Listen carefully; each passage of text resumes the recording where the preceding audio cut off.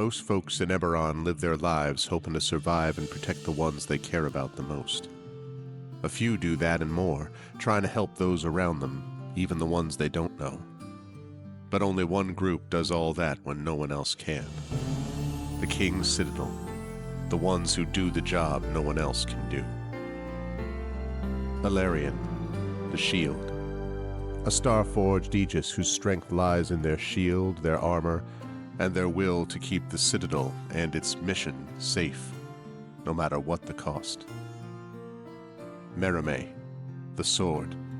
A Kalashtar bard whose dreams predict doom and disaster, so that her skill in battle, insight into the hearts and minds of those she encounters, and love for her sister and the Citadel is more necessary than ever. Tantin, the Brain. A dragon-marked human artificer whose jovial demeanor conceals a deep curiosity, razor-sharp intellect, and long memory. He knows what he did for the last war, and he knows what it did to him, and how much worse the next war could be. Nisiana, the Heart. A dragon-marked halfling healer whose love for her sister is matched only by her desire to help and heal the members of the Citadel. She's grown wiser and more wary, yet even in the midst of doubt, hope remains. Rowan, the Wild Card. A human wild magic sorcerer who's played a dangerous game for most of his life. He's gone all in to save his friends, but they aren't the only ones sitting at the table. As the shadows gather, will he have the chips to pay if his bet is called? These 5 elite operatives came together to aid the salvage outpost of Salvation, where the Grey hovers nearby, a threat and a promise. With the Oracle of War, they found an artifact powerful enough to end a war, or begin one.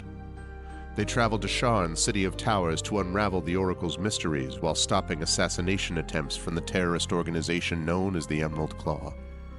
They found Sky Blue, the daring thief tied to the ancient draconic prophecy, and stopped the Claw operative Arulin Karnak before traveling back to Salvation and into the Grey to repel a Warforged invasion and take the fight to the Lord of Blade's secret fortress Razorcrag.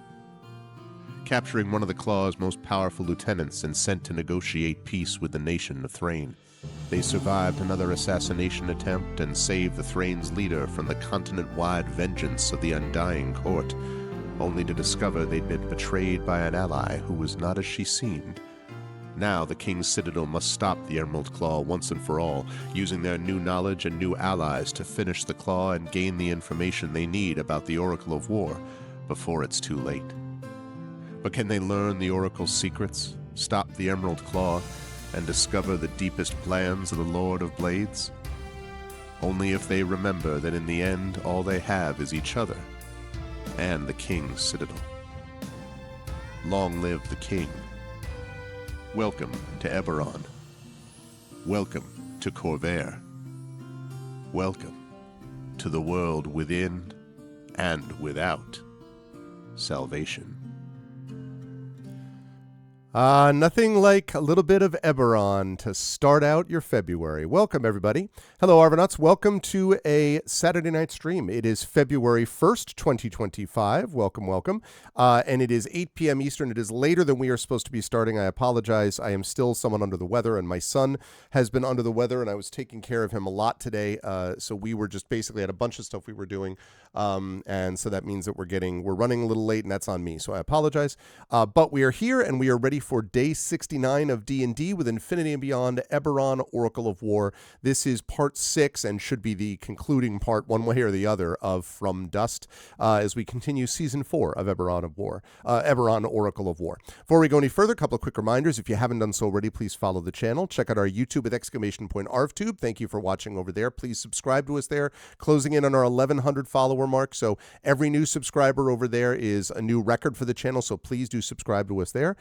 Free for you to do that, but really helps us out. Discord, !ArvCord. You can hang out with the Arvanauts in between streams. Twitter, !Arv tweets. Blue Sky, !Arv Sky. Please follow me both of those places, especially Blue Sky. Website, arvanelleron.com. We have just released a couple of days ago our latest episode of Hearthglow, which you can find there, which is our limited release podcast coming to an end in a couple of months, set in my Hearthglow universe. So please do check that out. And also check out my Gen GM show with Zach Clay that I do as well on DM and GM tips. On the financial front, !Arv Shop is the merchandise area. I am sporting a shirt from said area today.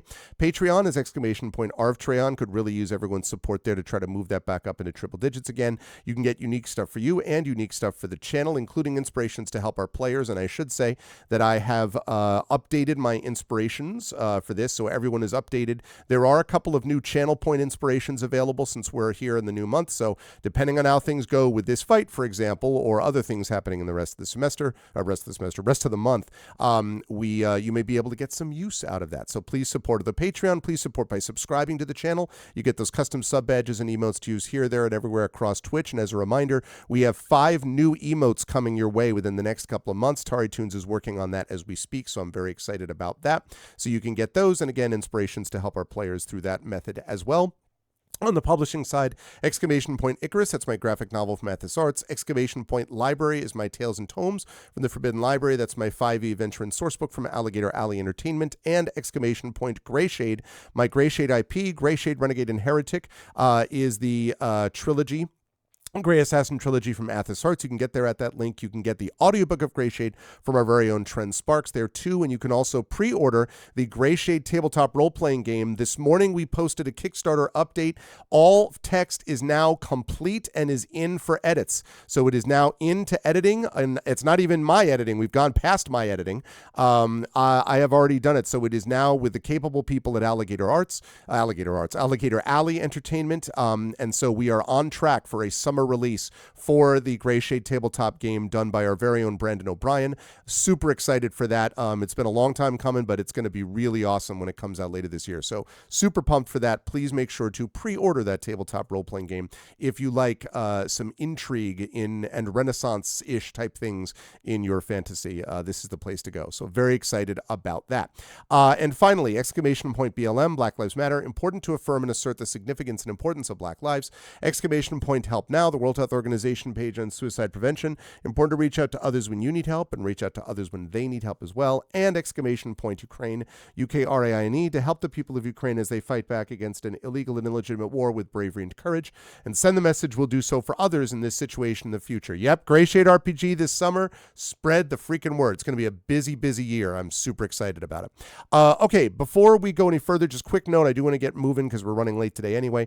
I have also posted the schedule. Schedule should be pretty much set for the month. As I always warn people, the first week or so, that schedule bounces around a little bit because it depends on, sort of confirming from everybody a little bit. That does less of that thanks to the amazing work from Triffid.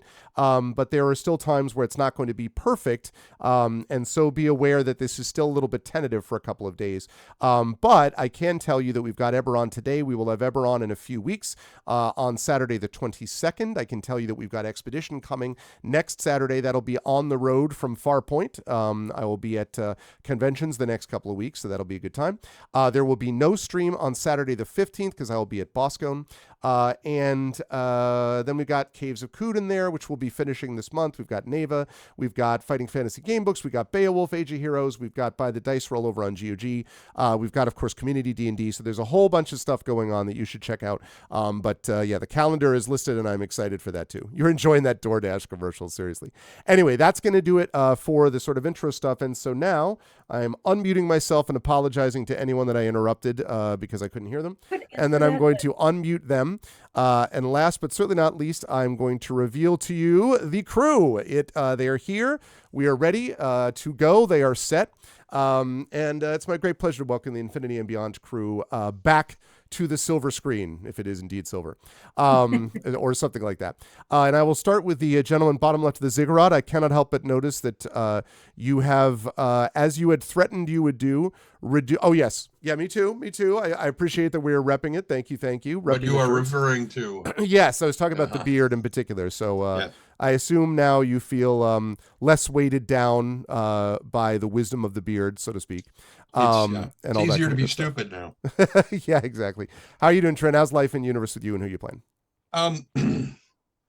Well, who am I playing? That's a great question.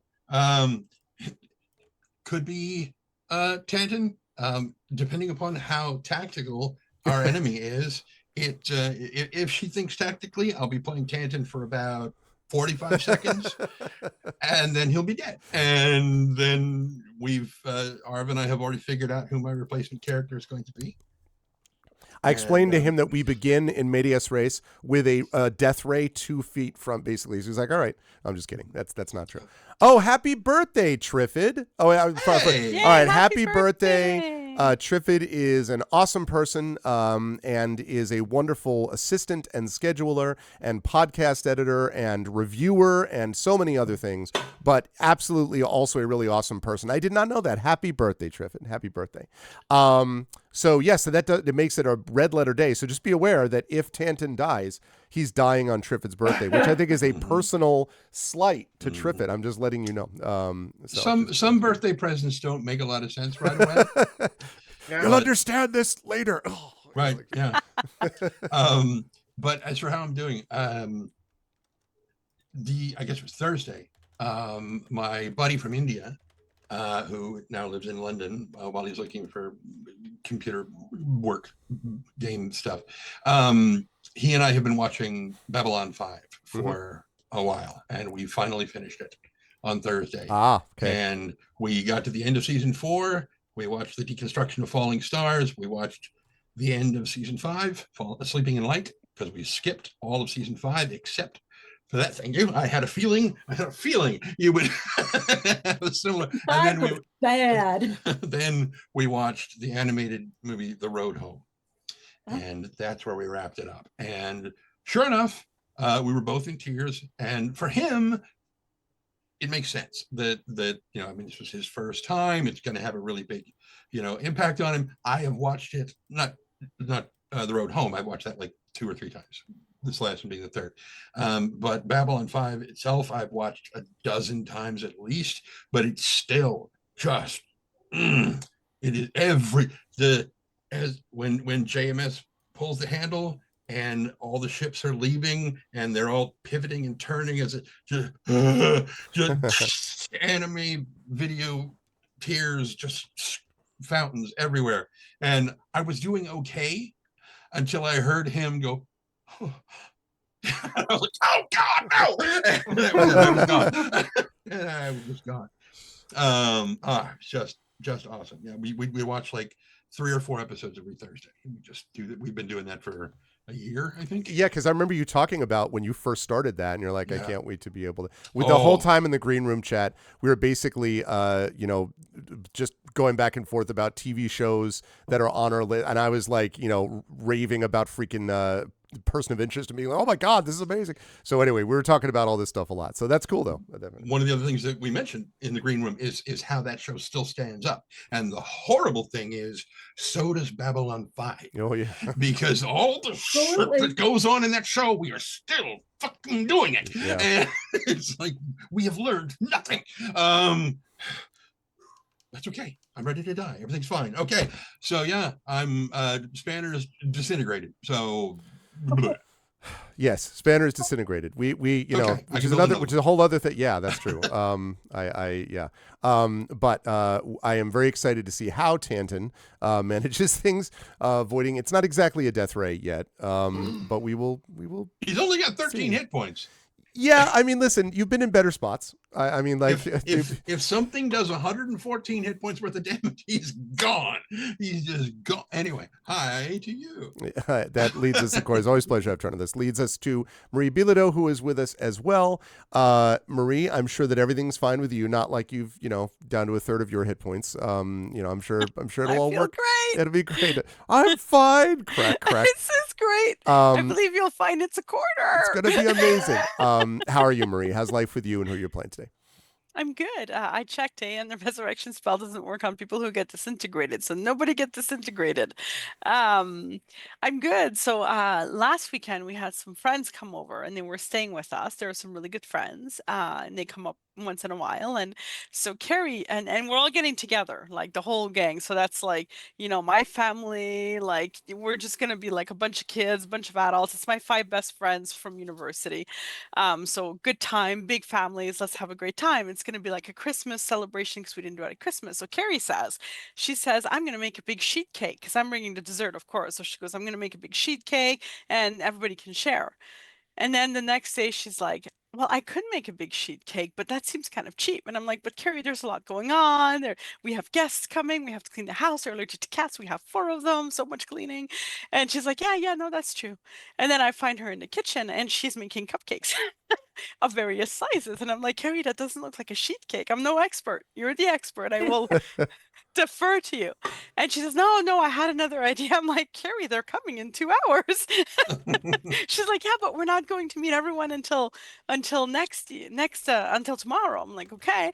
So anyway, so she ended up making, instead of a big sheet cake, do you know what a sheet cake? That's what we call it here. Uh-huh. It's like a big, Yeah. okay. I thought you were going to Okay. say she was like, oh, I'm also doing the sheet cake. But in addition, here's 35 different cupcakes of different amounts. Like, What she decided to do were snowman cupcakes, snow people, I suppose. Oh yeah, she dragged me. She goes, I have to go to Bulk Barn, which is like a place where you have everything in bulk, And she buys like 15 little orange carrot sticks and I'm candy sorry, carrot the sticks. place is called Bulk Barn.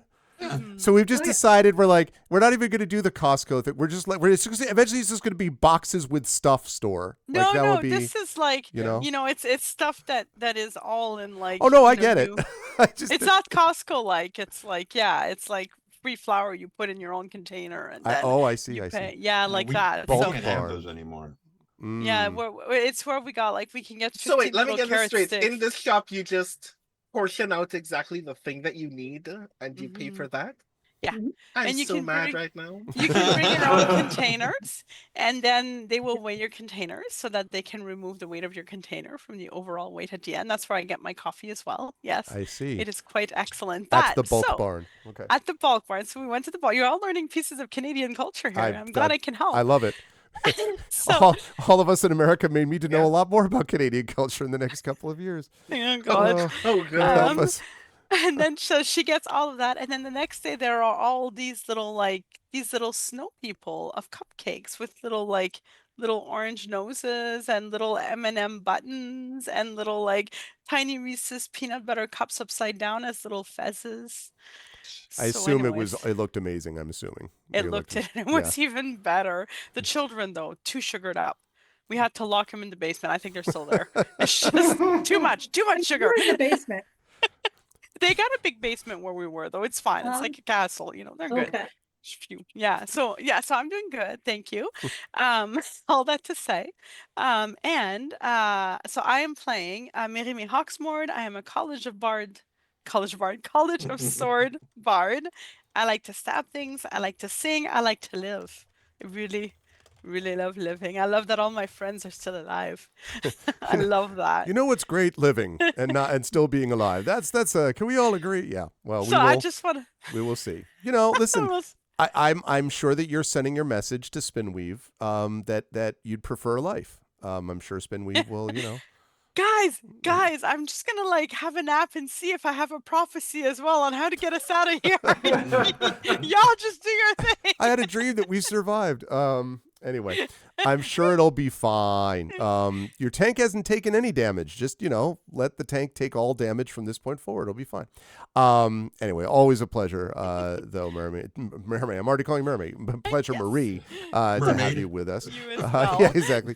And a pleasure, of course, to have Brandon O'Brien with us, who has just delivered the full and complete text of the Gray Shade TTRPG. Let's go. It is currently in edits. I did my little tweaks. Brendan did a wonderful job with it, and has added all of these areas and sections and fleshed out stuff. And It's super good. I just cannot wait to share it with all of you who are into this kind of thing. So it's going to be amazing. It's great, and I'm honored and privileged that he was willing to work on that within a world that I created. I am honored that he was a part of fleshing it out and doing all this cool stuff with it, and I can't wait to see the game. But always good to see you, Brandon. How is life and everything with you? Did you have any Sheetgate experiences at like Bulk Barn or mass quantity mart or something? And who are you playing Oh today? God. No, I have not had that experience. Although I wish to God a store like that existed, where I just be like, I just need this much sugar. I do not need all of this. It's just for me. Please put this in a small bowl so I can leave. Yep. So yes, Gray Shade drafts are done. I feel like at the end of Rikio, where Ricky busts the wall and shouts, "You're free now." Yeah. I am so excited. We are not all that matters at this point is getting edits from the Alligator Alley team. Yep. And then looking back at the core text and then figuring out whether the introduction needs to be rewritten. But yes, I'm particularly excited that Greg got to look at some of the stuff because a lot of the world building, which is the last part that we worked on, was stuff that I just kind of extrapolated from the rest of the world. So I'm very grateful that of some of the edits that Greg made, there were some very choice bits that I came up with. I'm like, this would be really cool, and I feel like it would fit here, and it's still in the book. I mentioned, we won't take too long. Yeah, we won't take long because I know we're running late already. But I just wanted to quickly say, in fact, Heretic, as you know, was slightly altered in part because of some of the thinking you and I had been talking about regarding Gray Shade TTRPG stuff, because especially having to do with the resonance of some of the materials in that world, and I won't spoil it for people, but so yeah, no, it's great, and it's exactly what you want from a source book in that it's going to give people real depth and understanding. If they want to go back and they're like, I want to read what generated this and read the books, great. And if they want to be like, this is awesome, I want to play games in the world, great. Like, it's all great. Like, if you like this kind of thing, it's just right in line with that, and combined with Alligator Alley's expertise on putting this stuff together well, with the art and all, it's going to be great. So I'm super excited. But sorry, Brandon. So yes, you are free from that, but you're not free from play here. Yes. So we get to experience all of the tragedies that are yet to come. Before my introduction, my only two brief asides, because I always need to make an aside about the media that I've been consuming. Yes. I have been recently watching on Disney Plus the 5th series iteration of The Case Files of Young Kindaichi, which is very, very good if you're into high schooler solves closed door mysteries. But what's particularly funny to me, and the reason why I bring this up is because I was idly talking to Iori Kusano about it, our good friend Iori Kusano. And one of the very fascinating things that we discovered was like the big setup about the protagonist, Hajime Kindaichi, is that he is considered a renowned detective in part because he continually invokes his grandfather, Kosuke Kindaichi, who is like a gentleman detective from stories that were written in the 80s. But the manga for Young Kindaichi has been running for so long that most young people have no idea who Kosuke Kindaichi is. And we were like remarking on the fact that the American alternative was that what if we made so much Enola Holmes that people forgot who Sherlock was? Oh, jeez. Which is such a unique experience in that kind of context. And I was like, this is actually kind of rad. Is there any kind of alternative in the US of an adaptation of a character that is so better known than its original version? I don't think that happens a lot. No, because of the way that we treat public domain, and that's actually kind of neat. But also just watch Young Kindaichi because it's actually really rad. And a reminder, all of you lovely people, if you don't have your membership for Seattle Worldcon yet, I cannot help you because we're already in February. But if you already do, it means that you are ready and prepared for nominations for the Hugo Awards very, very soon. So please read more poetry. Please discover the poetry that other people are reading. I've been presently writing a column on the Seattle Worldcon blog called Converse, where we're like chatting with speculative poets and talking more about what does the genre look like? How do you get into speculative poetry if you're struggling both with poetry and the speculative in certain kinds of ways? How can I help you break through a poem and figure out whether it is your jam or not? So look forward to more of those blog posts as well on the Seattle Worldcon website. And I hope that it encourages you to read more poetry and think about the poetry that you like. So you will put things on the ballot. Please don't leave poems off the ballot. I really want something to win best poem. I am going to rant about that to you every time that I am here because that is very important to me. So yeah, hi, I'm Brandon O'Brien. I'm a poet, writer, and game designer from Trinidad and Tobago, and I am your poet laureate for Seattle Worldcon 2025. And I am playing Rowan Shallow, who for the first time in a fight does not feel like things are going too badly. This is a lie, of course, and that is why we know something is going to go very, very badly for Rowan. But yes, we are still in combat, and the only reason I am not worried is because I was in an anti-magic field and now I am not, so now I get to shoot things. Yes, absolutely. Just looking up at the recharge numbers for that ability. Anyway, no, always a pleasure to have Brandon with us. Thank you, Brandon, and also a pleasure, of course, to have Jennifer Brozek with us. It is good to see you, Jen. I know that you as well have been busy doing many. In fact, this is the classic where we're like, we all know each other from this, and this. In this case, multiple people in here are involved in Worldcon in some capacity. So I know you've been actively working with that too, and other things as per usual. Jen, how's everything in your neck of the woods and so hard? Do you have any what have I not used an example? I'm trying to think of like a storage. Substantially significant storage containerville or something like what in terms of like mass quantities of food that you can get or anything. And who are you playing today? Well, if you know me, you know one of my monikers is Apocalypse Girl, and Apocalypse Girl is someone who is prepared for many, many emergencies. So if there is definitely an emergency, which I'm not completely certain there's not going to be an emergency, I am somewhat more prepared than most people. And that is all I will say about that. Okay. To you, Tren, if I'm ever in the need for a good cry, Sleeping in the Light, I put it on, I'm a mess, but I feel much better. Yeah. So, we are currently about to hit another weather event. Today we have had snow, hail, sleet, freezing rain, and sunshine. We are currently cloudy, but tonight we're supposed to have snow that might actually stick. So that'll be exciting. Oh, okay. I have been working my little tookus off on a magazine that has a pre-order that has people in it who are also in this game. Like Brandon and Marie, and there's a certain editor who has to put his fingers in every pie named John, who is below me, who we're going to go next to this person. But I'm really proud of this thing. We have been putting in some hours, and it's the first of a series of quarterly magazines, actual physical quarterly magazines, as well as ebook magazines. Pre-orders are love. We have all worked very hard on this. You don't have to know anything about Shadowrun to enjoy it. If you know Shadowrun, you will have a ball. If you don't know Shadowrun, you will still have a ball. You may not quite understand everything that's going on, but it might, pique your interest in. Listen, even if you do know Shadowrun, you often don't know what the hell's going on. It's Shadowrun. I mean, like really. Well, the fun thing is this magazine is fully in world from a corporate point of view. And the corporations, of course, are the bad guys because real life is certainly showing us that. I was going to say, working against moving type. on. Not at all.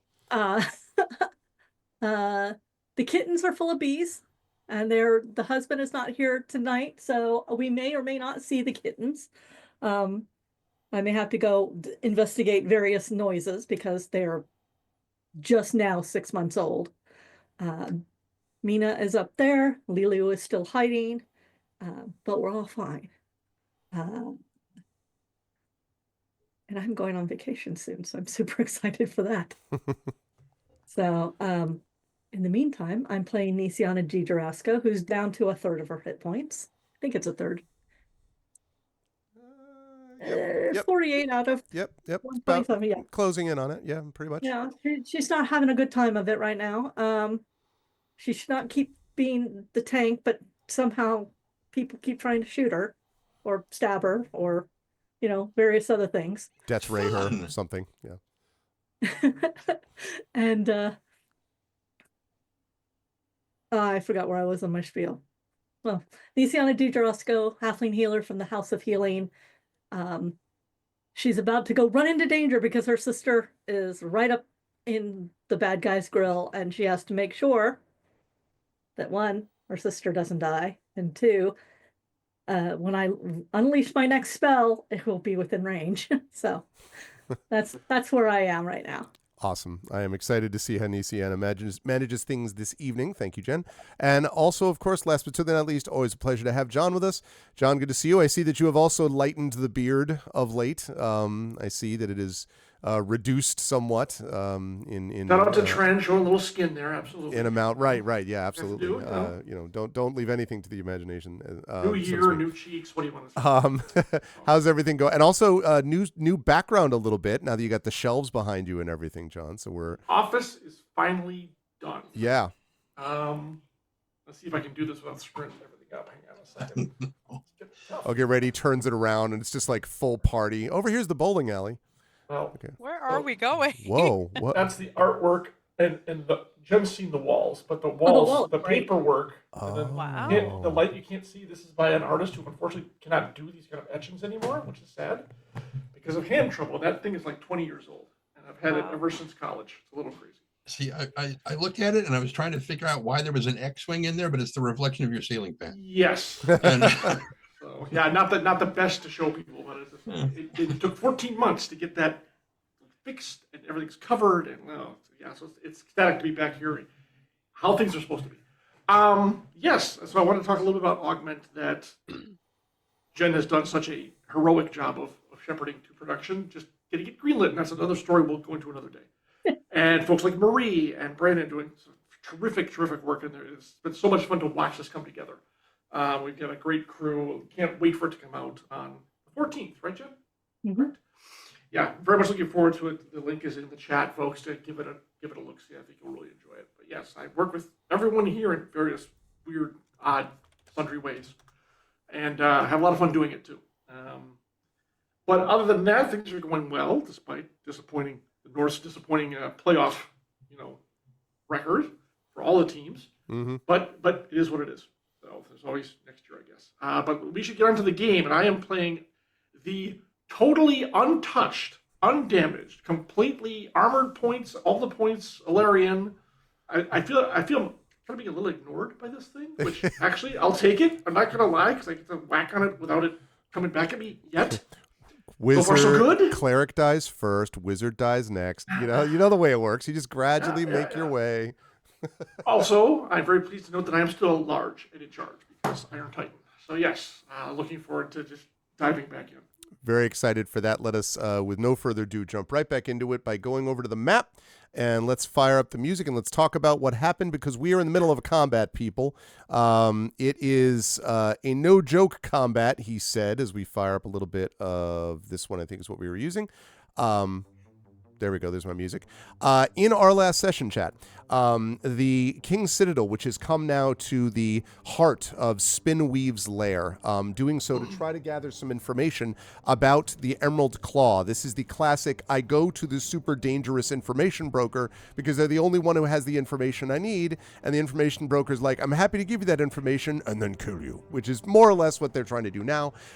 They discovered while they were there that the Emerald Claw, in fact, is trying to basically release this seal, this gatekeeper seal, to be able to gain the power from that seal. The problem is, and stop me if you've heard this before, chat, there are unexpected consequences if they were to do something like this, including the fact that if they were to remove this seal, not only would it theoretically free Valara, who was an ancient and deadly evil creature whom Spinweave served, so like, Spinweave, but like times 3, basically, but also would then open up a portal to the negative energy world of Dolar, potentially bringing about the end of the world. So that, just typical stuff that you find. In other words, all of Eberron is in enormous danger, and the Emerald Claw, in doing this to try to bring down the civilized nations, the 5 nations, is in the process of doing that, potentially putting everything at risk. So they have to be stopped. That's great. Only one problem.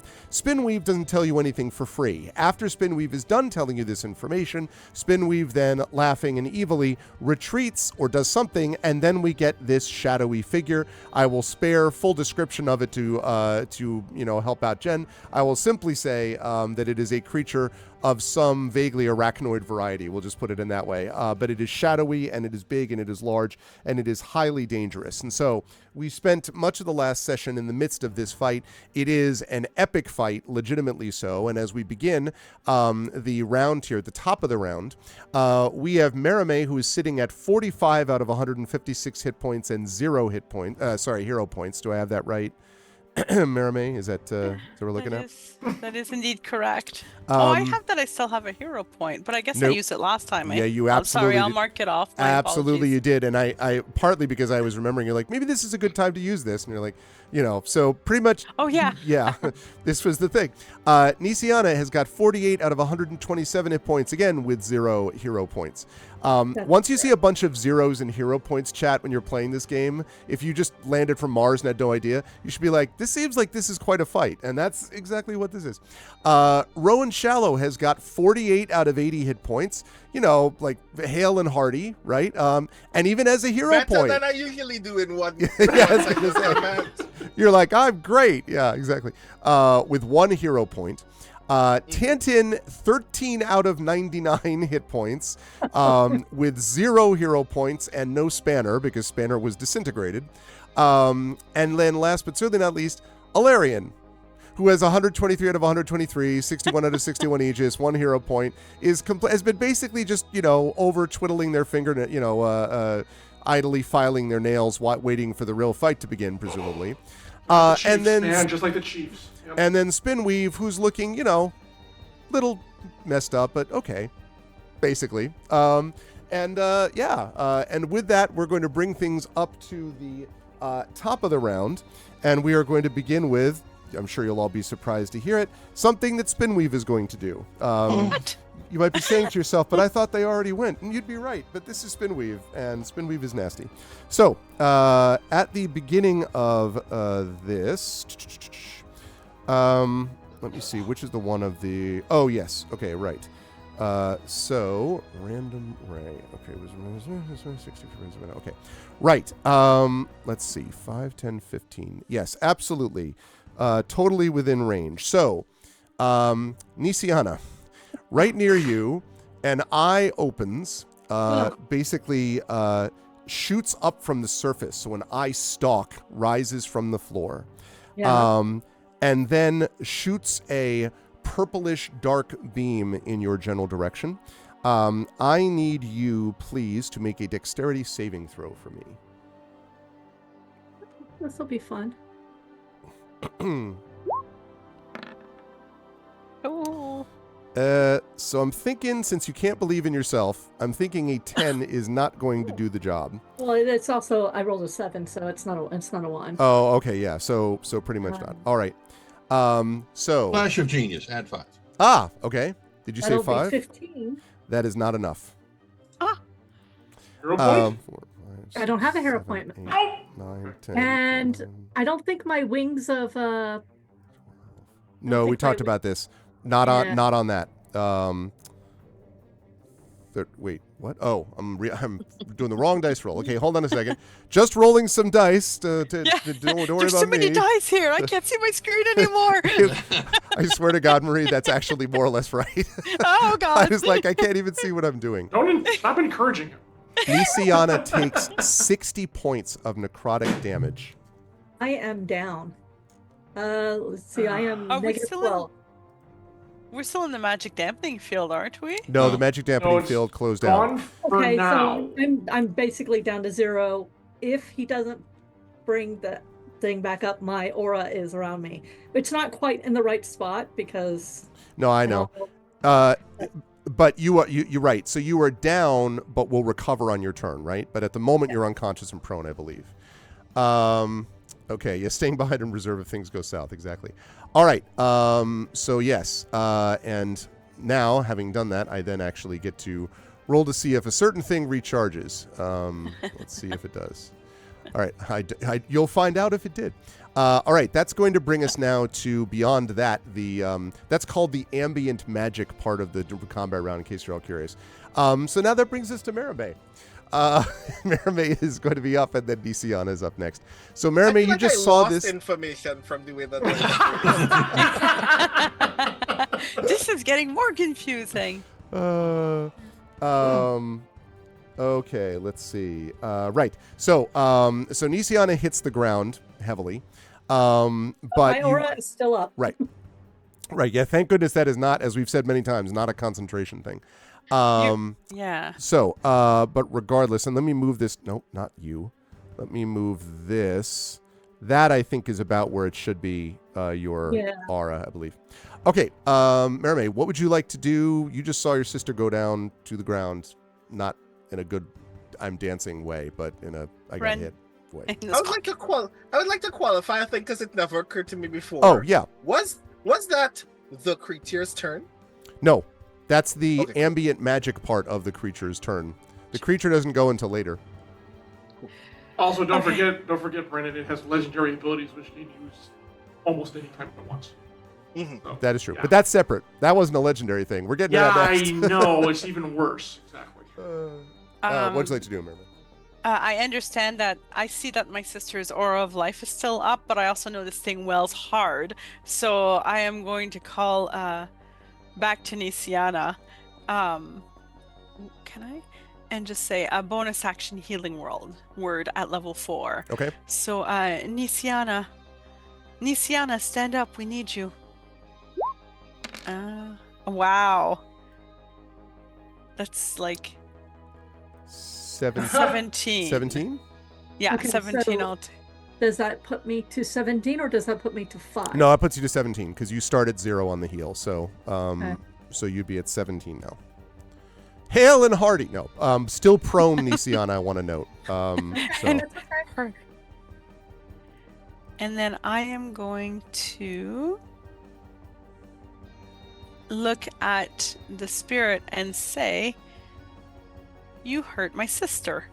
And then Relithim's psychic lance is going to shoot out of my forehead onto him. I am going to do it at level 35. 6. Oh, okay. Yeah, level 75. It explodes. Because you said it We with the win. because you said it with the badass line, so you know. Right? Like, Okay. okay. So that means I have to roll. Oh, sorry. I have to roll 1d6. So it's 6. Wait, it Wait, what? is 8d6 altogether, and you have to make an intelligence saving throw. I will roll 8d6. I forgot the spell didn't do it automatically. Okay, let's see. What's my Oh, 18? 18. Okay, let me see. All right. So, let's see. D6. Okay. Oh, wow. For the benefit of, I will say that for the benefit of the crew, although I don't need to mention this specifically, but I will say for the second time, Spinweave is choosing to make the saving throw. Oh, yeah, I forgot. Well, okay. And then it's half damage. Okay. So we're looking at 13, roughly speaking? Yeah. Okay. 13? All right. Yes, I had forgotten about that from last time. That's my bad. Perfect. So I will stand where I am because I'm in melee, first of all. And second of all, I am standing before my sister, and that feels good to me. Yeah, absolutely. Yeah, I can imagine. All right. Well, then that leads us to Nisiana, who, Okay. Nisiana, you're prone. You can stand up using your movement, and then you can take your actions as normal. But a lot has happened to you in the last 6 seconds. I know. But I have, because it's been long enough that I don't remember. Can you remind me what magics didn't seem to work against the creature? Well, the thing that was certainly necrotic damage was not effective against it. I don't remember. There was something one of you did that maybe would have added that in. I don't remember what it was, but Okay. beyond that, most of the stuff. I mean, you can't knock it prone because it's a thing, a shadow. But other than that, the only real issue was when magic wasn't affecting it when it had this anti-magic field up. That's currently not up. You don't know whether it's recharged to the ability to do that again. If and when it does, then nothing magic would work within that zone. So, based on what you encountered before. Okay. Well, I'm gonna stand. Okay. And then,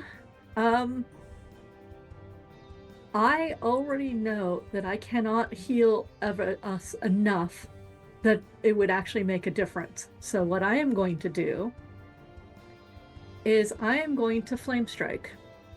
Okay. It is a 10-foot radius, so I want to make sure that it lands on the creature, but not touch Ilarion. Or my I mean, they sister. More could than take enough it. space to do that. Yeah, I mean, they could take it anyway. It's just warm them. I could. You're just tempering the metal for Ilarion, really. Especially if it's a dex save to get out of it. I've never So worked with it. I am actually going to do, since I don't have anything at level 7 that can be helpful right now. I think I'm going to do it at level 7, actually. Okay. Yeah. Ooh, wow. Yeah. Big numbers. All right, so it's got to make a dex Excuse me, I saving just- throw. Huh? Basically got my ass handed to me. Oh, honestly. yeah. So I don't deny any of that. I turn a hole. Okay. Okay. So that is assuming it makes the save. I got a little bit of not great news. It critically succeeded on the save. Okay, so Oh. what does that mean? Each creature, range, saving throw, creature, half as much damage for a successful one. Still will hit it for sure.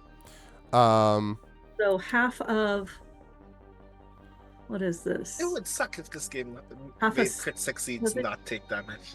14, 7. Yeah, So for it sure. gets all 4 of these? Yes. 15 plus 7 plus 18 plus 10 divided by 2?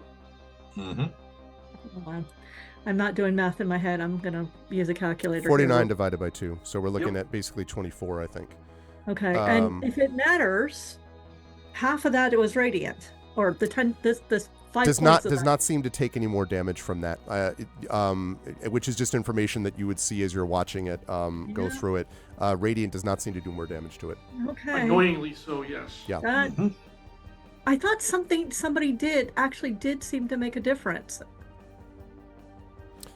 Well, against No, this, I know my attack's been doing pretty much regular on my sword. Yeah, Yeah, So, mine too. so, yeah, not against this thing. Not that you've noticed so far. Well, that is what I have done. Let's see. Do I have anything else I can do? Nothing, since my wings don't seem to work. Here. All right. I think that's it. I think that's all I can do. Okay. All right. In that case, we will head to Rowan Tanton. Oh, actually, wait a second. Sorry, I forgot.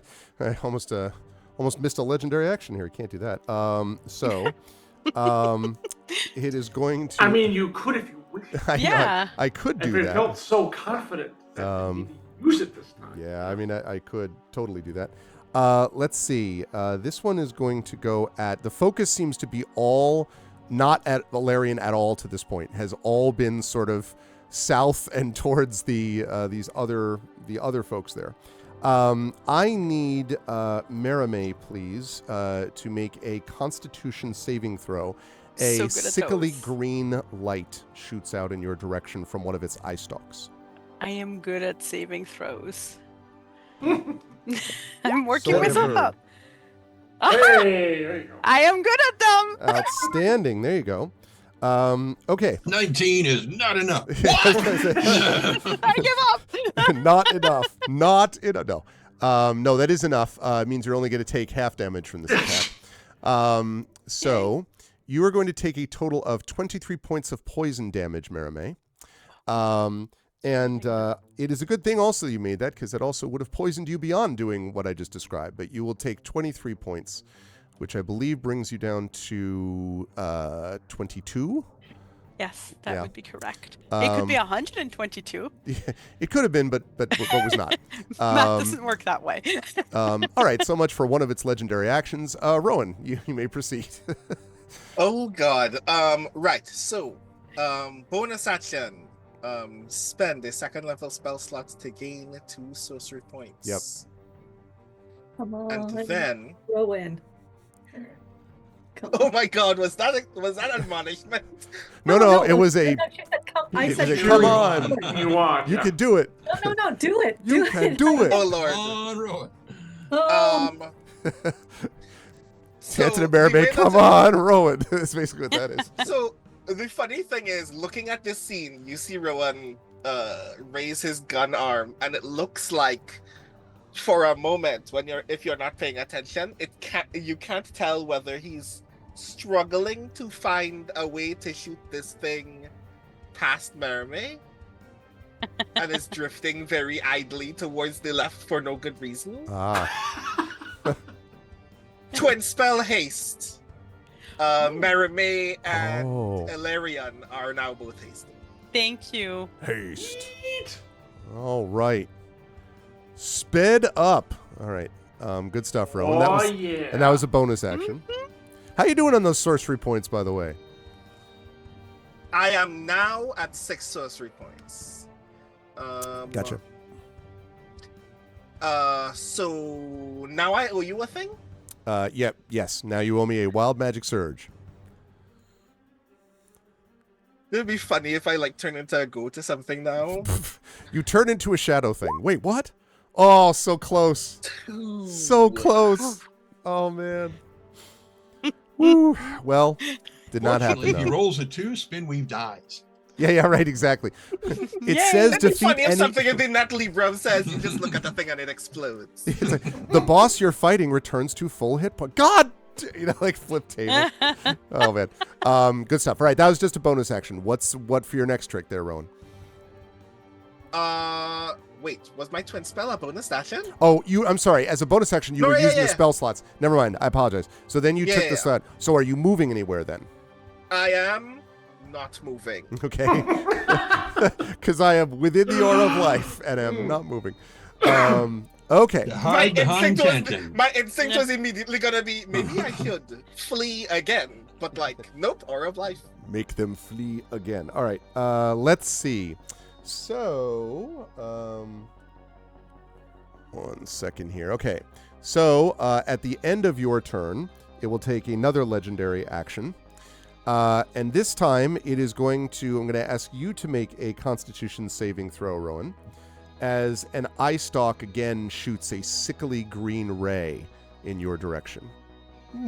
And I want to point out that as this is happening, so Chad is a visual, and all of you have a visual, when you fight it, right, and this thing happens, one of its stalks swivels to face Rowan as the spells hit the two companions, and then just shoots this thing at Rowan. Okay, this is bad.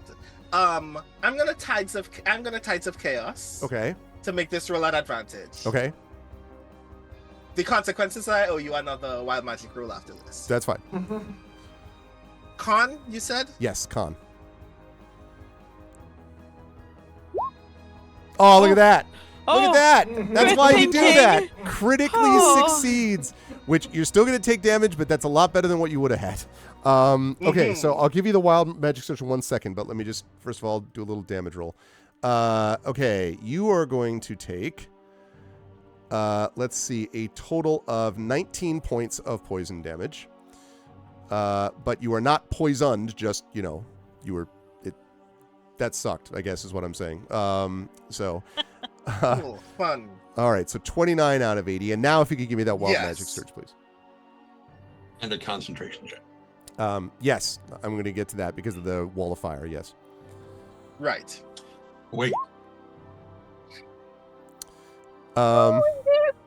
So, wow, twice in a row. That is somewhere like, right, the Lord of Fate is just sort of like idly like flipping through the channels, right, and is like, did I miss something? And like keeps looking at the channel a second late, you know.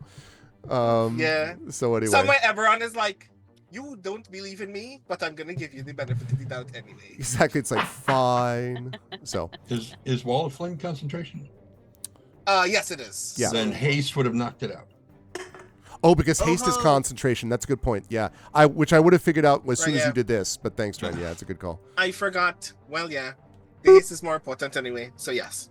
Okay, but unfortunately, you do need to make a con save throw on the haste. On the, right, concentration. I'm sorry, on the haste. Are you gonna Tides of Chaos this one too? I'm gonna Tides of Chaos again. I'm very sorry. Are you using sorcery points on Tides of Chaos? Does that happen, or is it just? No. Okay. I have one use for free before a long rest, and every other time I use it before that long rest, I need to make a wild magic. Okay. All right. Tides of Chaos. The God of Fate is so mad at me. 15. That should be enough. So you do maintain it. All right. One round of attacks. Yes. Can you imagine? They're like, they told me they fixed it. Especially since One you'd be more wild stunned for that magic. round. Right, exactly. Without getting any of the benefits. Okay, that was not a 2. 11. All right. It kind of is a 2, though. Yeah. Yeah. The universe is telling me fair. something about 1. Like the universe is trying to tell me. It's true. So double 1. That's 2 effects on the table. Okay, The let's number go. is Yeah. everywhere. The signs are everywhere. All right. So good stuff, though, Rowan. All right. That is going to lead us now to Tantan, finally. So with 2 legendary actions used and 1 remaining for this round. Okay, go ahead, Tantan. Yeah, Tantan is just like, after the last thing, he just kind of slumps and just barely pulls himself back up when the thing with the health potion. Yeah. With it! Do that. I'm not complaining. I'm just imagining Nisiana climbing up Tantan and something thinking about. Anyway, And then turning around and getting blasted with a death Right. ray, after that. And so As you when do. the anti-magic field fades away, he just kind of and his dragon mark tattoos on his arms begin to glow again, and the runes along his crossbow start growing again, and he just fires, and it's like kind of thing. How dare you? How dare! How very dare. Yes, indeed. 22. Yep, we'll hit. And that'll be 12 magical points of piercing. Okay. I'll take that. And just because I think it'll be funny, I'm going to invoke Sharpshooter on this one. Okay. Okay. So I like the idea, by the way, every time you say invoke, that literally as you're shooting, you're just like, sharpshooter! You're like, I'm just letting everyone Right. know. Called shot, sharpshooter. For my next trick. I'm invoking it. so I think it was almost an 11. That's 15, Not going to hit. which I would like to Flash of Genius to make it a 20. That will hit. Okay. Absolutely. Can you Flash of Genius your own? Myself? Yes. Yeah, okay. I guess Flash it would of be Genius, really it'd be anybody. silly if you Look, couldn't. what Yeah, you yeah. flash is his own business, Harv. I mean, yes. That's Thank right. you. Wait, I do understand how to fire. And so that's 22 points of. So Okay. it's the same as last time. All right. Okay. And so that'll be his 2 attacks. And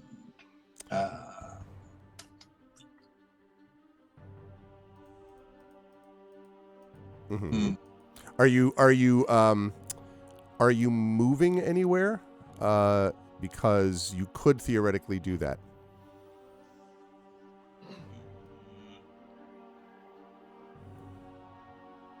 correction. Okay. Correction. Flash of Genius. Wait, it's a new round, isn't it? It is. Well, Okay, so yeah, yeah, it's fine. yes. It's fine. Because Flash of Genius uses my reaction. So I used Flash of Genius from Mary Maid last round. Oh, wait a minute. Oh wait, no. This No. is the first You round. used This it is on the Mary same Maid round. this round. Okay, so you then can't do I Flash. can't use it. Right. So Which means it didn't Well, hit. thank Is what we're 22. saying. Right. Correct. All right. Nope. It's fine. Just realize. Wait a minute. Thanks. Okay. So I'm back up to 3 of 5. Flash of Genii. Flash of Genii. Yes. Okay. Sure. Flashes of genius. And that last thing did not hit, so missed, and that's the end of my round. Right. Are you moving anywhere though? No. Okay. I'm going to continue to hide behind Nisia. To just crouch down. I'm such a Me. I'm basically taking a knee and I'm balancing the bridge of my crossbow Oh across my her head. god. You know, like an No, elbow I'm to not the actually, face. not actually doing it. You'll be shocked to hear that for a third and final for this round legendary action, is I'm not shocked. let's see. I am going to need Tantin, despite the attempts to hide behind the halfling. I'm going to need Tantin, please, to make a Constitution saving throw for me as another eye stalk swivels in your direction, and this time a kind of yellowish beam shoots in your direction. It's going to turn me to gold. Wow. And do you have one of my inspirations still? I think you do. No, I don't think I do. No. Ah. So Yeah. that's a 10. Okay, we just established that you can't flash a genius. Yep. All right, so unfortunately, 115 points of damage. has 60 million. No, actually, this is not a damage spell. That's the good news. So, you are hit by this ray, and you immediately feel this Stupid. no. You immediately feel this torpor beginning to come over your limbs. You are paralyzed, and paralyzed is bad news because that means you are incapacitated. You cannot move, you cannot speak, you automatically fail strength and dex. Attack rolls against you have advantage, and any attack that hits you, if the attacker is within 5 feet, is a crit hit automatically. And it is a good thing, just not for me. Yeah, it's a good thing in general terms. Right. Yeah. So, yes. So you all see, those of you, I imagine all of you would have looked over your shoulder to see where the ray was going. So you see Tanta got it. And just like Neville Longbottom. Yeah, looking totally badass.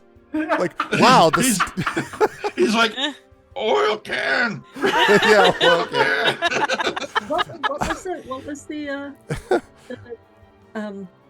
effect? What is it called? Paralysis. Paralyzed. Okay, I can fix that. I like the idea though that it also has this like, wow, incredible steady sniper aim. Like he hasn't moved a bit. It's just breath control, and you're like, Dude, awesome. yeah, exactly. All right, Alarian is up next. What would you like to do? Revving into high gear. So again, I'm a little insulted. Not gonna lie. He Well, I can take these poison blasts. All right, 3 attacks because I'm hasty. 3. Oh, Thank you, Rowan. Yep. All right. 13, which I imagine is not going to hit. 13 will not hit. I'm sorry to say. Okay, I'm going to save.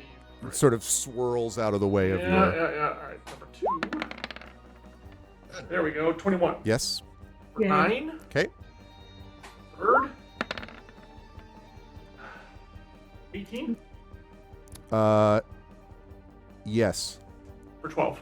Okay, so a total of 21 from that. Correct. Okay. Blam. Well, actually, it's more like. Oh, that's slices so. through That's what would have smoke. happened if he'd been hit by the spell that we couldn't use for Flash of Genius because of the thing and the stuff. Right. Okay. Right. Okay. So it takes that. And as How damaged is it looking? it is, That's not well, it? it's hard to tell because of its shadowy form, to be honest. But what it does seem, you've clearly damaged it quite a bit, but. But It's yeah. still, well, I mean, I don't want to overstate it though. It's not like it's like totally healthy. Like, I mean, I'm not arguing that. It does look like it's been hit quite a bit, but it's still seems its constituent, it has not begun to like shed wisps of shadow around it, as if you will. As a bonus action, I also want to pop my Spike Aegis just in case it decides to get physical, which it hasn't so far. I'm not sure why it's going to, but still. And I'm going to stay right where I am. I'm literally trying to get its attention, like, look over here. Hello. Okay, Yeah. so let's see. Right. Okay, so it is the bad guy's turn. I was about to say, hey, good news out of legendary do. Bad news, it's the bad guy's turn. Actual turn. No, as it turns out, that did not recharge, you'll be happy to know, because it doesn't use it, at least not this round. But instead, 3 of the eye stalks swivel. And let's see what it's going to do. So we're looking at... Is nothing an option? Yeah, that's a good option. It seems to be one that it's not taking. I'm sorry. The mean girl stare is also an option too. Just letting you know. All right. The first one is going to a sickly green ray shoots towards Merime again. So that's the first one. So I need a con saving throw from you, Merime. I am good at those. I also want to point out, by the way, Alarian, it seems to be consciously not attacking you. Like, you've been in enough battles to get the idea it's not just random. It's obviously ignoring you. Yes, clearly. So. Again, insulting. Oh, wait, don't I get... Oh, no, dexterity saving throws. Never mind. Sorry. I got super excited there. You're like, oh, no. No, I did not make it. Okay. Unless a 12 makes it, which it could. It does not. In a kind world, it would. This ain't that. You are going to take 33 points of poison damage. I am at minus 11? Yeah, Merime hits the ground. Now, there's more bad news there, which is also that well, I don't know if this matters actually. Merime is also poisoned while unconscious. So, Merime's in trouble. Well, you can't feel the agony coursing through your body. Yeah, exactly. It's all good. It's just a pleasant, I'll nap. just die faster, so to it's speak. fine. Yeah, it's all fine. Okay, Darth Nisiana is about to awaken. Yeah, and, right. Exactly. If all right. she takes her hit and lives. Okay. Chat, I hope you're gearing up Nisiana for your Jurassic inspirations here, chat. Okay. That was attack number 1. Okay. Let's see. Attack number 2 was... Can the inspirations that Merime gives us be used in saving throws? Mm-hmm. Oh, that's good. Yeah. 'Cause Yes. I still have one of those. But not on... Good. I thought you meant like on Yeah. Merime, and I'm like, wait, what? No. No, for you, yes. Yeah. Because I think I'm probably going to need it because, Well, speaking of you, Nisiana... While we're on the subject. now you don't know that you've seen this one before. A bluish ray shoots out in your direction, and I need you to make a wisdom saving throw, please. Wisdom. Ooh, well 21. done. Okay. As it strikes you, there is a moment that you feel this wave of terror. But then, presumably, you see your sister on the ground and are filled with resolve, and it passes. But clearly, it would have been something that would have frightened you had it taken hold. But it did not. Not as good news. A final ray shoots out. Now, I do have to see what the directions are that these things are going to go. Ew. Can it shoot out a window? Remember, we've been going down. Last one, it does just straight towards the ceiling, right? Yeah. Yeah, can it miss? That was just a warning shot. Yeah, no. Marie, did you just try to give Arv a red card? Is that what happened? Oh my god. It's hot pink. It's my poisoned card. It's more of a mauve than a red card. I see fuchsia there, actually. Okay. So, Tantin. Yay! I mean, yes. The problem is that Hasn't it Tantin shoots been towards through you, enough? and Tantin is currently paralyzed, which means he automatically fails the dexterity saving throw. You take 41 points of damage, which is force damage. So that brings you to wait a second, 41 minus 13, or 13 minus 41. No, that's the other way around. Yeah. would be like negative 28, I think, which means you're No. not. 41 points of damage? Yeah, You're at 13 minus 41 minus 13, negative 28. Okay. For a minute, I was like, wait, I know math well enough to know this. Yes, Okay, negative and 28. I don't. can That's buy the Yeah, important part. Negative 28. Now, I have to warn everybody, Tanton is not dead. He's in huge trouble. That might be predictable anyway, but I'm just letting you all know.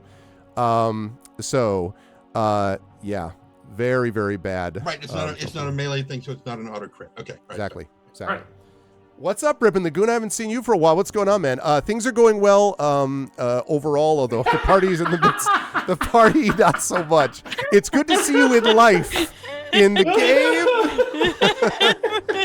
that's a whole different matter. Okay, Just going to say, we were so worried that we would not be able to get to the finale of Eberron in time for Worldcon. We might be speedrunning the finale right now. whole different matter of things. Okay, so let's see. It's going to do that, and I would have said that would have been affected by that it would have been affected by the firewall, but as we talked about, the firewall is not appearing in this picture, so it's not there. Okay. So, both of you are both members there are down. All right. As we come up to the top of the round, it is time for the ambient. The ceremonial. Yes, the ceremonial ambient magic, and I I thought you were have talking about death saving throws. Damn it. no. Patience. No, and there might be a bigger issue there, which is Oh shit. that before you, I need to make sure I know how far this is. 5, 10, 15. Oh my God, it's going to be just shy of Tanton. Wow, that's good because that would have been Sir the end. However, there is going to be. Let's see. Oh boy. I gotta do some calculations here. Calculations of death. Pretty much. Well, Fortunately, if it's not too much, I just pop back up. the problem is, It is remember too that much? whole anti-magic Time magic thing field. at the beginning of the round? So it breathes out into this 30-foot cone. Now, the anti-magic thing is bad enough. That's going to be a problem. I don't know if you remembered that the first part of that involved also damage that was left over. Then after the leftover part of it was the anti-magic. And that means that I need everyone in the specific area that I'm going to name, and that's Nisiana and Merime. It literally is just shy of Tanton's position, so he doesn't have to make this.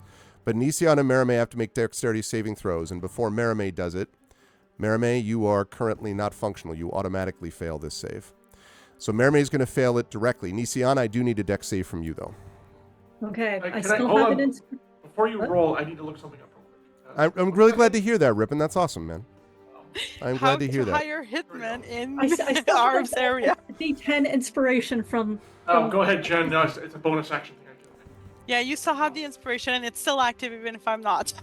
And chat, you better gear up for some inspirations here going up because Since Please. it's a new month, I've got 2. I made yeah. The channel ones are free too, yeah. Okay, so Okay, so hold on. I'm gonna roll my D10 Okay. with this, cause. Oh, So 13. that's not enough. Alright. How much would it take to be enough? I can't, I mean, This is not a thing that you can I fairly can't, tell I me. can't tell you, I but don't want to waste. You know what? Would I'm it gonna be give you more this little bit. I will say this, Brandon.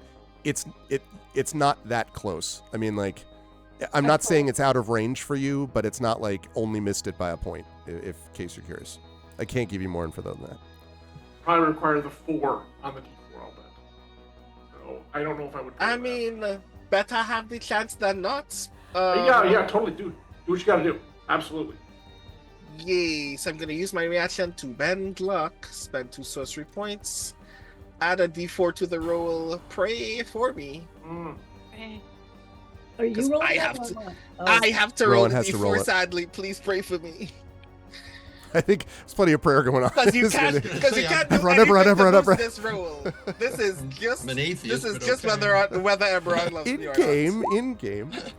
Meh. Oh, it was a good It try. was a good try. Hey, now bend the luck to bend the luck. You Do that, right? bend Yeah. the Keep bending the 35 wild magic surges. No. So Nisiana rolls a 1, and then Rowan rolls a 1. So that's 11. So if we add 11 to her, Yeah. Yeah, you gotta use the transitive property. All right, that's how that works. There's this sequence in original Star Trek series where at one point Spock and McCoy confront Kirk because he's obsessed about something going on a planet relating to this creature he wants to destroy. It doesn't matter. But when they come in to talk to him, like he comes in and Kirk has been like screaming about something, and then he sees both of them and he's like, "Do I take it, Doctor, Commander, that you're here to suggest that there's a problem with my leadership?" So I just had this image of like you were giving me all the add this plus this plus this, and I was like, "Do I take it then, DM, that's not going to work in this case?" And sadly not. All right. You are going to take, let me make sure I rolled the right number. 5, 6, 7, 8, 9, 10, 11, 12. you're trying to roll is 1. That seems to be the pattern. 1. You just want to roll a 1. Yeah. Right. This is why I was doing the magic to see if this was going to dead Merime, but I don't believe that it does by much. You are going to take an additional 58 points of necrotic damage. So, Me? yeah. Dude, I'm already dead. Leave me alone. Stop fucking my corpse. Well, because you're in that. It's a cloud. It wasn't aiming for you specifically. Merime is now at negative 69. Merime's in. I've already made clear Merime's in trouble. I don't think I need to establish that everyone's in trouble. Unnice. Yeah, but you're about to... Yeah, exactly. And then Nisiana, having missed that, is also going to take 58 points, minus 17. So I think that's should be negative 41. I think. Did I get that right? I think that's right. Negative 41. 41. And the aura of life is negated right now, isn't it? That is right. It's gone. It's gone. And Oh, me crap. and Hansen is paralyzed, so he can't pull me out of it to bring it back up. Rowan is too far away from me to get to me and get me out of it. And Tanton would be completely dead right now if it were not that literally, and I'm telling you, it's within, like, it covers Nisiana and is like, the tendrils are just like brushing the edge of Tanton's, like, shirt. I'm not touching. Yeah, exactly. So, oh, God. Anyway, so that was the recharged ambient magic. Merime, it is your turn. I'm going to need you to make a death saving throw. Chat, as I say, if anyone's got inspirations in that, of course, Tren can use those if desired. Might be a good time. Question though, when I get hit, don't I auto fell one? Only if it's a melee attack. Oh, Correct. Thank goodness. Thank you. Okay, so how do I do a death save throw? Oh, I hit death save. Exactly. They all forgot. I've never had to go through this. Okay, that's one success. Nice. One success. Okay, so remember, for those of you not familiar with the death rules here, 3 successes means you're stable and you will not continue to bleed out. Although, if you take enough damage to go beyond half hit points negative, then you will die. Separate from resurrections and all that.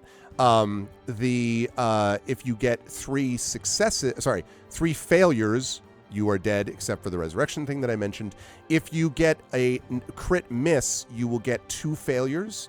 If you get a crit success, though, you will actually come to 1 hit point. Right. So you literally like, type of thing. So there is that. But I'm just, keeping you all updated about that. Okay. One You success. mentioned a poison condition, though, and you told me to remind you.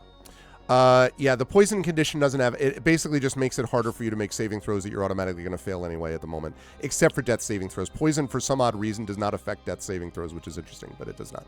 Good. Okay, so Merime, you've had 1 success. Good job on the turn. Feeling good, and now I'm gonna stab. Yeah, exactly. No, you're going to sit there and be very unconscious. Nisiana, I need you to do the same thing. Death saving throw, please. I don't know if you get any benefits to death saving throws. Probably not. All right, that's 1 failure. It's a failure. All right. It is below a 10. Yeah, I should say also 10 and above is a success, 9 and below is a failure. All right, one failure. Okay.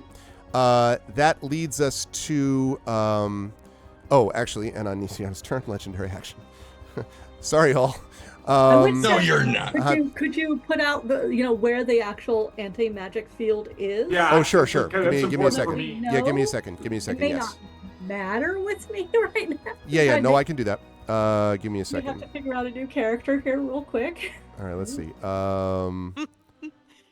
Right. Okay, I'm going to freehand this. I'll try to do it with... Let's go with... No. Do something a Do little it more. with Notepad. No, it can't do that. All right, here we go. So basically, it's like... Ugh. No, I'm sorry. That's horrible. Never mind. Forget that I did that. It's okay. I couldn't see it. Oh, now I see. Just thinking of the Pee Wee Herman. Connect the dots. La la la la la. Oh man. All right. So it goes like that is what it actually does. It's about like that. So it's essentially a cone in front of it of billowing shadow. Now, last time, I will tell you, that you fought that this happened, it lasted for about a turn and then it dissipated, this anti-magic area. And then the aura returned. So, thank you, Rippin. Suddenly, Rippin gave 5 tier 1 subs. Thank you, Rippin, for that. I appreciate it, man. Good to see you. And also, congratulations on the business success, too. Rippin has been around here on and off for a long time, many years, actually, and stops in every so often to sort of check in with us. So good to see you, Rippin. Thanks, man. I appreciate that. Also, hi to Drew the Damager. Thank you. Good to see you, Rippin. Appreciate that, man. Okay. Right, so we did that. The victory music is hitting a little different in the middle of this fight, but okay, so anyway, that's what it looks like, Nisiana. You have the one failure. It's going to now do its legendary action. That's what I was trying to remember. Now, there is one bit of good news, which is that it's not going to use this time within that area. Oh, let me see. So how does it do this? No, then what it's going to do is, hey, Alarian, guess what? It's going to swivel an eye stalk towards you. Yeah, it's your moment. Bring it. It's not going to shoot it through the anti-magic field, basically, apparently. So, Wuss. let's see Takes what it's out going Alarian to fire. in one shot. Yeah, exactly. It shoots its Destroy Star-Forged eye ray at you. Yeah, and, exactly. yeah. I need you to make a Constitution saving throw for me, please. A green How do light. I reboot hits you. this game? 1 second. That's what it's trying to do, apparently, Marie. Go back to the last save spot. Okay. What the hell? Arv, is this the poison thing? Roguelike. Yes, it's poison. Okay, so I roll my saving throw at advantage. Okay, I love it. Poison. I love to hear it. I do too. Con. Con. Oh! Wow. Wow. Totally sucked. I'm not gonna spend Oh, wait. it, but she's unconscious. But the good news is I also have resistance to poison damage. Okay. So even though I failed the save, I will take half. Automatically. Nisiana would believe in him. I know. If she were I not know. unconscious. Yep. I think you need to spend your time believing in yourself, Nisiana, right now. Nisiana is not allowed to. Am I allowed to believe in myself? I mean, I meant sort of in a metaphorical way. Oh. Okay, so, right. You are going to take, so you said resistance to poison damage, right? Yep. So you are going to take then only 15 points of poison damage. But I don't know, though, Not about off. this. I don't know that the poison damage... I'm trying to think about whether this works off of the Aegis. I'm going to take it all. That's fine. So you're just taking it to yourself? Okay. Yes. That's Okay. 15? All right. Come on, man. All right. 108, right? 108. And That's no problem. that was on Nisiana, the end of Nisiana's turn. So now we're up to Rowan with Tantan on deck. Okay, Rowan, 2 of your party members are down. This is not great. You have hit it for a lot. It is definitely hurt. You just, you don't know how much yet. It is definitely hurt. I don't believe you. Well, I'm giving you that for free. You've 100% heard it for Rowan, sure. check that chat. Just not heard it 100%, which is not what There- you Know what we want to do here. There's a couple of guys at the Renaissance Festival that I used to work near, Don Juan and Miguel, and they're part of their act. One of them gets hit in the finger, and it's like, oh, immortal wound. Yeah. Right. Clarifying questions. This green stuff is the anti-magic thingy. Yes. It is also poisonous. No, it just did necrotic damage when it first hit those people. Specifically ran Marame fun. and Nisiana. Delightful. I can't believe it barely missed Tantin. Like, I was like, oh God. I was like, this is the end. That's my only friend. How does holding an action work? Well, you can simply say, I'm going to hold my action until such and so a condition happens. So, if it steps towards this, I do that. You can, if you want to, you can do that if you wish. Grand. But one note though, Rowan, that remember, if it is the case, what happened last time, well, it was the start of its next turn when you had it last time. So it could be that it would dissipate just before Spinweave is about to take its turn. If you're cool holding the action under that scenario, that's fine. But be aware that's how long the anti-magic thing lasted last time. Just letting you know. And further, and Harv, you can make a call on this, but this is the way it usually gets run. If you are holding a spell and you do not get to release that spell within the round, right, that spell is gone. That's right. As though you cast it. Yeah, that's right. That's assuming that you're going to do that. But Spinweave has not gone yet, so, likely they would. Cool.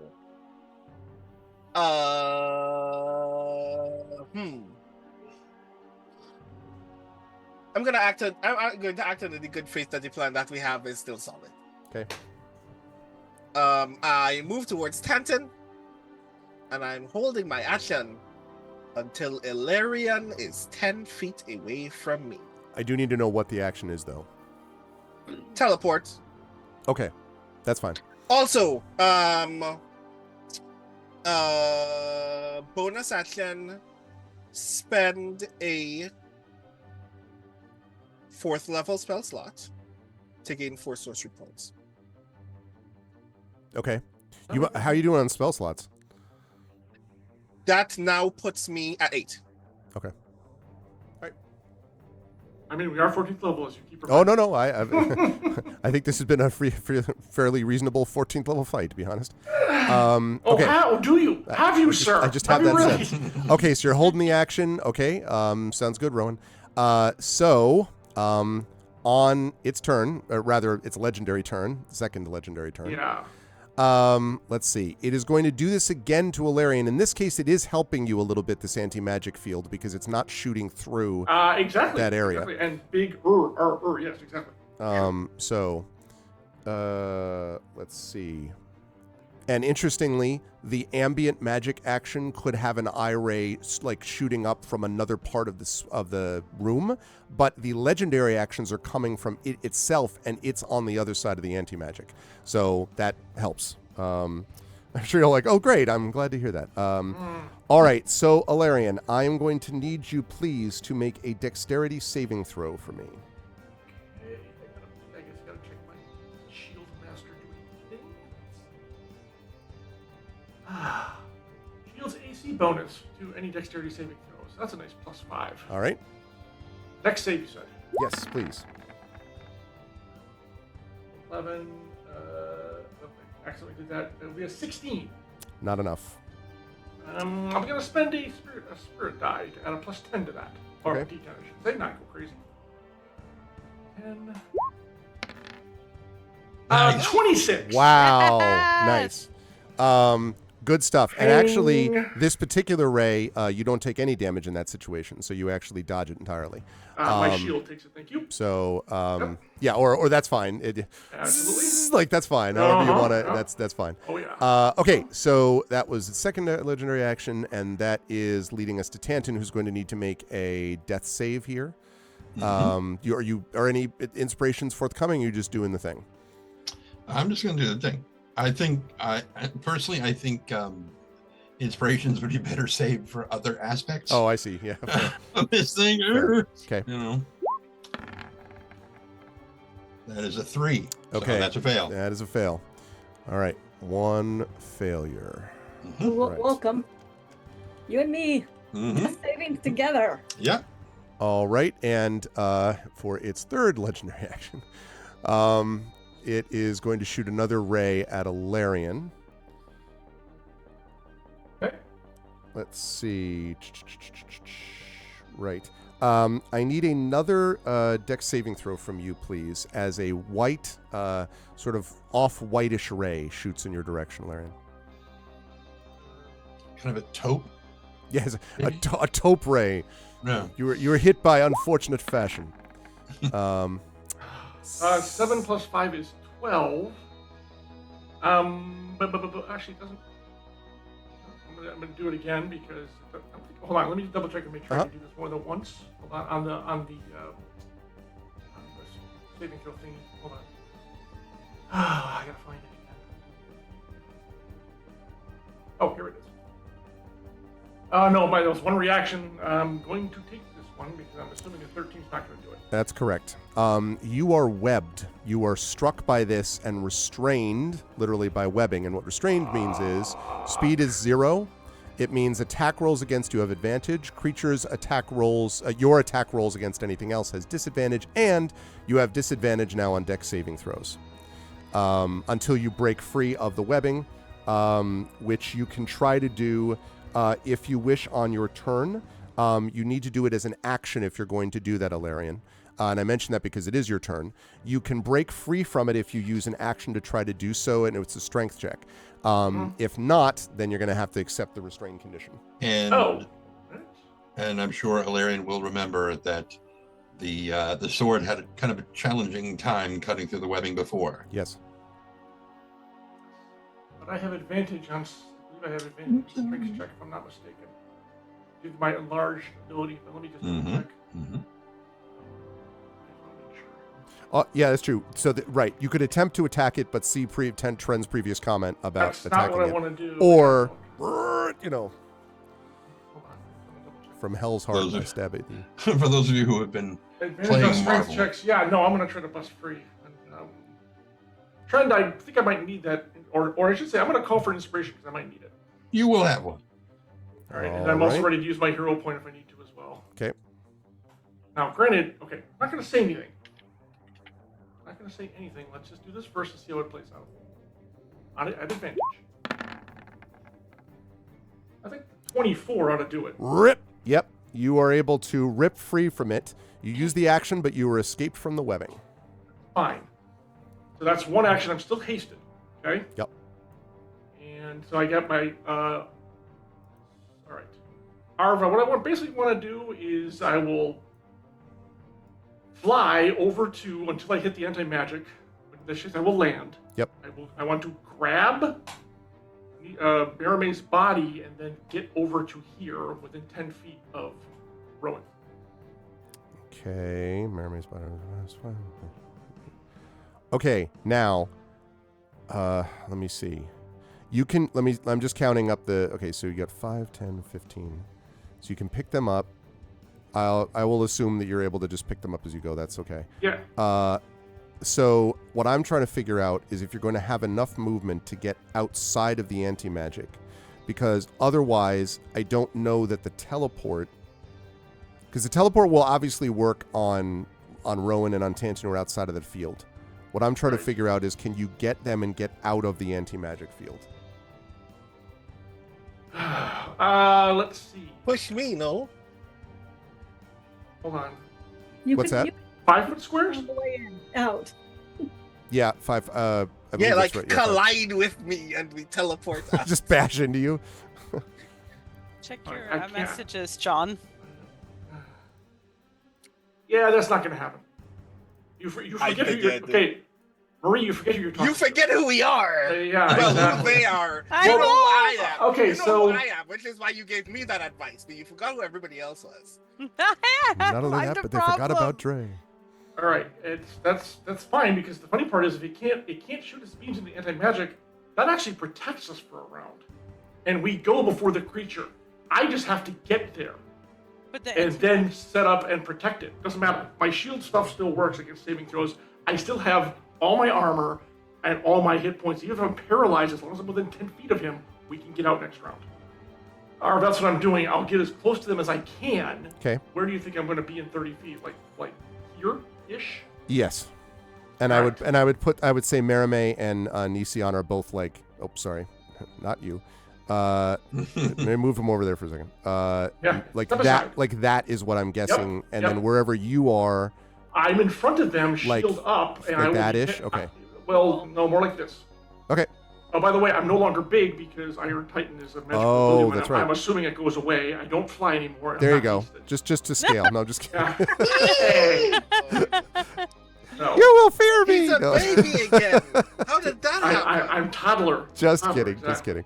All right. Yes. There, yes, but I'm shielded up and protecting them, but their own anti-magic is actually what's going to protect us, which is kind of hilarious in a way. Yeah. Yes. Although. Unless you get to spell it. Well, no. What I was going to say was the same thing that allowed the whole holding the action thing. So you came to there. Your turn comes to an end. The beginning of their turn is when this field dissipates, as I mentioned. So Right. the means the anti-magic is currently out of there. If I can ever get to the bloody thing itself. Hold on. Move that. And then take this, carry the 1. Okay, you go over there. Now you're deleted. All right, and then you go back up here. Oh, well No, then, not you. if that is the case, then I'm big again. That's fine. So yes. Happy to... However, yeah. Right. To be sure, the minute I see that happen, Sorry. pop. Just give me a second. I'm sorry I'm moving our characters around. It's the only way that I can okay. get. It's the only way I can get all the stupid circle. I really just need to transfer us over to Jump Gate and just do that. Ships are weird. It's much better in the new version of it about handling shapes. It just seriously does not know how to handle just shapes on its own without picking up absolutely everything. Like, why can I not move you? I'm really sorry, but if I don't fix this, it's going to screw everything up later on. So No, bear it's with fine. me. Talk amongst yourselves. Sorry. So what's everyone going to play for next year? You really don't. Oh, Hey, I've what already kind told. of- I've already told Art what I'm doing to my next character. Yeah, what should I play next? I'm gonna play a druid who lost the other arm. Has a twig instead. Okay. Well, somebody else is gonna have to play a cleric because I'm not gonna play a cleric again. Because Hey- that would be too close to Nisian. Jen, can you do me The a most favor? work ever. Jen, can you do me a favor and not look for a minute? I have to move your Yep, I blocking will thing. stay and on the thing Okay, good. and look at my friends who love me dearly. Just give me even a though we're about to be second. TPK'd Hi. by Upside Hello. down hearts Something for invites you. Right side up too. Yeah. Why? Because Trend, we I still love took that you. inspiration. Thank you. Also may come in handy. maybe I should do a paladin actually. It's seriously. Thank you. Yeah, I was Jeez. thinking maybe of a paladin as a backup, or I could be. Plot twist. Why are we so sure we're gonna die? This I is have- the one time on Earth you're ever gonna hear Rowan Shallow say that sentence You aloud. do not Yeah, want me I to answer believe that. you. No, don't. The reason I'm saying that is so that it's kind of like I Okay. expect the worst, hope for the best, and I'm gonna land Mhm. somewhere in the between. So the worst is Yeah. I lose a character I love dearly. So I am making light of it. I'm like, okay, well if Wait, she's gonna go paladin, well no, I would rather go paladin. You need to do something else. This is the moment where I No, get to I'm actually good. find out how R feels about like non D&D character class options, because then I play a like actual gunslinger. Oh, I thought you were going to say a Voltron paladin. I was like, listen, if it's the Lions one, you know. That is theoretically possible, but that book isn't out yet, and also not D&D. I've been watching D&D shorts, and he's been talking about these combinations. Like you could get someone Okay. as playing a centaur and somebody else with the ride feet, and then like do all kinds of really Yep. Yeah. weird min-max Okay, stuff. sorry. I'm really sorry that took that long. Okay, so the Yeah. anti-magic field is dissipated, which means that this has now popped up again. And I'm going to put that right there. Yay. This has popped up again. This one is there, and we're all good to go. Okay, so Don't forget once to that make happens, then his Make right. me Yes. big, sir. There you go. That is kind of and Now large again. Yeah, and Yeah, the minute I Mar- see Mermaid's behind uh, me. Right like that. Mhm. Okay. Correct. the minute I see Illyrian turn small and then big again, Yeah. teleport. Okay. So teleport where? Tahalar's place is the one place that I focused on. And wait, Having an object from the place means I don't need to roll. You stole a spoon, remember? Yes, I stole a spoon. Spoon thief. Okay. A teaspoon is going So to just save her all of life. us fall onto his kitchen cabinet. Yeah, most of us dead. Just Okay. blood and chaos everywhere. So, so you're going to teleport there. By the way, this is, I assume, from any distance, and you could teleport 10,000 Anywhere miles on the away. same- It is the 7th level spell, yes. Ooh, on the same plane. Oh. All right, Are I need we to do a not bit. on this? Give me a second. I need to do a bit of research. You're I was gonna say, let me actually, double check that. you're theoretically not entirely on the same plane. Not at the moment. You are literally in. Well, because right now you are fighting Spinweave. I don't know how to describe this without giving stuff away.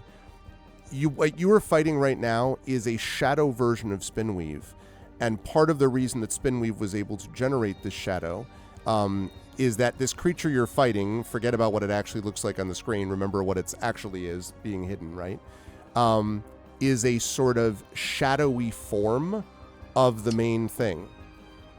This creature is interplanar. So what I have to figure out is whether or not what it did beforehand Are we in applies the to that. plane where it is? Well, this is We're why on I'm the doing the edge. research.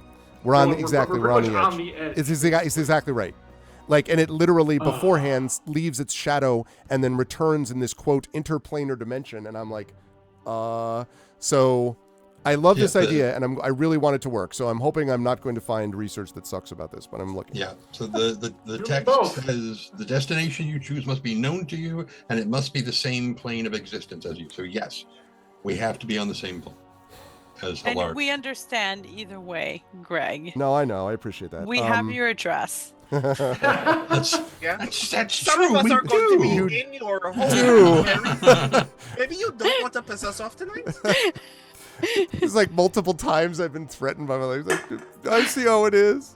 So You're not doing a good job, Jimmy, for not being threatened by your own players. no, it's fine. We It's love fine. you, Greg. It's fine. And listen, if you do it, it's fine. You leave behind the banner, you abandon ship. I totally get just kidding.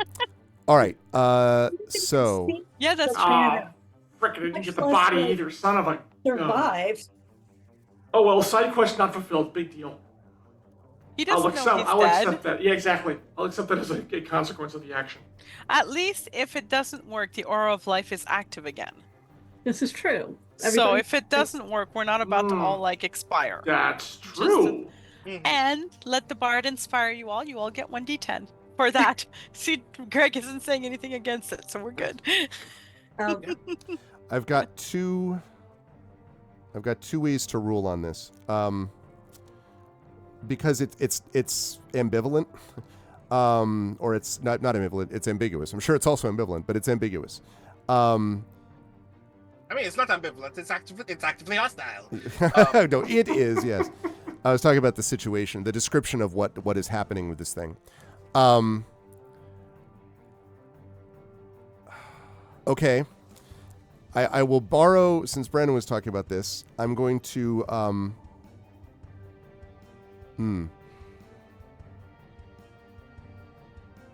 Okay. Either way is fine. I'm going to give, all right, Rowan, I'm going to give you this decision to make, okay?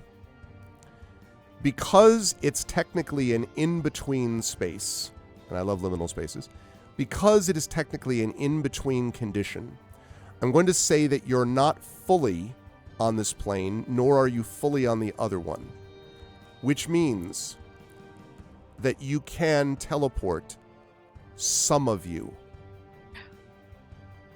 not all of you. So I would allow you to teleport half of your party. So since there are 5, I would allow you to take yourself and 2 others. 2 other people. And I will fully admit that this is me improving, but I think that's as fair as I can be under the circumstances. You know what Nisiana would say to you. I believe in you, right?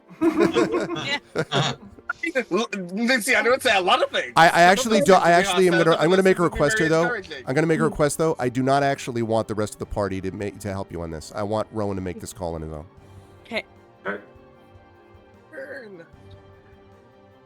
Because the answer to this question sucks.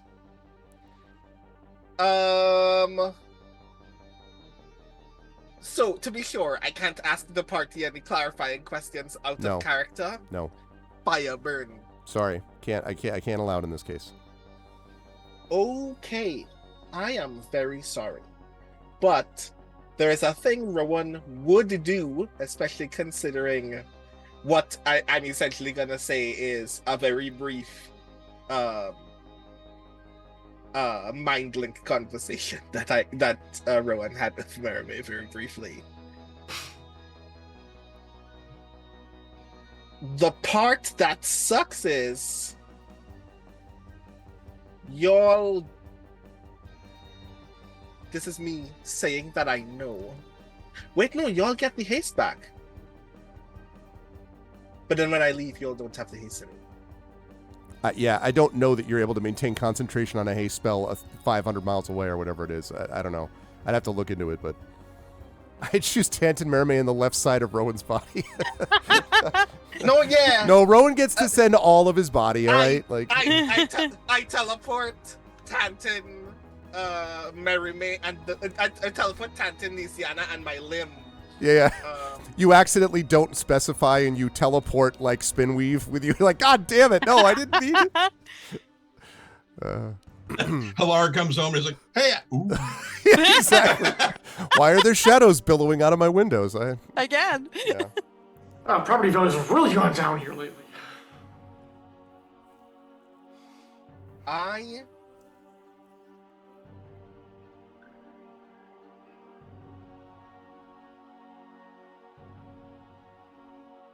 say very quickly and very angrily, Nisiana's gonna hate this, but half a shot is better than no shot. I am leaving with Tantan and Nisiana. Okay. So, I'm just gonna move the people off the board for a second. There was a Right? prophecy about this. So now I'm going to leave everybody in initiative only because some of you are still dying even when this is going on. So we're going to have to deal with that. Okay, so you vanish, you appear, and I'm going to continue this, I think, with Rowan, because you appear literally in Halar's home, and Stanley, where did you came at such a brilliant time? Yeah. Well, so you arrive at Halar's home, and when you arrive, Halar is asleep on his cot. So, you sort of see, and suddenly you like emerge into this darkened room and sort of like, hit the ground. And so it's you and Tantan and Nisiana. So that was also happening on a held action because Alarian had moved there. This was Spinweave's turn. Right. So it was a held action. So this is still Spinweave's turn. But Rowan, when we come back to you, you are going to have to attend to your friends who were there / wake Halar up. You can get Halar's help, and all that stuff. But like that's the situation. Also, hi Genli. Do you need a wild magic surge from you, right? Because of the teleport? Yes. Okay. You do. So let's do that, and then we'll do Spinweave's rest of their turn. 4. Okay. All right. No wild magic surge. You show up and then like turn Halar into a sheep. You're like, God damn it! None of this is working well. Or you show up and just detonate. Yeah. Exactly. Okay. Could have done it back there? No? So suddenly, Alarian, you find yourself apparently alone, but then when you look around, you are still there, and Merame's body lies behind you.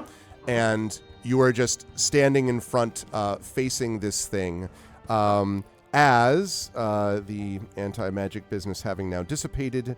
It is going to attempt to shoot them. I am going to try to block everything I can from hitting Mermaid. I don't blame you. I think that's a wise decision. No. And I'm huge, so the shield's like freaking literally 10 feet tall. So, Yeah. bring it. No, it seems to be concentrating all its attention on you anyway. Shocker. Yeah, no, which is amazing. Okay. Let's see. 3 eye ray things shoot out. The first one, I need a dex saving throw from you. It is that off-white, the top, challenge. The one that webbed me last time? Yeah. All right. Okay, I've got a hero point.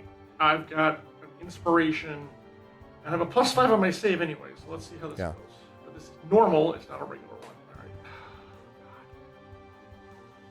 Dexterity.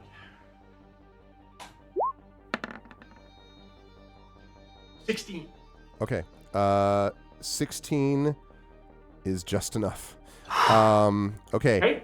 Also, this aura of life is gone there anyway. Actually, yeah, no, because it's around. Yes, it's around Nisiana. So with Nisiana, alive or dead? She's yeah. She's Okay. 5 minutes. That's right. So so there's that. The second ray is, what did you do, Ray? I was going to say Ray stance. That's right. Okay, second one, I need a wisdom saving throw from you, please. Wish I could help. Well, it's fine.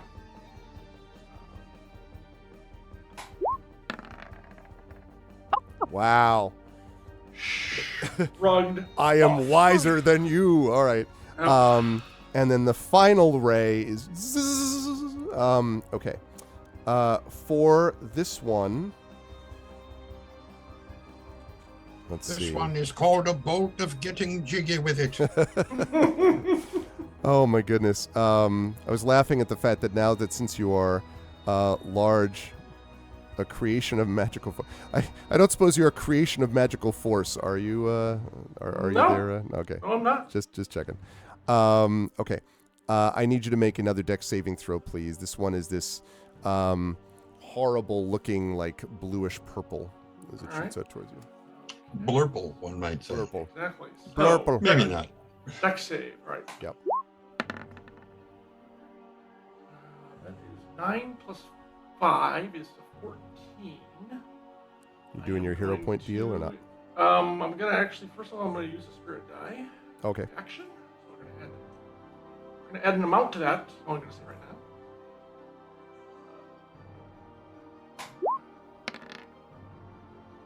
now. 14 plus 8 is 22.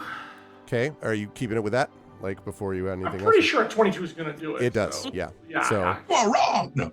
I mean, then my hero point was up next. So you would think so, but no.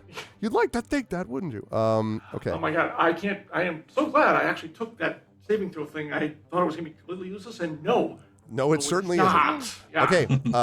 All right. Good work. That's going to bring it up to the top of the round. And it is now going to, let's see. So it did this thing. How much hit points does Alarian have? 108 Okay, and 61 of my armor, so technically like somewhere around 170. cool. Okay. Friends. All right. Ambient magic power. It is, let's see. I need a con saving throw from you, please, Valerian. As a random, this is the one where the random eye stalk appears from on the floor and shoots towards you. All right. It's like the Raise monster. ratios. The monster in the trash compactor. That. Yeah, exactly. Again, Exactly. Arv, is this a poison save? Uh-oh, cat No, drink. it is not. This is not a pat. All right. The final ray is Ray Charles. All right, this is Something top of the shoots round. towards you. Georgia. Yeah. So just, all right, here we go. 8. So, I'm gonna use the inspiration. I want to reroll that. I think that's a good idea. 11. I'm gonna spend another spirit die. Mm-hmm.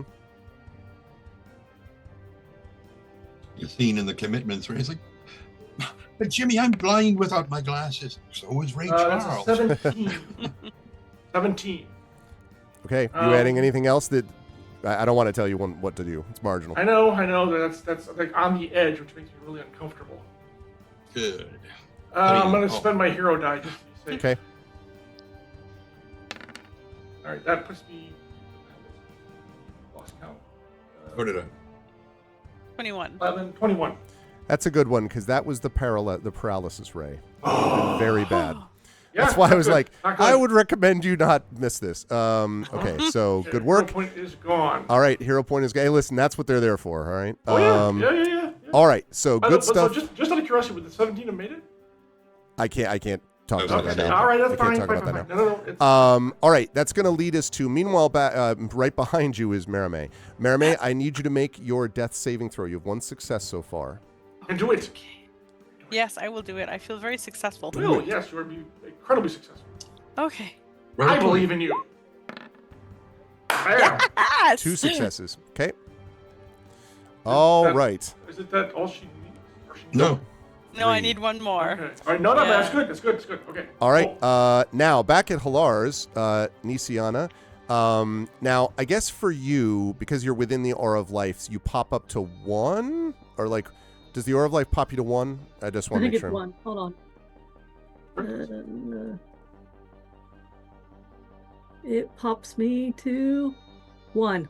Well, I have Okay. 1 hit point now. Okay, so you're kind of prone on the ground in Halar's hut. I will allow you to just sort of like, you can take an action basically, but it's going to be a little weird in Halar's hut. Like we're not going to do a whole. I'm going to walk out and talk to the village. Like we are Okay. doing a fight back here, but you can definitely like notice that you're in a dark hut and a little confused. I would imagine. Okay, so who is with me that I can see? You can see around you, Rowan. You can see Yeah, Tantin. Tantin is unconscious on the floor beside you, and Yeah. I am over Tantin. And Hilar is currently sleeping in his cot for who knows how much longer. Can I reach me and Tantin? You are prone. You're coming at. You can. I can't even like. You reach well, out. yeah. I guess that's true. Yes, because he's right next to you. You could roll over. Yeah. I mean that's fair. I am to do lesser restoration on him. I basically just whisper a small prayer, and little dragons out of me into him, and he's no longer paralyzed once he wakes up. Okay. Still dying, but not paralyzed. Okay, that's it. Well, that's all. No, I can it's a do. good call. No. I'm not complaining. I I've haven't totally. started looking for Marame yet, and Yeah, it's a mess. But it's still you're still alive. I'm still alive. All right, Rowan. You are now in. So it's your turn. Okay. Sorry. It's Rowan's. It is Nisiana's turn. There is a legendary action, believe it or not. That's the way it goes. Spinweave is going to be able to do one of these. It is going to shoot another random ray at Alarian. Again, the Yep. ray can aim for nothing. It could. It just isn't, though. It just continues to aim for something. I need a con saving throw from you, please, Alarian. This is a poison one. It doesn't look like it. You got this. Anyone out there got another inspiration for me? Because I'm calling for it now. Do we have any? Trent has one left. I Okay. see if anyone else has inspirations out there. Unless someone else has There's one? a Also, hi, ruling. Genly. Bend luck doesn't have a distance. You would have no way of that's knowing that actually- this is Yeah. happening out there. I is would rule there against that. channel inspirations left? Yes, there's 2 of them actually. I mean, you can't get both, but you get one of them. Yes, just because we just I'm- reset. Can I buy one? Yeah, I- if you have the 50,000 channel points, which I I think is do. there. I don't Okay, remember. There's a command that you can find over the next hour at some point, and just find it, and then use that. And yes, you could definitely use one of those channel point inspirations if you wish. Also Channel- fine. Shit, where's the? Oh, there it is. There it is. Redeem. Hey, all right. So one of the 2 of them are used. Okay, great. Yes, I Hey, want to inspire Alarian. Inspire Alarian? Inspire. Sounds like a plan. All right, Alarian, you've been inspired. All right, it's Constitution, right? Yes. I've already used my reaction in the last one, so I got nothing on that. So here we go. True. That's awesome. What's this? How do I do that? 9. Just I got. And you can't add anything else, right? There's nothing I can add. There's my hero point. I've got nothing else that I can't react to. Oh, lordy. You are paralyzed. Now, the one bit of good news about this is that you will be able to repeat the saving throw on your turn, but you are going to be paralyzed at least once. For this. Trying to get another inspiration when my turn comes around. Hey, what's up, Shadow Mage? All right. I need to spend it since inspiration. Oh, you got it. It's all set. Don't worry about it. I would have had to add it manually for you, but you immediately used it, so it's fine. It was just mostly to notify the bot so it knows how many are left. So thank you. Just housekeeping. All right, so that was, and that was on. That's right. That was on Nisiana's turn. Was the legendary. So now, unfortunately, Alarian is paralyzed. Rowan, you are up. So you are in Alar's house, which is dark and very comfortable, and with one conscious now and one unconscious person next to you. Right. Cool. I want to ask 2 clarifying questions. Okay. 1. Does a medicine check intervene in a death save by any means? Yes. If you do a medicine check, you can stabilize them and prevent the death save throws. Yes. If it's successful. Brent. Cool. Secondary question. In the event that Rowan, being a screw-up, does not do very well, is a death save a saving throw for the purposes of Ben Luck? I mean, death save is a saving throw. I don't know if Ben Luck specifically, excludes death saving throws, but it also depends on how badly you screw up. And if you put a tourniquet on Tantan's neck, Oh, he's still within my aura. He will. I've only ever been dead or alive. I've never actually helped other people live before. Yeah, this is only my thing. I don't. Right. So I am going to. This is wild as fuck. I'm going to Tides of Chaos. Okay. To make a medicine check at advantage. Okay. Which means that I owe you a wild magic surge immediately afterward. All right. You end up killing everyone in the castle. I was just gonna say. Right, so I can bring Tantan back to life and turn into a goat to some shit immediately afterwards. 100-point fireball. God damn it. You absolutely are going to want to turn into a goat or something once Nisiana realizes what happened. You said you were 15. doing this at advantage, right? I was gonna say, I did not like that Yes. first one. Yes. Okay. Yes. Success. So that means that Tantan is now stabilized. Will not have to make death saving throws and will pop up anyway because of the aura. I do need a wild magic surge roll from you, please. 13. All right. Keep spinning that wheel. All right, Rowan. I'm not going to ask you about where you want I to hear move. Tantan take a deep gasp of breath and I collapse to the floor. That's actually very appropriate. Okay. At the end of your turn, legendary action. All right. So Meanwhile, back at the ranch. back at the people are ranch. dying. This one is going to run over to here, and Spinweave is going to attempt to bite Alarian now that Alarian is conveniently paralyzed for his purposes. Wow, an actual physical attack. Okay. Amazing that he waited, right? Yeah. Okay. So this is assuming that he hits with it. He's paralyzed. It's an auto crit. Well, I thought it was an auto. Oh, that's right. It's not an. Yeah. So Was it right. a crit or just an auto hit? No, it's an auto crit. The actual text of it reads that when you are paralyzed, blah blah blah blah. No.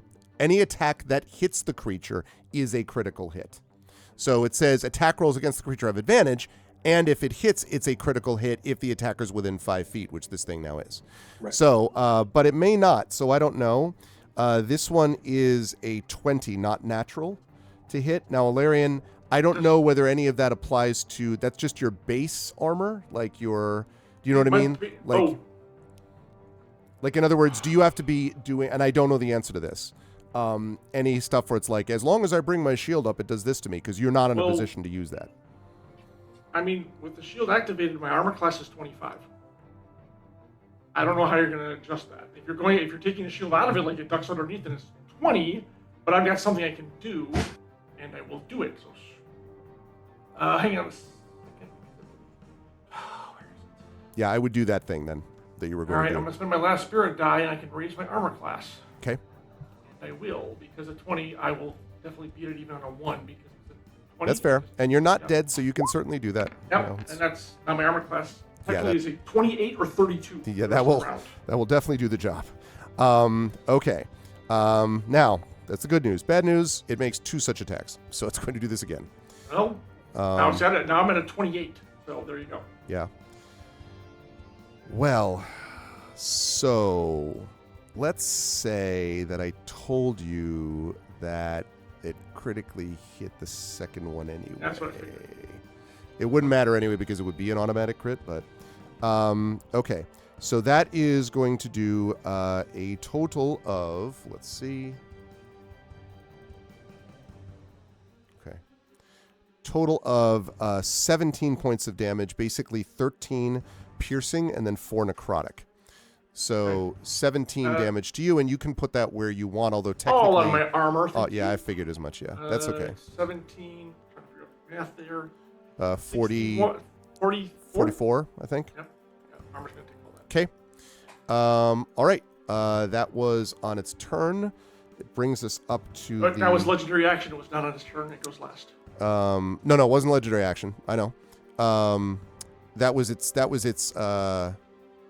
Dude, I'm sorry. That was the legend. Right. Sorry. Yes, Yeah. that's correct. That was the legendary attack. Was My it bad. 3 attack? Was it 3 attacks on Yeah, the no, turn it's action? 2. Oh. It got 2, and it does that. It gets 2 regardless. So Okay, it can that's make fine. yeah, that was still its legendary. Okay, so which brings us to Tantan now. Yes. And Tantan, you are back up to 1 at the beginning of the turn because of and you are not paralyzed. So you, what do you do when you come to life prone and are like in Hilar's home? Well, he doesn't know where he is. True. He's just like, and he like opens his eyes and he's looking around, trying to figure out what would he would be on his stomach. So he just like, and he like raises his head a little bit. And he's like, oh, and he is really confused. He has no clue. Yep. Because Hilar is one of those people who does not believe in night lights. Nope. For whatever reason. I don't understand why. Probably something to do with the fact that we work with spies all the time. Whatever. Anyway, yeah, it's really, really dark in here, and Tantan can't see in the dark. And so he'll probably use his action to kind of grab something, like kind of feel around and grab like a fork or something that happens to be like nearby, and he'll just like scratch a rune into it, and it just lights up, and he's got like this glowing fork so he can like see, and then he realizes right away, wait. Yeah. And I would imagine by the way that light, like Hilar is like,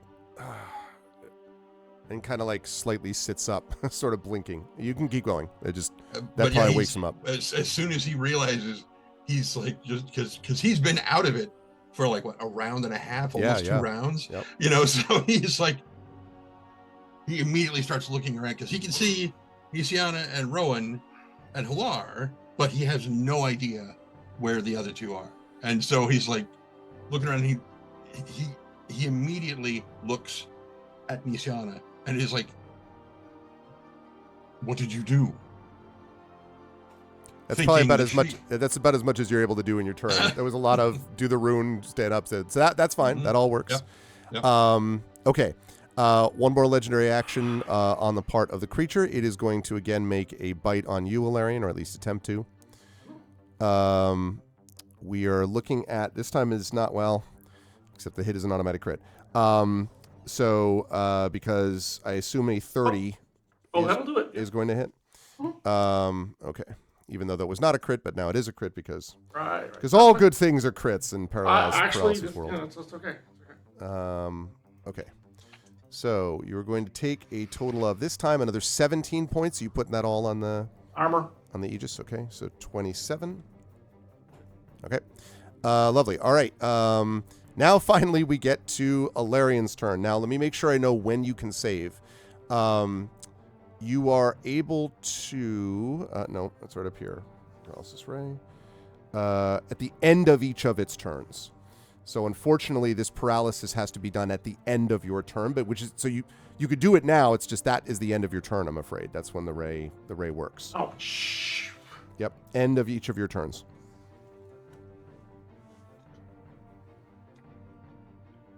Need a ruling, Arv. Sure. What do you got? I assume you're counting the fact that I'm floating doesn't mean anything, because here's why. I don't have to walk. I float. Mm-hmm. And I can fly. I technically don't have to move, even paralyzed, to move myself. Or are you saying paralyzation means I cannot move? No, paralysis even under means flight. Even under flight. All right, that's fine. That's The fine. only Well, way that would be different is if you could theoretically, through only mental waves, like move your body like Professor I X don't- style. But I don't flatten my You know. arms. The flight is an inherent. No, ability but you of mine. lean. Think of being All right. on like a Segway, right? Like imagine yourself on a Segway, or Iron Man. Okay, no, Right? that's fine. You know what I Well, yeah, I can see the point. All right, well, I gotta make the save. Yeah. Well, there's nothing I can do. Got to make your hold on. save, yeah. Hang on a second. Is there something else Yeah, tell me if you have like Starforged anti-paralysis skill. I don't know. Oh, I'm out of spirit dice. So take some of spin weeps. Just Yeah, if only. By the way, chat, we haven't been taking a break because we got started a little bit late, and this has been a pretty freaking tense fight. But you were watching day 69 of D&D with Infinity Beyond, Eberron Oracle of War. This is From Dust. It's the conclusion of From Dust, one way or the other. Are they going to be going to Dust? Oh, who does this? Three of the people are out of Sorry. danger, but not Mermaid Arv, Army. hold on. Yes, I'm what's sorry, up? and I am taking this. I don't care what you say. It actually takes damage from my spiked aegis. Oh, that's Twice, fine. those 2 attacks. Yeah, that's so fine. The first one, 6 points. Yep. Second one is 9. Okay, 15. All Got right. it. Bite me, will you? I guess I'm gonna make the roll and see what happens here. Like, haha, how does that Um, feel? Friend, I'm gonna use an inspiration, right? Friend? Yeah, you. Your final inspiration. You're gonna give it to me. Oh yeah. Sorry, I thought you meant the last one. I'm like, no, you used that already. Okay, yes. Oh. Sorry. Yeah, that's what I was thinking. I was like, wait, what? No, last time was Jen's. So yeah, all right. So Constitution. Yes, Right. and thank you, Trent. And yes, that is right. A con saving throw. But, Roll 2 natural ones. advantage.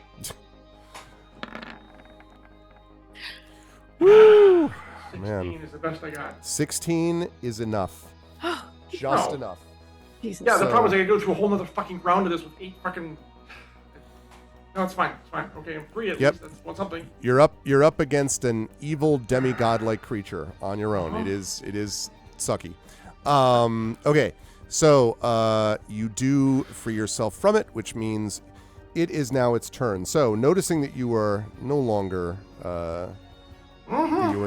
available to this, it is going to with the raise. Let's see which ones though. It's not going to do an already did that one. I'm going to reroll the duplicate.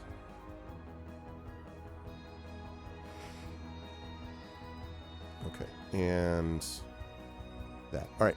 Okay, first one. I need you to make a wisdom saving throw as one shoots out at you. It's more difficult.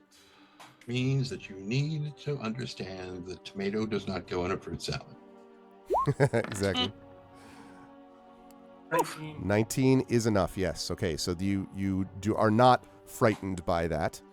I would take Run it. I it. could leave, but I can't. You'd leave run and alone. leave me. I know. I Exactly. know. I know. It's I'm okay. I'm sorry, Could I make the grab to get her on my way out? Which is- I know, no, I know right? it's not a thing. Yeah. All right. Okay. Next up, I need you to make. Now you get a green. This looks like the poison thing. So you need to make a con Awesome. saving throw on this one. Fine. That is an advantage. Mhm. Yeah, poison you only want. That is a 18. 18 is enough. So you are going to take a little damage, but and half Yeah, as much as you would have Half and otherwise. half. Yep. Exactly. Nice. Okay. You are going to take a total of 18 points of poison damage. So where are you putting that? After resistance, It was 38 point. Yeah, it was 37 points of damage. so I of made my poison. save, so it's half, and then resistance. Oh yeah, half and then your again. resistance on top of that. Yeah, sorry. Yeah. So 9. I take that back. Nice Where's try, the 9 sir. Armor. Okay. So right. That's my Okay. one thing. it's my one. Yeah, sure. Your one thing. All right. And then I need you to make a dexterity saving throw with this last ray.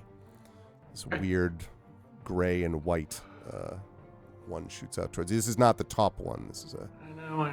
strong one. Oh yes.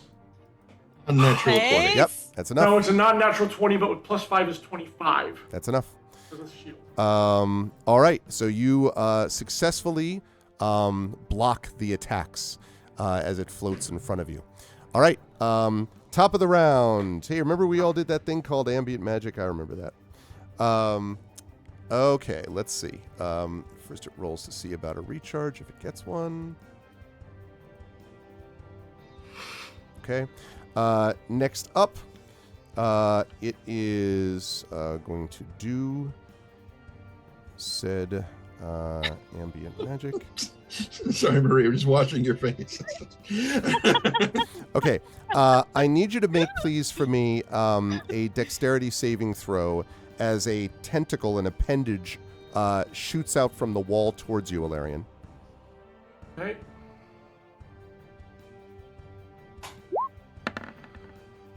Natural 20. Yeah. Yes! Like, spit and weave. Yeah, absolutely. Dodge and weave. All right. So that is good. That's going to bring us now to Merime. Merime, you need to make another death saving throw. One more success and you're stable, but you're not out of the woods yet, as they say. To take out my Canadian. This is more stressful than Canadian gold hockey, eh?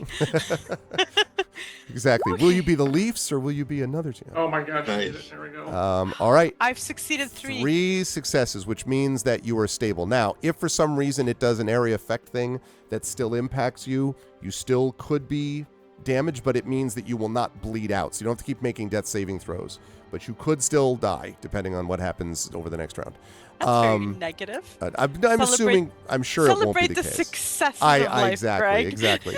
Well done on those saving throws. Okay, Yes, thank Nisiana, you were up. Hold on. sure. Point of order here. Uh-huh. I'm sorry, but I got to pull this up. They are like 1,000 miles away from us right now. How are we still going in order here?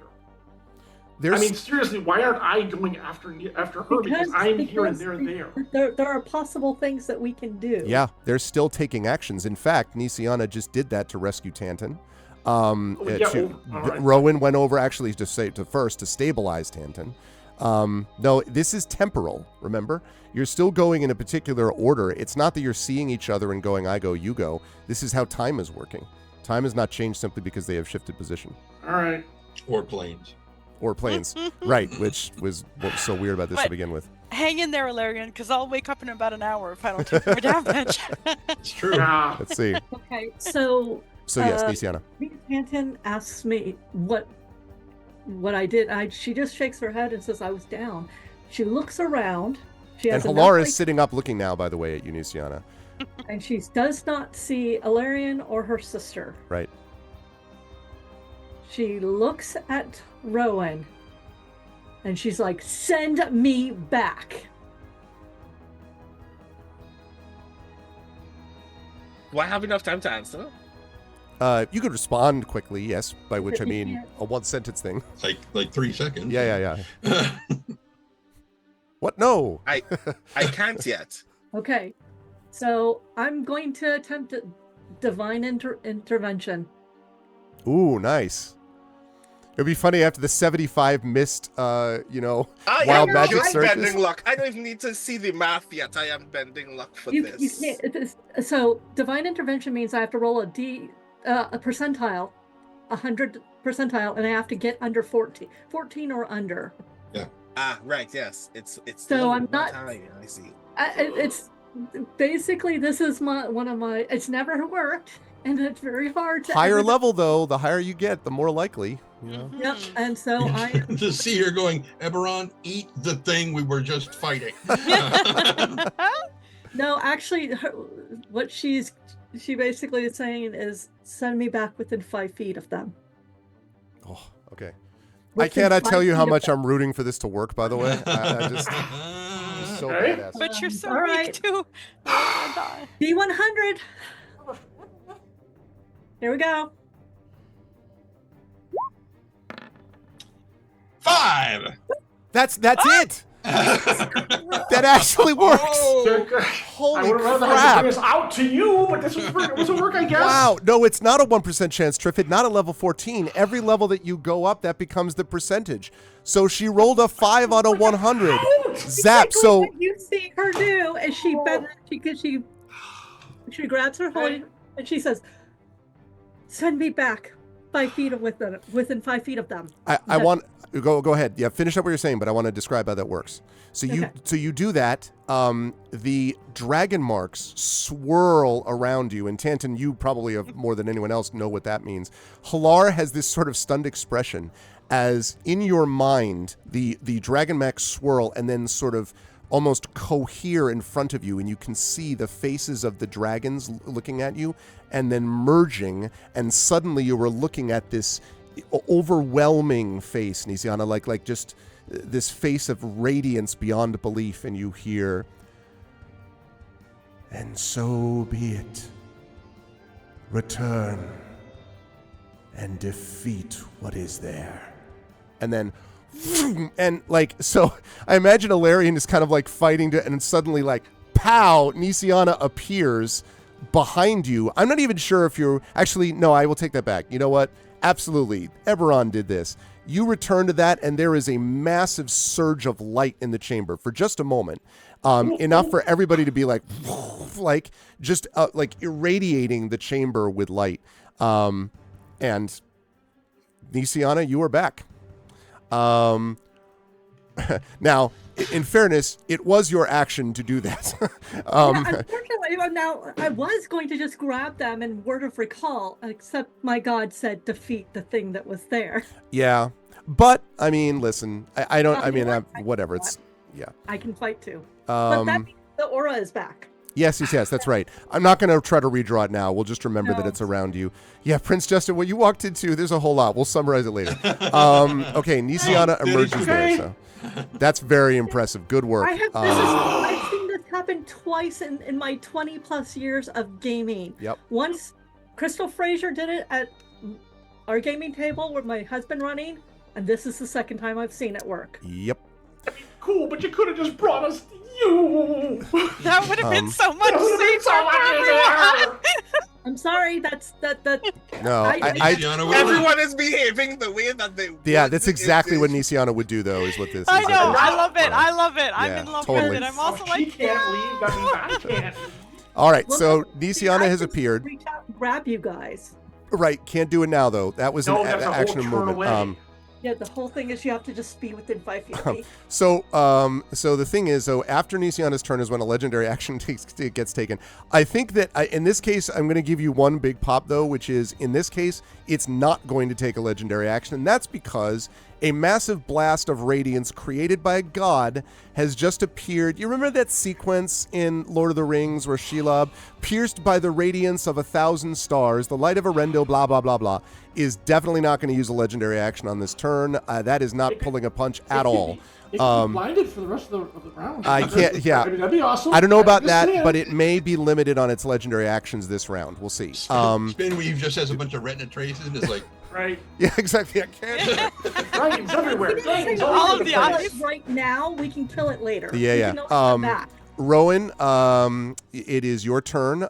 You are now in a room with Tanton looking confused and Halar, who says to you, like, do I want to know what's going on?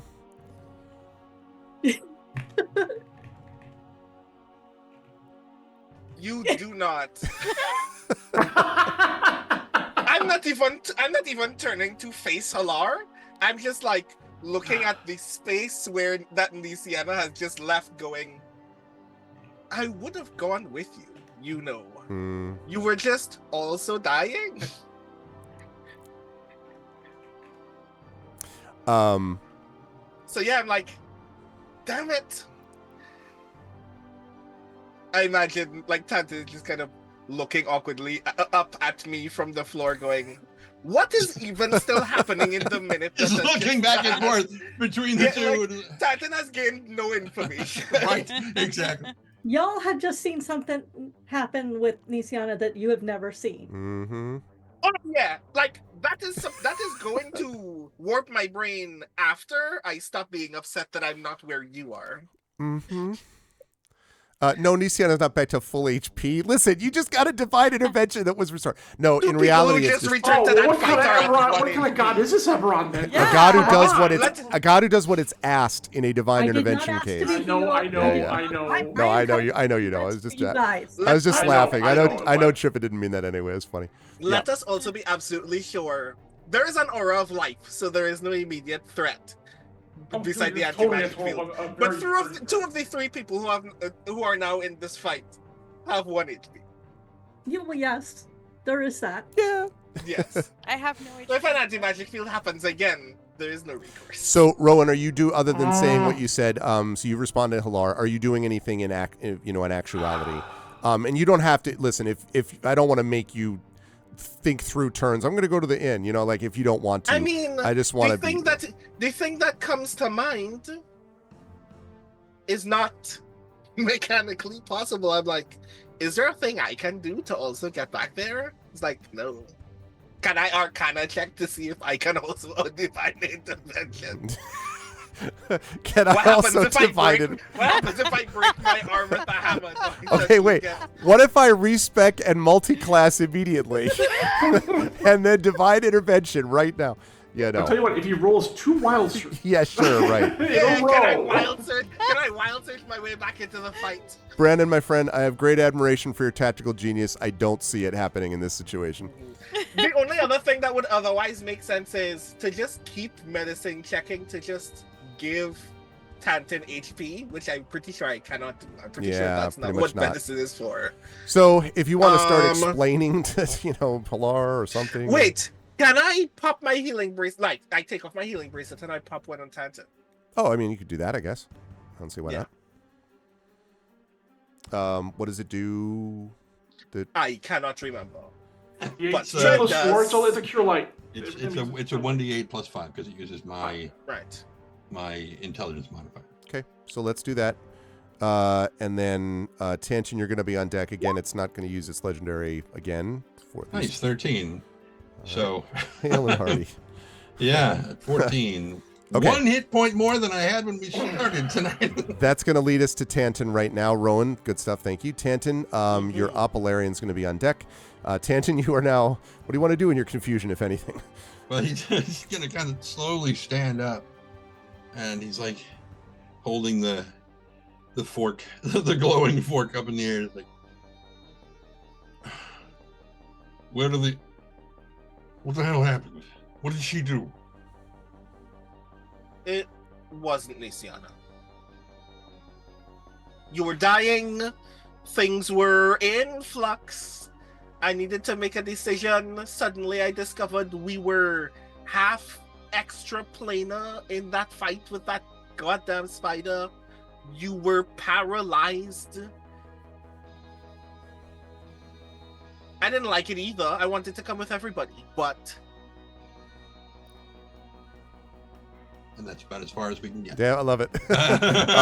Good stuff. Okay. So again, we'll not use its legendary. Same reason I described. Alarian, you were up.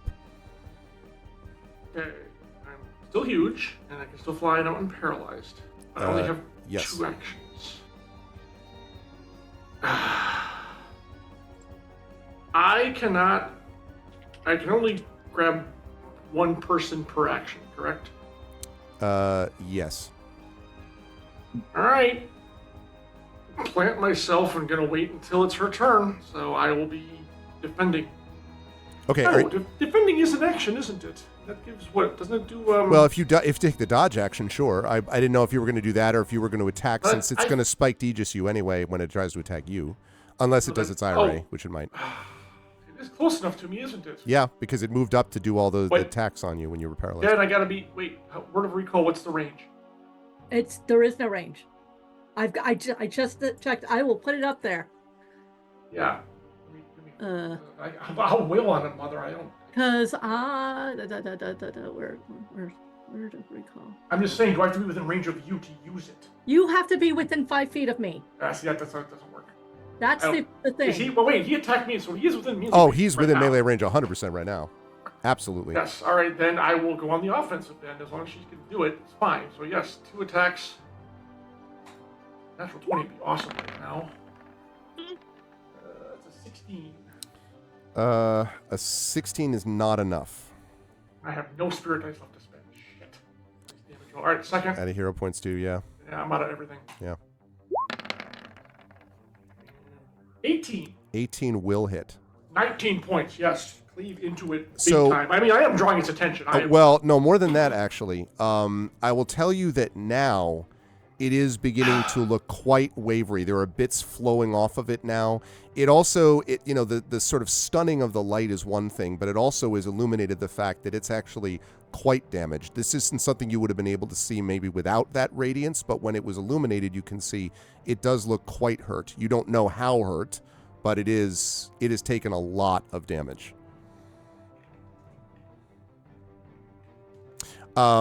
So that you had 2 attacks, which you used both of, yes? On those, okay.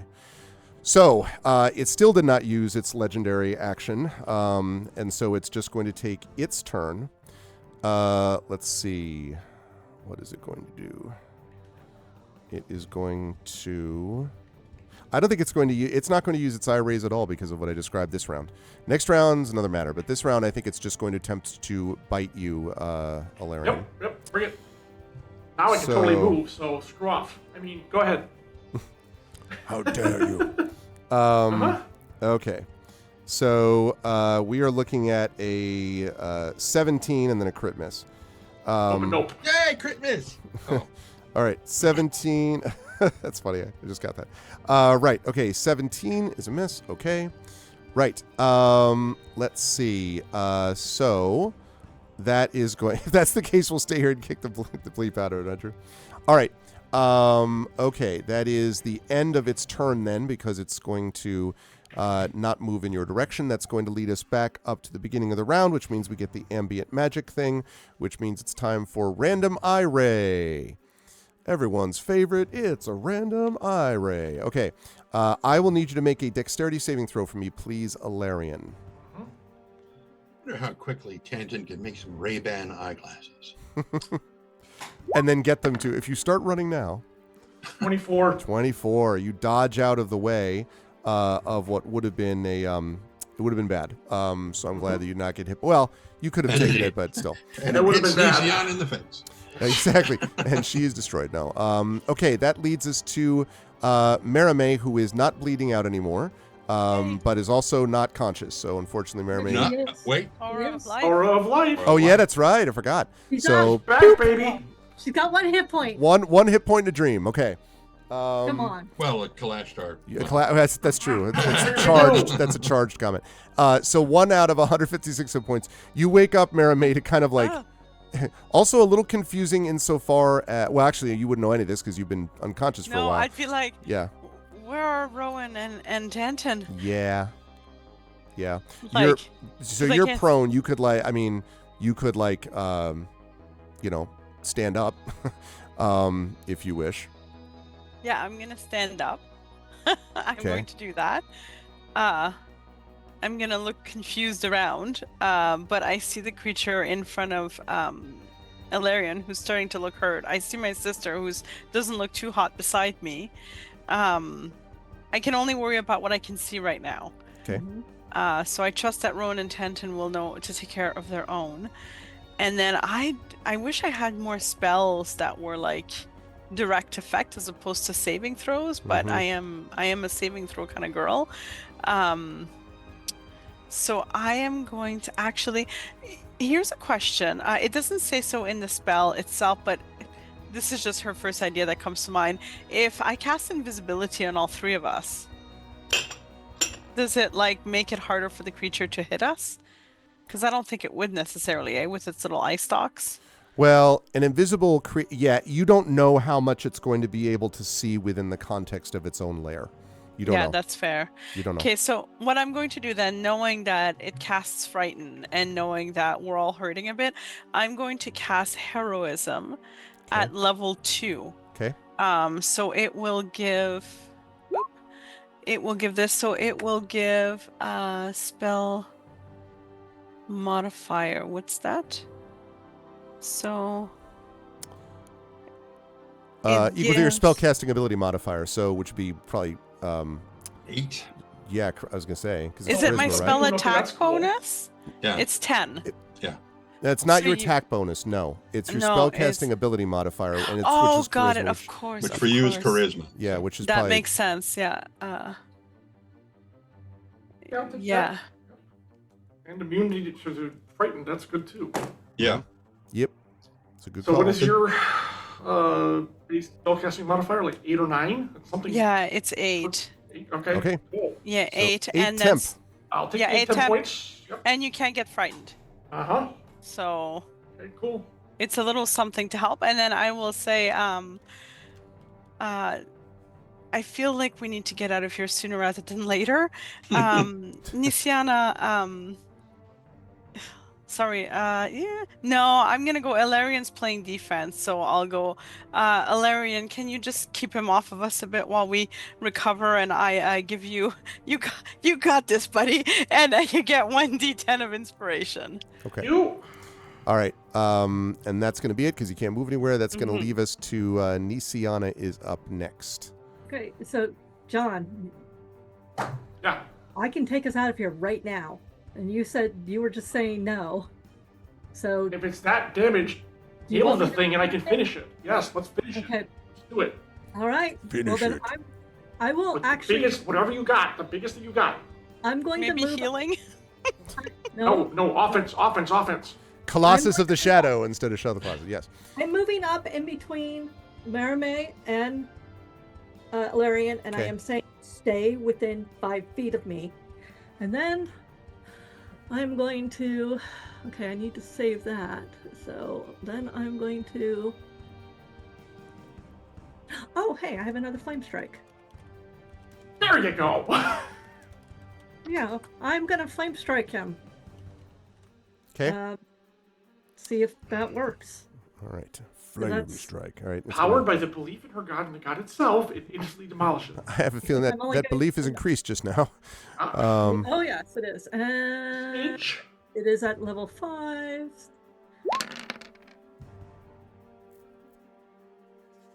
Okay. Nice. It's deck save that it's trying to stay out of the way. Yes. Yes. Yes. Dex save 17. It's going to use its final choosing to succeed instead. Okay. Saving throw. So it will take half, I believe, is what that means. Yeah, so 26 plus 16, 36, 42. 42, so 21 points of damage that is Divine Strike, Okay. Radiant, And fire. Fire. Okay. So you can see the light just sort of sears it. And it's unquestionably badly hurt now. It kind of wavers back and forth as it is there. Nisiana, you are going to... So you did that, and then you moved up, so you're standing there. Okay, so pretty much you've done what you can do. I'm done. If there's a physical attack, I'm going to use my Radiant Wings to protect either one. Okay. It's not. It's going to use... It's on its legendary action, it's going to use the eye stalk thing. So it is going to attempt to zap. I think it's probably going to keep attempting to zap Ilarian because Ilarian's standing in front of all these others. So I need you to make a dex saving throw for me, please, Ilarian.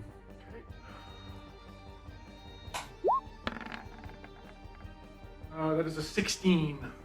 16 is enough, yeah. Woo! Yeah. That is enough. Okay. That's going to lead us to Rowan is up next. Brandon, you just tell me if there's anything exciting about Rowan happening in this turn that you want Rowan to do or not. Hold an action if they appear. Laugh happily, like high five everyone. Yeah, Rowan is still bitter and confused. I end my turn.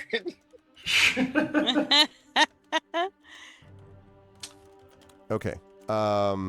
Yeah. So for Prince Justin, yes. She had to pray to her God, granted her prayer. Literally had to roll into 14 and she rolled a 5. On a D100, had to roll under 14 and rolled a 5. So, yeah.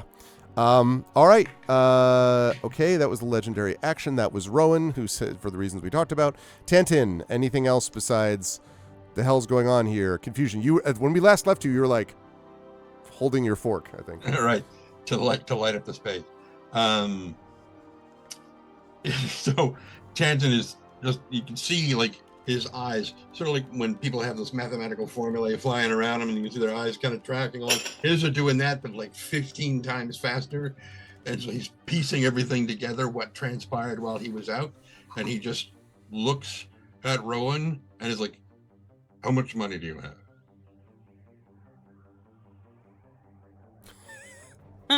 I am briefly, immediately confused by the fact that that was a question you thought to ask me. And then I actually check. And I have Because basically, regardless of what you 1850 say, gold pieces. okay, regardless of what your answer is, he's going to be like, it's not enough to get far enough away from her.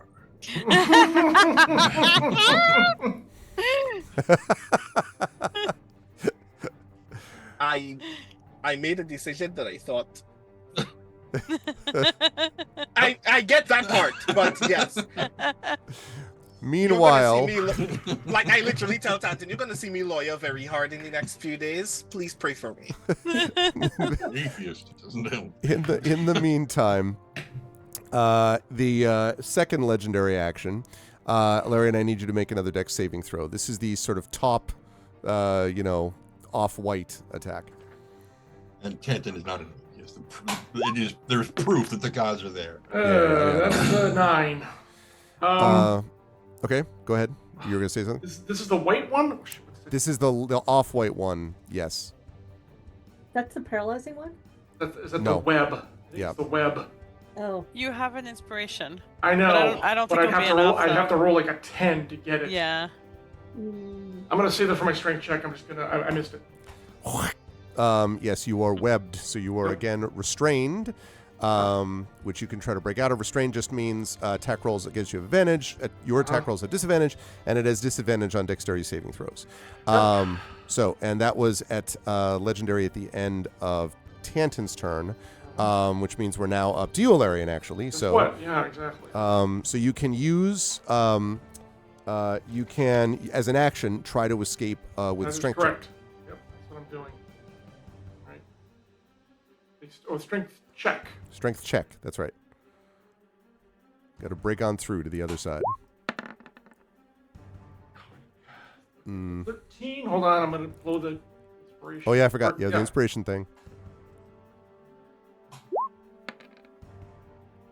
18. 18 is enough. Yes. So Rip, you break free from the webbing again. And then I will try to smite it with my sword because I still have one action left. Okay. That would be nice. That would be really nice. Nope. Is that 11? I'm looking No, at. it's an 11. Yeah, sorry. That's not going to do it. Okay. Not going to do it. You broke free at 11. No, you're still in front. Okay. So now it, which as I said is looking not so hot. I think is basically going to it is attempting to eliminate you as a threat. It is going to fire away with 3 eye stalk attacks towards you. First of all, Larian, wisdom saving throw, please. I know, so many saving throws.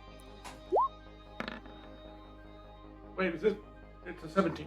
It's a wisdom one. That's enough. Okay. And also you would have been immune to it anyway because the heroism. Exactly. But that would you wouldn't have only. It still was going to shoot that regardless. Okay. The next one is a sickly green one. I need a con saving throw for this, which I think the poison one means you're getting your advantage on it or something. Damn right. Okay. Mm-hmm. That suck. 9. Nope. That's not But going still to. resistance, so I take half. Okay. So. And I got the 10 hit points. Okay, so you're going to take half. So you are going to take 17. Right, so 10 hit points, take 8 of it. Okay, so temper gone. And I'll take the 9 remaining on the Aegis. 90. No, not me. 99. Okay. Fine. 99. All right. Slips below triple digits for the first time. Okay. And then the last one is going to be another Dex saving throw, please. I'm doing. Oh, I keep doing it. Natural 20. Wow. Yeah, I'll take the 20. Yep. Wow, a You natural 20. you managed to dodge out of the way of what otherwise would have been this. My mighty shield glances off at it. Yes, I'm sorry, Very not a much, dodge. yes. It's you laugh in the face of its Planted disintegrate. firm. Yeah. Yes. Exactly. Okay, let's see if we have a recharge. Not so much.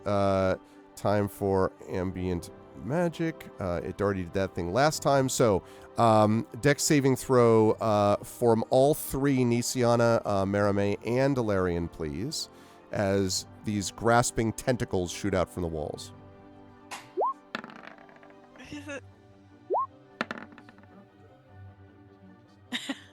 Oh, yay, I made Wow. mine. Yay. I did not. I Okay. 18. No. Sorry, you had what, Alarian? 18. Okay. You avoid it, and Merame avoids it. Nisiana does not avoid it. Nisiana, is grappled by this thing, is held in place by this terrible tentacle of doom, Rude. so to speak. Okay, that was the ambient magic. That brings us now to Merame. Okay. I am going to stay near Nisiana, but I'm going to blah blah blah blah. I just need to see it. Doop. Go just over there, like Okay. still kind of You can peeking. look between my legs. I'm 15 Yeah, feet tall. It's peeking not a around. problem. Yep. Peeking around Alarian. Uh-huh. And I say, let go of my sister. And I cast Rollissim's Psychic Glance at level 20. 7. Level 20. Okay. Level 55. Sibling Okay, bonus of 13 levels. Yes, that's perfect with so- the game rules. I don't understand what you're talking about. Why do you think it's a problem? Right? You Right. need to make intelligence save wisdom intelligence saving throw. Intelligence saving throw. Can't choose to, 18. can't choose to do it. Either. No, it is used up that ability, It so it has. has. I heard that. What has it got? The DC 19. It rolls. Okay, well, you're still going to Still take taking half half. damage. Still gonna take half damage. So level 7, that would What's be... up, Landis? What's Hang up, on here. everyone? You were watching a hell of a fight. Okay. So 7d6 usually, so 10d6. I thought you were Whoa. saying 76 points of damage. Like what? 75,000 points of damage. 36 halved. So 18. All right. Now looks very wavery and very not dead. Very wavery though. Very much in the right. Okay. And then I'm going to tell Alarian, let's just finish this already. I'm tired of this guy. And I'm going Seriously. to give you a 10. You're tired. Well, okay, I slept most of the combat. I'll give you a d10 of inspiration. You got this, Alarian.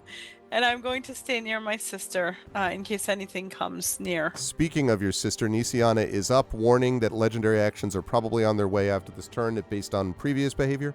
Nisiana, you were up. You got a single hit point. You're also grappled. Now, I should say that, in case you're curious, while you are grappled, that means that your speed is 0. It means that you can't benefit from any bonus to your speed. The good news, though, is that you can take other actions. Like you're not, restricted or paralyzed or anything like that. It's just you can't move from where you are. Unless you try to break free of it. And if you wanted to break free of it, that would be...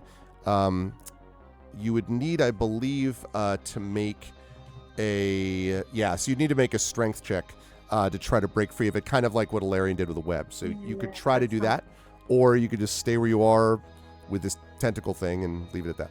I'm gonna stay where I am. Okay. No, I need that 6th level spell. No.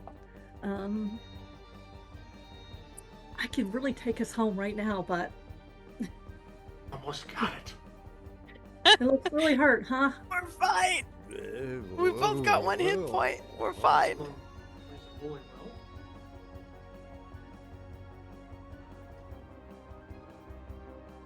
If I did Spirit Guardians, it wouldn't get hurt until it started. That's true. What does it do again? sets up a circle of these spirits that are surrounding her Does it and protect creatures all of us, that. or just her? No. It Yeah. only it's around all of you. It doesn't damage. Only damages creatures that she would choose. So on its turn, it would take damage. But Oh. Yeah, if on its turn it would take 3d8 radiant every turn that it's up. But That works. Uh, That might be exactly what we need. Distance of 15 or feet, I could right? shoot it with smite. Yes. No, I can't. God smite. God smite. Yes. No, I can't. I know. But Actually, can I maneuver? Shoot it with a crossbow? I suppose. Yeah, you probably are proficient in like crossbow. I don't think you've used it to this point. Yes, I have. I also have a thing that lets me add 2d8. Oh. Okay. All right. Right Yeah. up. Well, then I suppose you can. So That was one of those deals where it's going to be like, let me just check this out. Because it's like hasn't been used. And no, Blows the dust off. I used it in like our last fight. Where is my? oh, Oh. yeah, I do remember that. Come on, where's my thing? Oh, light crossbow. There it is. Am I any good at this? Not really. Okay, you know what? I'm going to do Spirit Guardians. It is a 15-foot field. And it yes, does not hurt. Oh, sorry. Go ahead. Yep. It doesn't hurt my allies. If this creature is within 15 feet of me, Yep. Radius, it takes 3d8 radiant, half on a save. Yeah, and I won't bother to put that up because it's within the radius now. We'll see what happens between now and then. And yes, Triffid, she could aim a crossbow when grappled. It just prevents her from movement, but she could certainly, like, physically moving her body around, but she can certainly move, get the crossbow in the way if she decided to do that, but she did not. So, okay. All right. Nisiana, good stuff. Time for a legendary action. It is going to shoot a random ray. It will continue to do this towards Alarian. Okay, I need a con save, Alarian. Poison? No. Mm-mm. The You said other it, not Nicole. great con save that you don't like. 11. Not enough. You are paralyzed. Paralyzed? What was the effect? Well, I don't know because he was about to say something. No, Well, you started to say something, and we just didn't. Oh, I thought- stopped because he was saying, he's like, Oh. so I wanted I to see. thought, if he I was- thought you said paralyzed. I was about to say paralyzed. That, yes. I didn't know if Okay. you were trying to stop me beforehand. Yes, that's what the effect of it is. Damn it. I'm going to try the D10.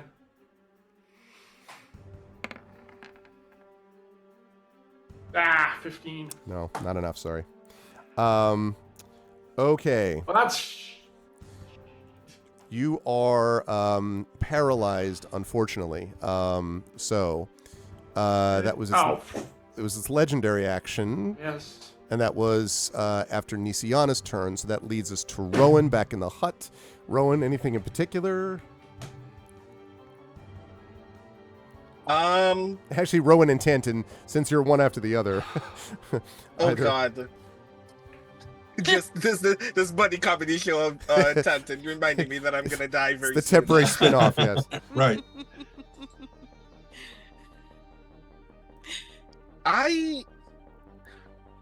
If this is the moment where I look around to notice whether Halara is still awake. Yeah. Oh no, Without Halara stood up. even No. Halara has stood up and is now coming over and is like checking on the both of you. I think sleep Is has it- ended for Halar for the evening. Oh yeah. I just kind of say aloud, I know I don't need to justify the fact that you were both dead and incapable of moving. But I'm gonna say it anyway. We had a half a chance because I brought y'all here, and it was better than no chance at all. Because I had no idea what else we had left. And Halar sort of nods slowly as he kneels by the two of you and is kind of like, it sounds like there wasn't a whole lot else that could have been done. Although I'm not sure that everyone will see it that way. I mean, there was another thing that we could do. You could come fight with us sometime. And he kind of like raises an eyebrow and he says, I don't blame you for the claim. However, there have been other things going on too. But that isn't, I think, the important point.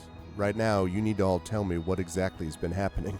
Because remember, he has not actually seen you now since you first went to the Maror Holds and all that stuff. So, there's that info. So I don't know if the two of you want to kind of montage the, so here's what happened, sort of thing, or not. But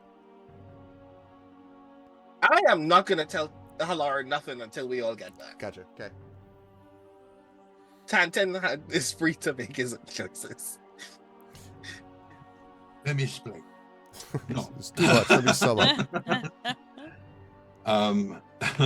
Actually, right before you speak, Tantan, I am going to have the creature do its legendary after Roan's turn, which is going to be a 6, which is going to be used on Alarian, who is going to automatically fail his dexterity save because he's paralyzed. Don't do that. Not his death saving throw, sorry. That is going to be a grand total of 51 points of damage. That is taken, I guess, shield first and then hit points later, Alarian, or? Off the armor. Yeah. And then the rest off me. Okay, so 51 minus 18 should be 33, I think. So 66. Yep. Okay. All right. Yes, Tantan, you were saying. So yeah, he's like, honestly, I don't know what to report just yet because we don't know the outcome of what is currently going on over there, but it could potentially be very, very bad. That said, do either of you have any way to contact people at a distance? Specifically, the rest of our party, if they are still alive, or the captain of the airship? I tentatively raise my hand.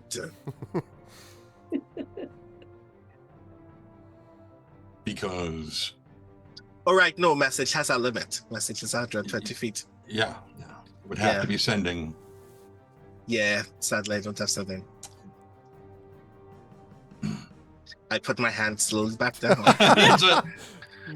And that's about as far as Tantan can get in that 6 seconds. Okay. After Tantan, the creature is going to take a bite attack on Alarian, but I don't think is going to hit. 17 is not going to do it, right? No. And also takes damage from your Spike Aegis, I suspect, which is still up, right? Yes. All right. Oh, yeah. So what is it? 10 points. Max I think that's actually appropriate because as the creature reaches down, That's hilarious. it sort of strikes you, and then as it does so, the sort of spikes sort of cut through the shadowy bit, and you hear this sort of hissing and this sort of sound of air almost escaping the room. And there is this horrific sort of cry, and then whispering in all of your ears, echoing around the chamber, you hear, "None of you will be saved in the end." And the shadow disappears. The creature, whatever it was, is no longer there either. And there is now simply silence in the room.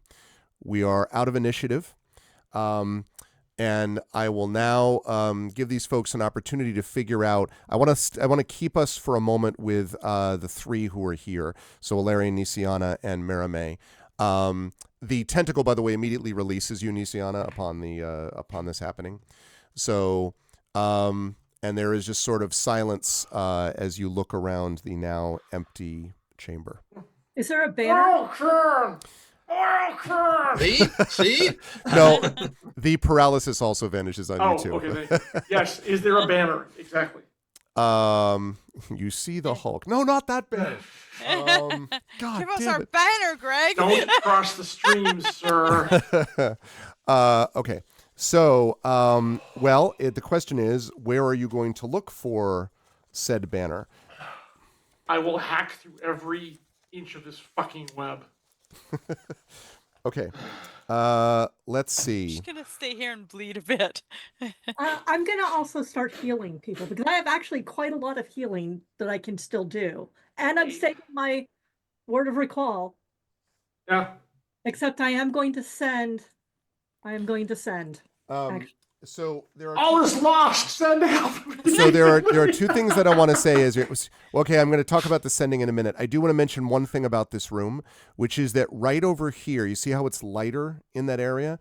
Yeah. That is because there is here some webbing, a lot of it actually, that is coming down from the ceiling, and you can see there is actually a hole in the ceiling, as if you could climb up. Because remember, you went down this ramp, right, to kind of Right. this back way. But there's also, there's an exit from the chamber here to the east. There's the ramp behind you that you came from. But there's also above you webbing that might allow you, it seems, to climb up into something else above you that has more, like, it seems to be more lit up there than it is down here. So I'm only mentioning that so you're aware of the stuff that's around. There is no banner that you can find, although it's going to take a while, but I'm assuming you're going to cut no matter how long it takes. You don't find any banner stuff that's in the web stuff down here, Alarian. Okay. I mean, honestly, Well, I what feel bad healing for are- the What ghost. healing are you doing? Because it might be important. What? What healing are you doing to whom? Because it might be important. Okay. Well, Yeah. what healing do you guys? Well, what is she that? needs a lot. So Yes. I have 1 hit point, so I'd like to go up Let's- that ramp and check what's there, but not with 1 hit point. I'm like we're gonna bleeding. You know, we could just leave. Okay. I will start with the mass. I have a mass cure wounds. So everybody gets Everybody clap your hands. this plus the 14 plus. Why did it give me a divine strike again? Smash! You're still My so healing wired, you're hurts. just divine striking around you, just like Cure wounds. Bang. But this like cockroach in the side of the room. Ah! Destroyed. everybody gets 4, 6, 20 hit points back. I get 25 hit points back. Okay, so I feel Marimy's good at about that. 21, right? Feel You were at lively. 26, Nisiana, I think. Yeah. And then Alarian would have 86, right? Yeah. Yep. So that's the first thing I do, but I'm like, we can leave. We do not actually need to stay. I'm aware. Just. Well, you're the ones who wanted to kill the shadow creature. We might as well go up there and see if the banner is there. Well, I go up there. I go and look. First of all, Where are Rowan and Tanton? Are they okay? Did they get disintegrated? No, Rowan teleported me and Mia Tanton to But you- Halars. But you're here.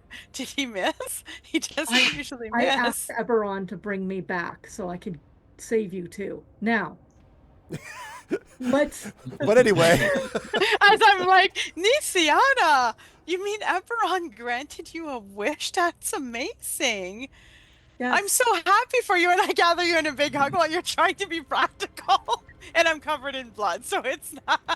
Please No. don't squeeze me too hard. It hurts. Oh, I'm sorry, but you're so amazing. I'm so Oh. proud of you. Mwah!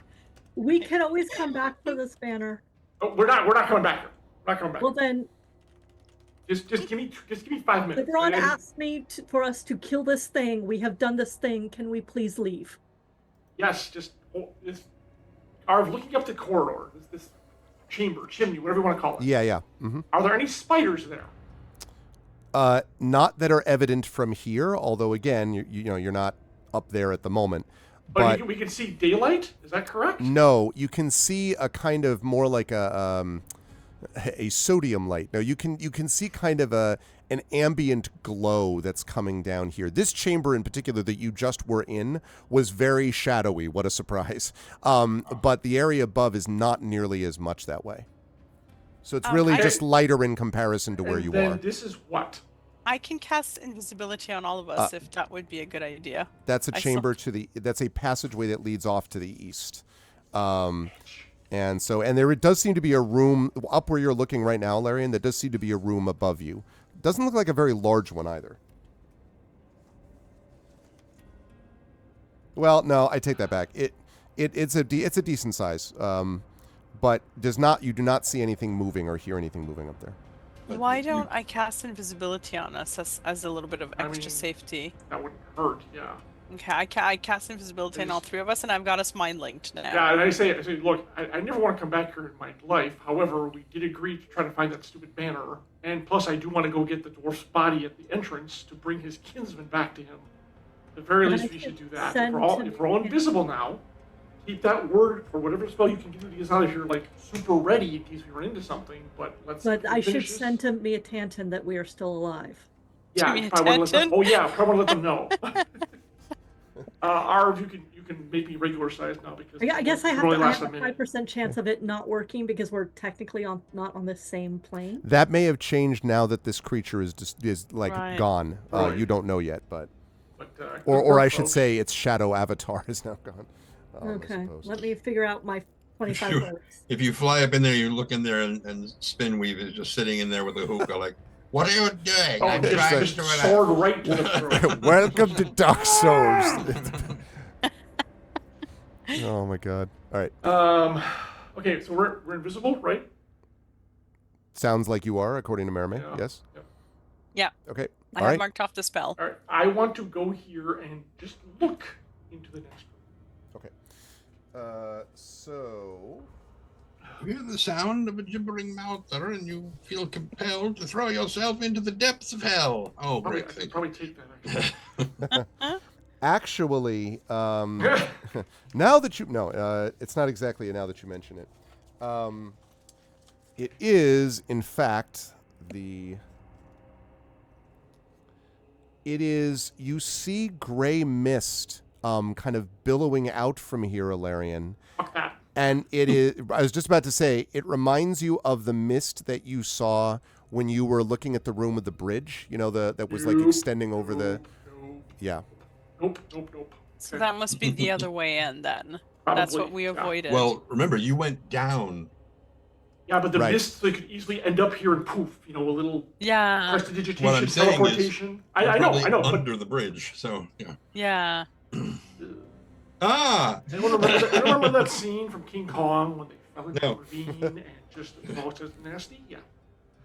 Okay, Did so you want to go check the Room of Light, or shall we just get out of here? well, theoretically, the Room of Light actually could get us a lot closer rather than having to go all the way back up. Technically, I'm willing to, especially invisible now. I'm actually tempted to go fly up there and see what's what. And believe me, since I have poison resistance, even if it is a spider, it won't really harm me. One more healing spell could come in handy, and I could just do a quick in and out and be done with it. I'm going to do my sending to Miatanton, and it says, "We defeated the shadow monster. Looking for the banner now. I will recall," and you can tell that there's a capital R there. "Recall us to the sanctuary behind the silver flame. Talk soon." It's italicized. Recall. Never seen Does or heard from sending again. indicate tone? Because I don't know if that was stated accurately or not. Actually, let me see what it says. Smiley And face. Actually, emoji. it's only to Miatanton. I can only send it to one Oh, person. okay.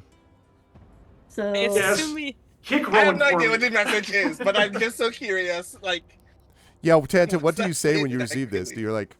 Do you like, you basically get that she is tired, she is relieved, she is a little impatient.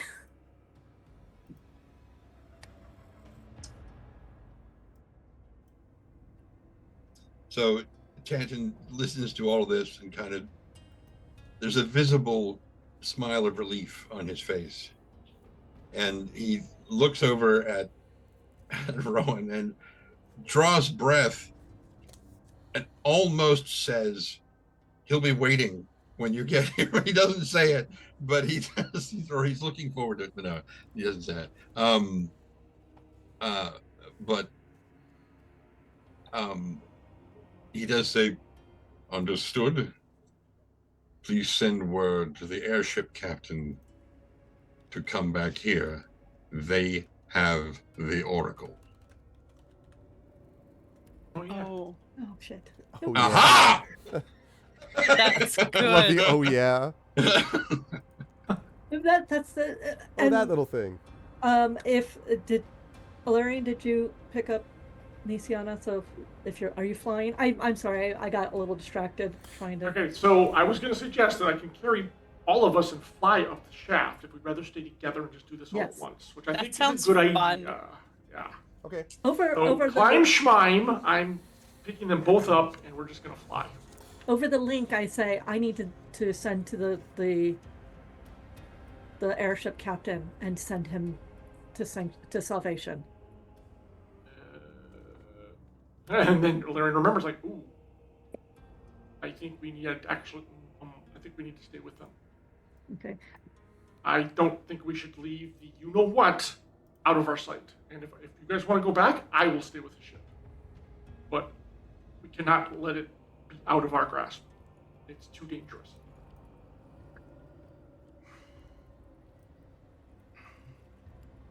What's up here? Are we about to be attacked? Are you yeah, doing? Are we doing the thing? What are you doing? I have like sword out holding them, but my sword is leading. So in case someone gets sassy, they're gonna get a pointy star sword in the nether region. It's just like the scene in Star Trek V where Spock shows up with the rocket boots and they all get on his boots and they all because they're all too heavy and they start sinking down. No. Mm-hmm. It's exactly no. It's exactly what doesn't happen. Well, because fortunately, it's no one, and there's nothing against anybody of the two latest characters along myself. It's all good. My carrying capacity is like 700 pounds. So it's all good. Okay, so. We'll continue. Oh, I can't do any other actions while invisible. I will become uninvisible, right? Make sure that I've done Correct. this right. Mm-hmm. I mean, you can't attack. You can't do other actions. can't. You can't attack or cast a spell. Well, then I'm not invisible because I Why? had to send. Oh, we would have waited and she would have cast it again. It's fine. We would have waited. Yeah. That's the way logical. Okay. So again, a little bit of a strange cutaway. I'm going to put this here because it's happening on 2 levels is why. So I moved the 3 of you over here. So there's 2 things that I want to note. The first is that from the south of this room, and that's like through this sort of hallway, you can see some faint movement. I can't like reveal it all because it's in the darkness somewhere, but it's like shadowed. But you hear down here a much louder, like the same sound that you heard, but it's down here echoing, not in the room where you are. In the room where you are, there is a lot of webbing, but right here, you see very clearly a dwarf skeleton which is clutching a banner. And there is also an exit out of this as well to the east over here. Why don't, since we have the Oracle of War in the ship and we need to return the banner, why don't we take it and then I'll dimension door one of you out, come back, I've got enough spell slots just to do this, and then dimension the second person out as well. Dimension door. Is it anywhere you can see? I hate to be a rules lawyer, but I thought it was line of sight. Oh, is it line of sight? Or just a location somewhere I've you been. know of. Yeah, okay, that's somewhere good enough. I've been, yeah. Here, let me see. I was just looking at the dimension door. When you can visualize, a place you can see, you can visualize, or one you can describe by stating distance and direction. Oh, okay. So. Pretty sure you can visualize that. that. You can visualize the Yeah. entrance easy enough. All right. Yeah. Now up to 500 feet. But hold on a second. So you have 3 uses of it? Well, I can only take one person at a time. But I'm saying you can do it back, and do it again. Yeah. I've got just enough spells to do at that level. It's Fantastic. only a level 4 spell. Fantastic. So. Then you take her. I'm going to start collecting things here. No, once you're ready, because I'll take her out, it'll take me 1 action. I'll action right back in, grab you, and get out. Okay. I'm collecting not only the banner, but the bones. Ilarion, I want you to make a perception check for me and do it at advantage. There's a palm in there. Psst, oh, God, son of a... You take 300 points. No. There we go. I'll take 23. Made by Mia Tanton, Dagashon. Exactly. You see the banner, but you also note several, I guess what I would describe as sort of bits of cloth and sort of gold colors and things like that that are still attached to the skeleton. If you had to guess, Alarian, this looks like Rolforor's skeleton. Yep. Exactly. Why I'm selecting it. But it is definitely a clan banner as it was described to you. So, zip, zap, Yeah. out to the outside, Dimension Door which Express, means absolutely. means that basically. I'm going to move forward just to this one space to say that when you bring back, because I know you're bringing the banner back to the guy, right? You'll be able to do the rest of it with the Oracle of War and everything without difficulty. You're not, the Maror holds are a safe area, relatively speaking, once you get the hell out of here. It is a long journey up, but when you arrive back at the tavern with the banner, you bring the banner to him, assuming you give it to him. I shouldn't assume, but if you're... Yeah. Oh, yeah. Jump for it. No. We said we would. Totally kidding. And totally he reaches out, and when he holds the banner in his hands, and it's interesting because, it's a physical banner, but he does hold it. The banner sort of, it strangely hovers in place, but it is there. And his gaze extends into the mists of memory. After a moment, his focus returns to the present, and he sets the banner, so the banner kind of floats, basically down to the bar, and he says, "Thank you all. At long last, I can take my rest."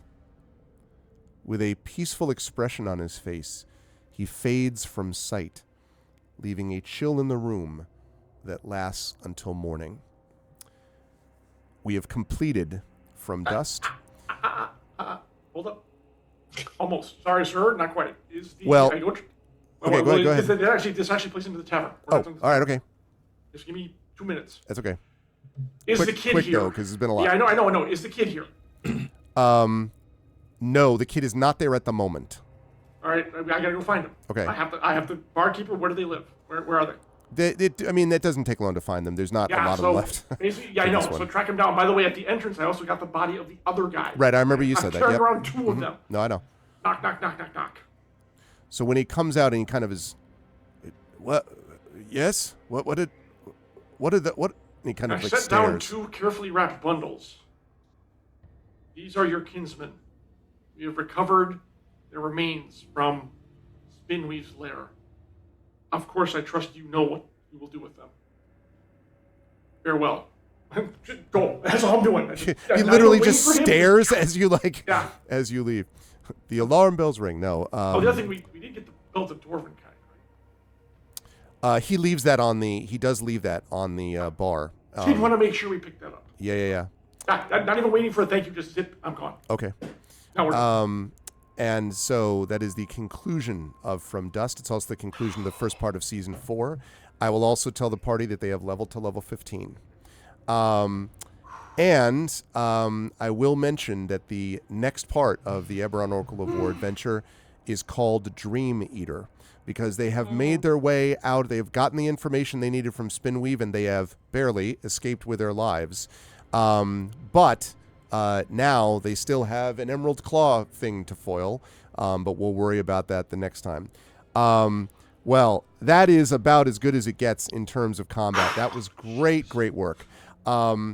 It was it was meant to be a baller fight. That's exactly what it was. It was a very difficult fight against to be clear, shadow avatar of a creature like Spinweave. It was very, very powerful. I will mention, and I really want to be careful not to do this much because I don't want to, it breaks immersion and other things else. But since I thought I was curious about this creature had 342 hit points. Oh my God. So you were wailing away at it, and you were fighting in its lair, on its ground, and so it kicked your ass. I mean, you kicked its ass too, but it kicked your ass around, and it's meant to feel like you were in a fight, and I think you sure did. I made sure not to pull punches on any legendary actions or anything else this time in the ambient magic. And the thing that got me was that every time it's like, randomized death ray, grapple the thing, and I was like, it's the other legendary stuff, plus those legendary resistances. But there are a couple of key moments there. Obviously, the divine intervention is a WTF moment. Like I was saying in chat before that, Jen, I know you mentioned that you'd only seen that work like once or twice before. I, in all my time in D&D, have never seen that work before in a tabletop session. I've done it once in a video game, but I have never seen it happen in a Dungeons & Dragons live in-person session. Now, 14% is not nothing. I mean, that's not a 0.001%, but still, you rolled a 5. You could even have done it if it were a 5%, which I love. Trent and I have often talked about this idea that the dice follow the narrative. It was such a beautiful idea that Nisiana would return at that moment. I think it's not impossible that Alarion could have possibly defeated it, but I would say it was 50-50 because the fact that it could paralyze you so often made things very difficult. And the webbing too. The webbing. Yeah. I mean, it's a really well designed boss. Like I actually dude. Separately from everything else. Obviously, I'm ultimately rooting for all of you and for these players and for the story to continue. But I have to say, from a boss point of view, I was just kind of like, wow. All right. And now I get to do this. That was super cool. And it shows you the dangers, incidentally, anyone who's watching this and going like, oh, so that's what happens when you fight a super powerful creature in its own lair.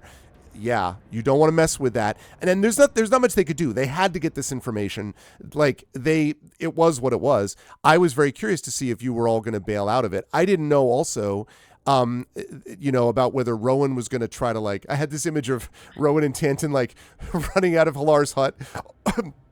If we just start running now, how long will it take us to get to the Maror holds, or doing something, or summoning the Brailish military or something? It was really fun to watch. So it was a pleasure to watch this combat, which was not a matter of the complication of the combat. It was a matter of really titans battling in a level 14 versus level 14 way, and we don't often get to see that. So good work, party. It was great stuff, and I'm excited to see what happens with that. I will start with gentleman bottom right of the Ziggurat. So John, I mean, listen, you always wanted to see what would happen if Alarion really had to tank a fight, and boy, Alarion had to tank the hell out of a fight. He was clearly ignored they were clearly ignored at the very beginning, as we said. But again, that was intentional. This thing is also extraordinarily intelligent, right? It was like, I'm not going to fight this thing that's not going to do all that much damage to me. Instead, I'm going to destroy the damage dealers, the magic users, the healers. I'm going to take all them and continue to do that anti-magic thing, which recharged only a couple times in that fight, by the way. If it had recharged more than that, that could have been a problem, but it did not, fortunately. But you had a lot that you had to sort of stand up against. And I know that, your roles, I would say, were average. Like some of them were worse, some of them were better, but they were whatever. But you used every bit of it, and poetic justice that the last bit of thing that destroyed it was your own spiked Aegis at the end. How did you feel about today? Where will the fine folks find you? So, yeah, this is not since the very first time we came up against those a-hole archers in the junkyard. Oh. And I seriously think we were going to lose a couple members of our party, possibly myself. And that divine intervention was amazing because I was going to try to get the hell out of there. I was going to, but he kept interrupting me. It's the problem. The moment I could, I was just going to try to fly and just grab Merime and get the fuck out because I was done. But keep in mind, I blew half my dice pool on making those saves.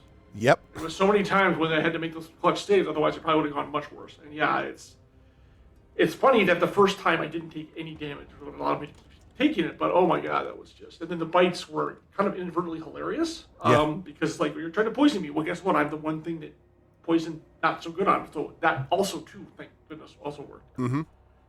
Yeah, seriously, when they left, it was us two, and I was like, if I could just get a move, it was web, paralyzed. I asked you about the spine, nope, So I'm like, well, this I think it's going to be it. I think we're both going to be spider snacks, and thankfully, well-timed intervention of a deity, which I will certainly take. No joke. Yeah, this was my heart's still pounding like a trip hammer. This was amazing. So, Chad, I hope you were entertained.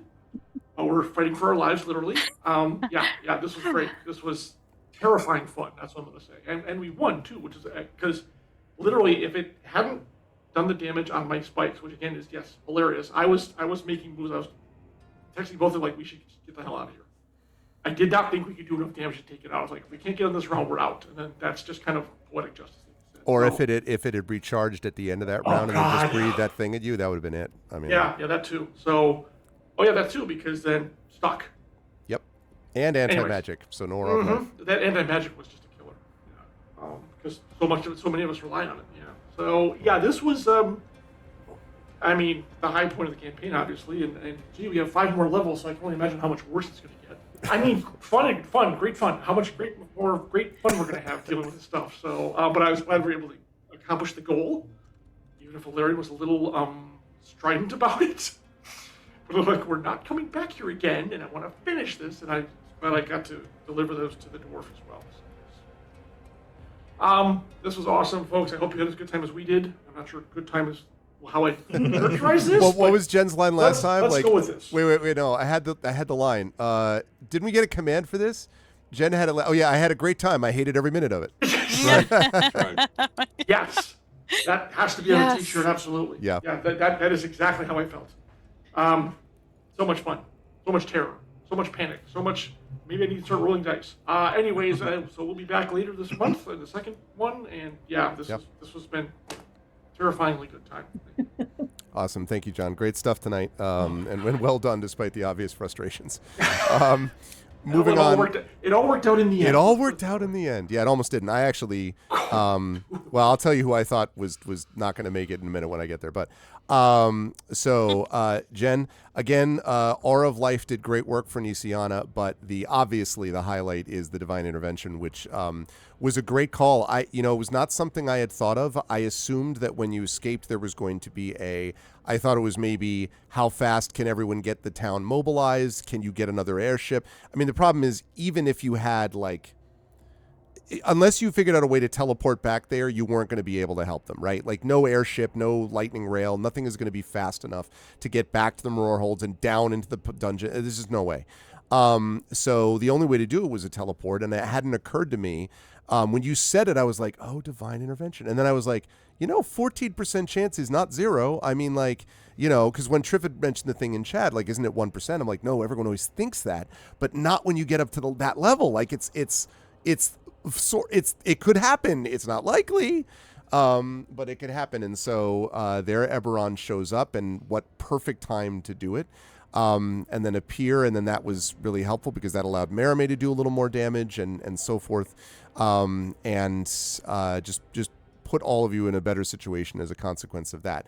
I'm also super excited. I really liked the very brief sort of what did you do? Send me back, to Rowan or whatever. So again, as we said, it's going to be very interesting to see the first portion of next session. Although I don't want us to spend the whole session on the aftermath, but at least a little bit of it will be dealt. There's got to be some for the No. Of aftermath. course. I'm looking forward very much to some of the kind of what did you do. So it'll be interesting to see how they'll work. But in general, it was very fun to see Nisiana, and I love that moment. Obviously, how did you feel about today's session? Where will the fine folks find you next, Jen? I had a great time. I hated every minute of it. That really sums it up. But having the Divine Intervention work, and then Nisiana saying only send herself back, not bring Mia Tanton, not bring Rowan, because she was leaving them behind to protect them. Because her whole point was, I'm going to go there, get them, and get out. When in fact it would have been better if she had brought them with her. This is something she's probably going to think about, but it's this might keep her from just fall out, smacking Rowan about the Head and Shoulders. No promises, though. No promises, because she got some questions. She got some questions. I love that question from Brandon or from Rowan about what was. Do you get a sense of tone from them? Is it the sort of text "Come home now, hon," or is the "Come home now"? I did not actually know what I would have done if the Divine Intervention didn't work, because I hadn't thought that far. I was embodying Nisiana, and she was panicking. And I still didn't get to use Word of Recall. No, it's true. I held on to this and them, and I'm like, do I do it? Do I do it? Do I do it? Yeah. Yeah, you had one contingency plan left that you still could have used if you had to, the group of you. But you all had a lot of things like, Rowan had set up ahead of time, make sure I take the thing so I can teleport back. You being like, let's make the sanctuary with so there were a lot of contingencies, and you had one left in your back pocket there, Jen. Yes, I did. And I am interested because I'm also pretty sure I'm going to be mad at my sister. I spent the whole session unconscious. She's sweet, sometimes naive, but she ain't dumb. I was bleeding out on the ground. This is true. I have no knowledge And what you may know or what? may not transpire during the battle. It's probably a good thing Rowan didn't grab you and me, because I don't know if I would have come back. Mm-hmm. But, Wow. yeah, I know. There's some Gee, thought. Tangent, I see how we rate. Okay. Yeah, sure. There's a DC has always been very honest about her feelings, and she's been upfront about it.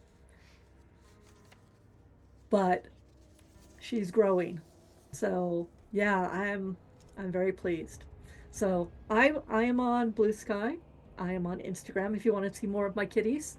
My mic is so good you probably couldn't hear the hissing and the meowing and the stuff that was happening over here. I had kittens running out of the kitten room all puffy tailed, and I was like, what the hell? Because they did it separately, and it turns out Mina was just looking at them. So I would again like to remind you all about Augment 1, our magazine, Spring 2083. Pre-orders are love. The physical copy comes out. It's going to be released on February 14th. And Greg, I'm like, I'm so mad at you right now, but I'm also like, okay, that was good. But oh my God. If it's a combination, I'm so mad and pleased at the mad, then I will take it. It was awesome, but God. Oh my God. Oh, I kept going, oh my God, it's going to be TPK. Oh my God, I actually am going to have to figure out a new character. It's very close. Also, I should mention, by the way, I think I asked you all to fill this out, but if not, I wanted you to mark down on your sheets the legacy event Desperate Measures. I may already have told you that. Okay, so anyway, that is the legacy event at the end of this. We don't have Spinweave Slayer. We don't get that. Nope. That's one thing. Tavern, Tailspinner, and Desperate Measures from this section of things. That's right. You also get, I should say as well, and eventually will be transferred back to the sent back to Salvation. There is an 800 gold piece reward for the skeletons. And also the belt of Dwarven kind, Alarian, that was previously mentioned.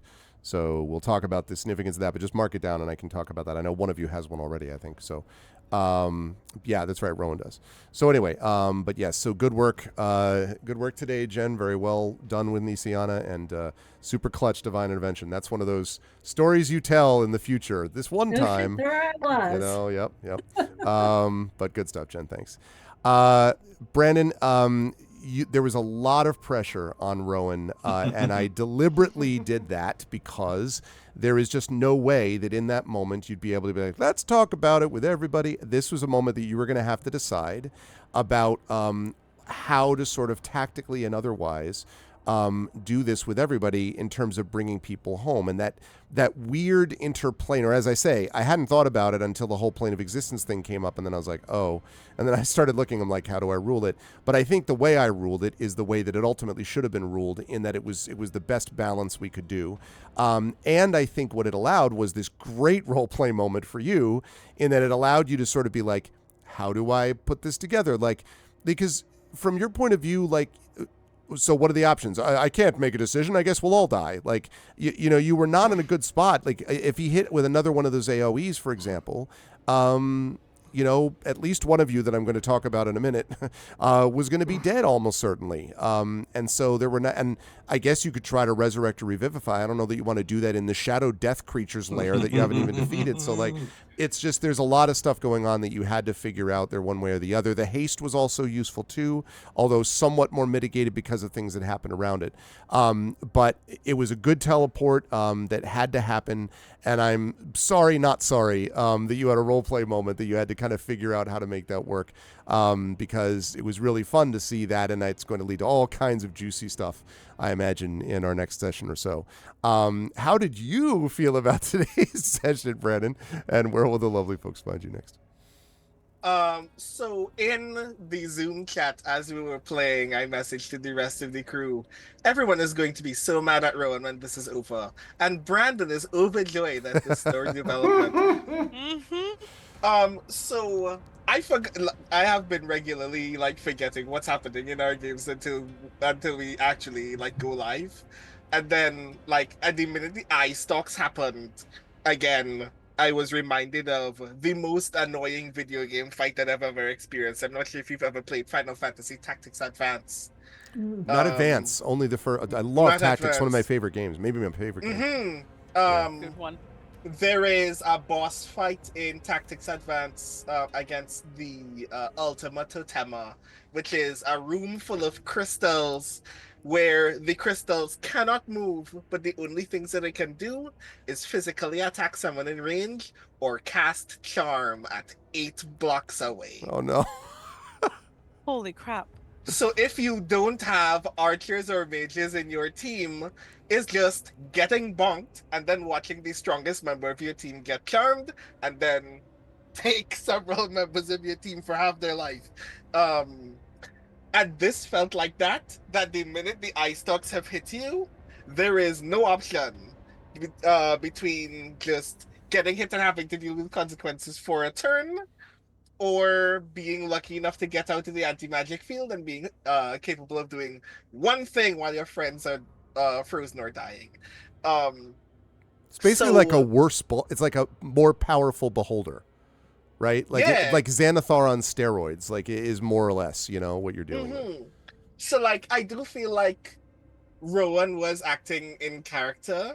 Not just Rowan's own personal decision-making process, but that one of the corollaries of the conversation that he had with Tiziana is, if half a chance is better than no chance, I will take half a chance.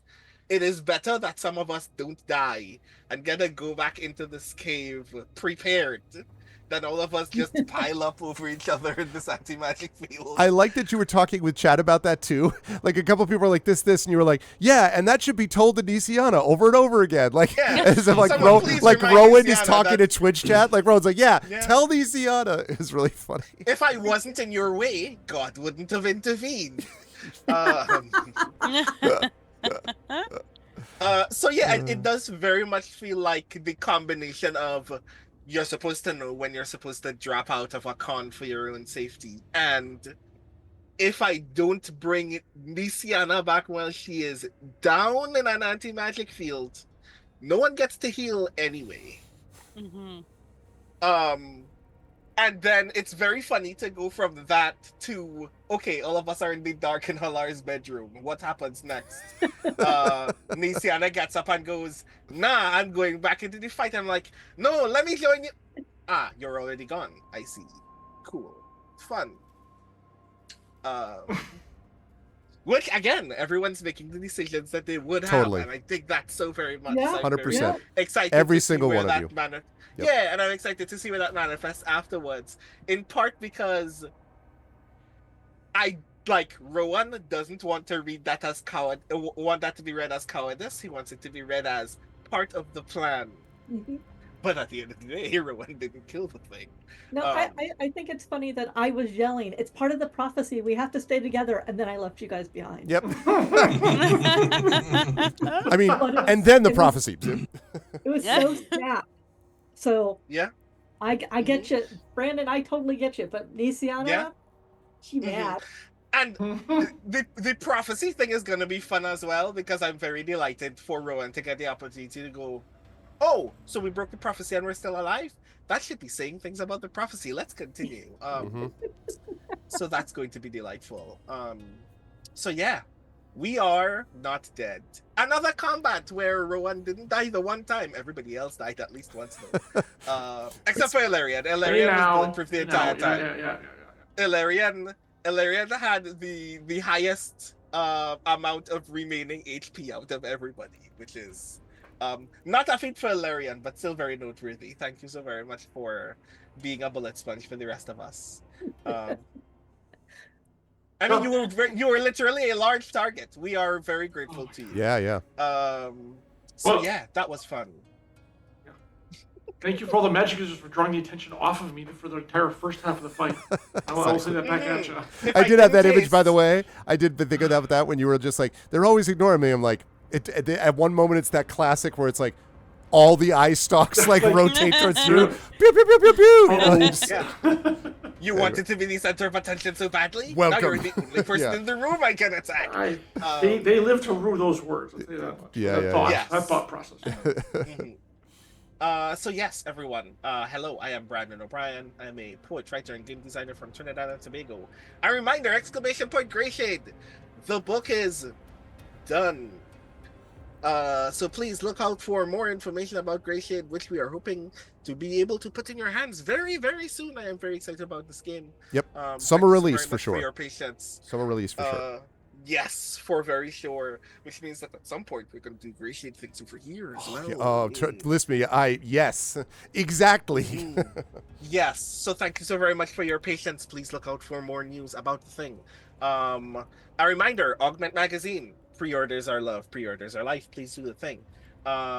Also, as previously mentioned, I have a feature over on the Seattle Worldcon blog called Converse. If you haven't checked it out, please do. Please read more poems. Please prepare to nominate poems for the best speculative poem Hugo, because that is very important to me. Please give poetry all of the love that it deserves. The next time that you see me will be in New York. That's true, actually. I will be at St. John's University for a very special literary event featuring our good friend Marie Bilodeau and our other good friend Brian Tawara, where we'll be talking about writing and all of the words, and it will be so much fun. If you will be in the area, please pass through. It also means the next time that we play Eberron, Marie and I will be live on location. From this room. That's right. We get to go in the green room. We get to go in the green room. In the lair of the GM. Yeah, Every that's time right. Greg rolls a die, we get to cock it and make it a natural one. If it goes real bad, we tackle them. Yeah. Move the mouse button. Listen, I have my cat over here that's protecting me. See, this cat will not look. That cat is ready to go. Does that cat look like they would allow you to attack me? We'll make best friends with the cat, then the cat will attack you.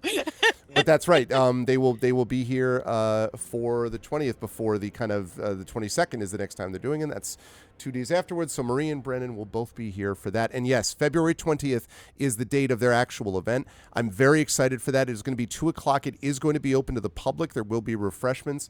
I actually started by wanting to make sure we had a lot of people that we attending. I now have been told we need to make sure we know how many because we may have to, and I quote, adjust the audience numbers because we have a lot of my colleagues that got really fired up about it because I appreciate my colleagues and they're like, hey, this class should go. The dean's like, these people should go. I'm like, great. If I get standing room only and the fire chief's looking at me side eyes, absolutely perfect. That's exactly what I want. I'm very excited for the event. I'm really happy that Marie and Brennan and Brian can do it. So yes, definitely come to that on February 20th. I just want to underline what Brennan said. Sorry, Brennan. So other than that, you can find me almost everywhere on the internet at The Rising Tides. That's TITHES. And also at my website, which is also my newsletter at BrandonO'Brien.xyz. And again, at the Seattle in 2025 blog, as the author of the Converse segment on that blog. Please check that out, please. It is very cool, I promise. I am not just like a literature teacher in those comments. Please check that out as well. Thank you, Brandon. Good stuff tonight. Marie, Mara May did get a little thing, but spent a lot of this fight, not appearing in this picture, yes. Which was interesting because a lot of what it does, you folks rely a lot on various magical effects. That was taken away from you. You rely a lot on particular things like, for example, Aura of Life, which is also magically associated, and other things like that, which was taken away from you. The paralyzing to Ilarion, we talked about that. And you, as a massive damage dealer, like clearly the biggest, I think, damage dealer separate from spells battles and things like that, especially in melee, you got taken out of that fight because this thing was surgically picking you off, as it were. And it's a good comparison John made about the archery. The back in the junkyard might have been the one where you were concerned.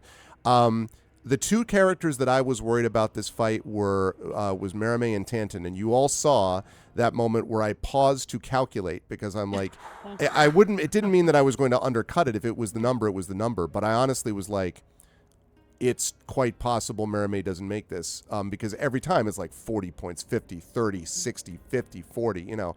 So the two I was very worried about. I really actually did not think Tanton was going to make it. But Merime, I was like, there was a point where you were at like negative. You were within, I would say, 10 or 11 points, Marie, of just I was dead. So I guess I'm curious what that was like to be floating on the edge of non-existence from your character's point of view for a while. Like, I mean, I don't know how you felt about that or that experience, but you did make it through, and in the end, you did add some extra offensive firepower and all that other kind of stuff. And of course, the back and forth with you and your sister, as always, will be entertaining at the end of this scenario. So, but what did you feel about today's session? Where will the fine folks find you next? Well, for being like unconscious most of this session, it was extremely stressful. You got no rest from that unconsciousness, really. Yeah, like I didn't know. I love the like this was such a wonderful session for like everybody playing in character and for the hard decisions, like yourself including, Greg, because I saw your face a couple of times and I know you're being true to the dice, but it doesn't mean you want to kill us either. But it can happen. Exactly. And it's like, please be nice, guys. Just take that and freeze that in amber. That is 100% accurate. It's exactly what I was going through. I was like, shit. But yeah, what am I gonna do? Right? Like it was, and it was okay. Like it's the roll of the dice, but like, and Brandon, like your decision to like Merime, like will love you forever for that, for doing what you did. Like to her, it was like he heard what I said and he respected that. He did what he could, but like having to take only half the party, that was heart-wrenching to watch and so like beautiful intent, and I was sure you were gonna die too. I was sure of that last time. I was like, oh no. That's why I was glad when you pulled him out, and then Nisiana came back, but Merime saw none of it. She wasn't conscious the whole time. So she's like, where are these people? Are we not concerned that they're not here? What? So it was stressful. But as an aside, I just wanted to add, I imagine it must have been very funny for you to have given me that option to leave with Nisiana and then wake up and see that Nisiana is there and I'm not. Right. Yes. Well, I wanted and I wanted to absolve like Brandon the player as well, like in a tough decision. I'm sure we all would, but it's like nobody will be like, it's okay. I would prefer. Like, Merime would much prefer being gone than Nisiana. As the player, I would prefer Merime being gone than Nisiana. That's how attached, like, we've built this little, like, sisterhood. Anyway, so I loved it. I don't have a backup character. I just want to be real clear. I don't either. And I was thinking, like, what would I even be? Can I just be Merime 2.0? No, I'm kidding. I'm Terame, her long-lost cousin. Yeah. Nisiana, now I am your family. Terame Falconless, I see. Perhaps if... But yeah, no. Yeah. I'm a cleric. Yeah, it was like, it was like, I loved it. It was really stressful. I think I am so glad that you're all here. Like, just... every time I play with every time I play with all of you, I'm reminded of how amazing you all are, not just as players, but as human beings as well. And it's highlighted by each of the little tiny inflections, even on your faces or in your voices, the excitement at the really dark things, and then the moment of hesitation at the role that you just don't want to do because you don't want to hurt someone. Like I love all of it. So thank you. This was absolutely stunning and beautiful, and I love you all, including chat, so much. And everybody's already mentioned where I'm going to be and what I've got coming out I've got Augment. I have 3 columns in there. I'm gonna be hanging out with Brandon and Greg again, and then at Eberron the 3 of us get to play again. It'll be a World Fantasy Convention Part 2. So yeah, so much love to you all. Thank you. Good stuff. Thank you, Marie. Good work as always. And World Fantasy Part 2 without technical difficulties. Yeah, exactly. Well, not now. I mean, That's listen, what we he have technical. says. I don't know what to say. Like, I mean, I hope I don't have tech difficulties in my own freaking studio, study, but we shall see. But looking forward to that. And last but certainly not least, like I said, Tren, of all the people that was here, I was concerned about Maramé. I was real concerned about you. And I honestly, I went through because I wanted to be on. I was going to be direct about it. It literally was just shy of your body. But if it had not been, you would have been dead. Because I calculate 3 times about the size of the cone. I'm like, nope, it's just going to miss him. But it was a little random. If it could very well not have been if he had been any closer than he needed to be, except just staying there and doing the zappity zap thing all the time with the eye stalks. It was a lot. And then the going back, and I love the image of you also in the darkened room with Lar, just like holding the fork and being like like what's going on, and then the other thing which was low key cracking me up, also not so low key, was the stuff to Rowan about how much money do you have? Like, getting away. That was so great. Honestly, I didn't know where you were going with that. I'm like, gonna buy a teleport that's spell? not enough to get away from her. So funny. But yeah, I was, and I mean, obviously you've talked about before, you had spoken to me before about I have contingency plans for other characters or whatever. I get that. But still, I'm curious about how you felt kind of going through it where, and I mean, again, 2 of you were down at multiple times. Everyone else was like really, in fact, 3 of you went down at some point in the fight, and 2 at once. And then obviously having the party split forcibly because you had to do the recall thing. So there's a lot going on, and it was fun to see Tanton navigate through all of that. Oh, and by the way, having already had Spanner disintegrated, I know you can make another one, but still, you didn't have a backup. So how did you feel about today's session, I guess, is my question, and World of Fine Folks find you next. Well, first, we'll address the Spanner issue. Right. Since we are going to be level 15 when we come back, this works perfectly in regard to that, because at level 15, one of the very few things that artificers get is the improved Steel Defender. Oh, so his new name is Spitter. No, his name is still Spanner, but now he's got 2 more armor class. When we do the Arcane Jolt, it's 4d6 instead of 2d6. Ooh, okay. Nice. And whenever we do the when I deflect attack, whoever's attack I'm deflecting, they take force damage along with being at disadvantage. So yeah. This is what, Spinner 4.0? No, his name's Spanner. Anyway, so 3.5 is what I have it, but that's a controversial subject. Yeah, that is a bit of a controversial. We're gonna skip 4. We're gonna skip 4 entirely. Yeah. No. But yeah, with the how much money do you have?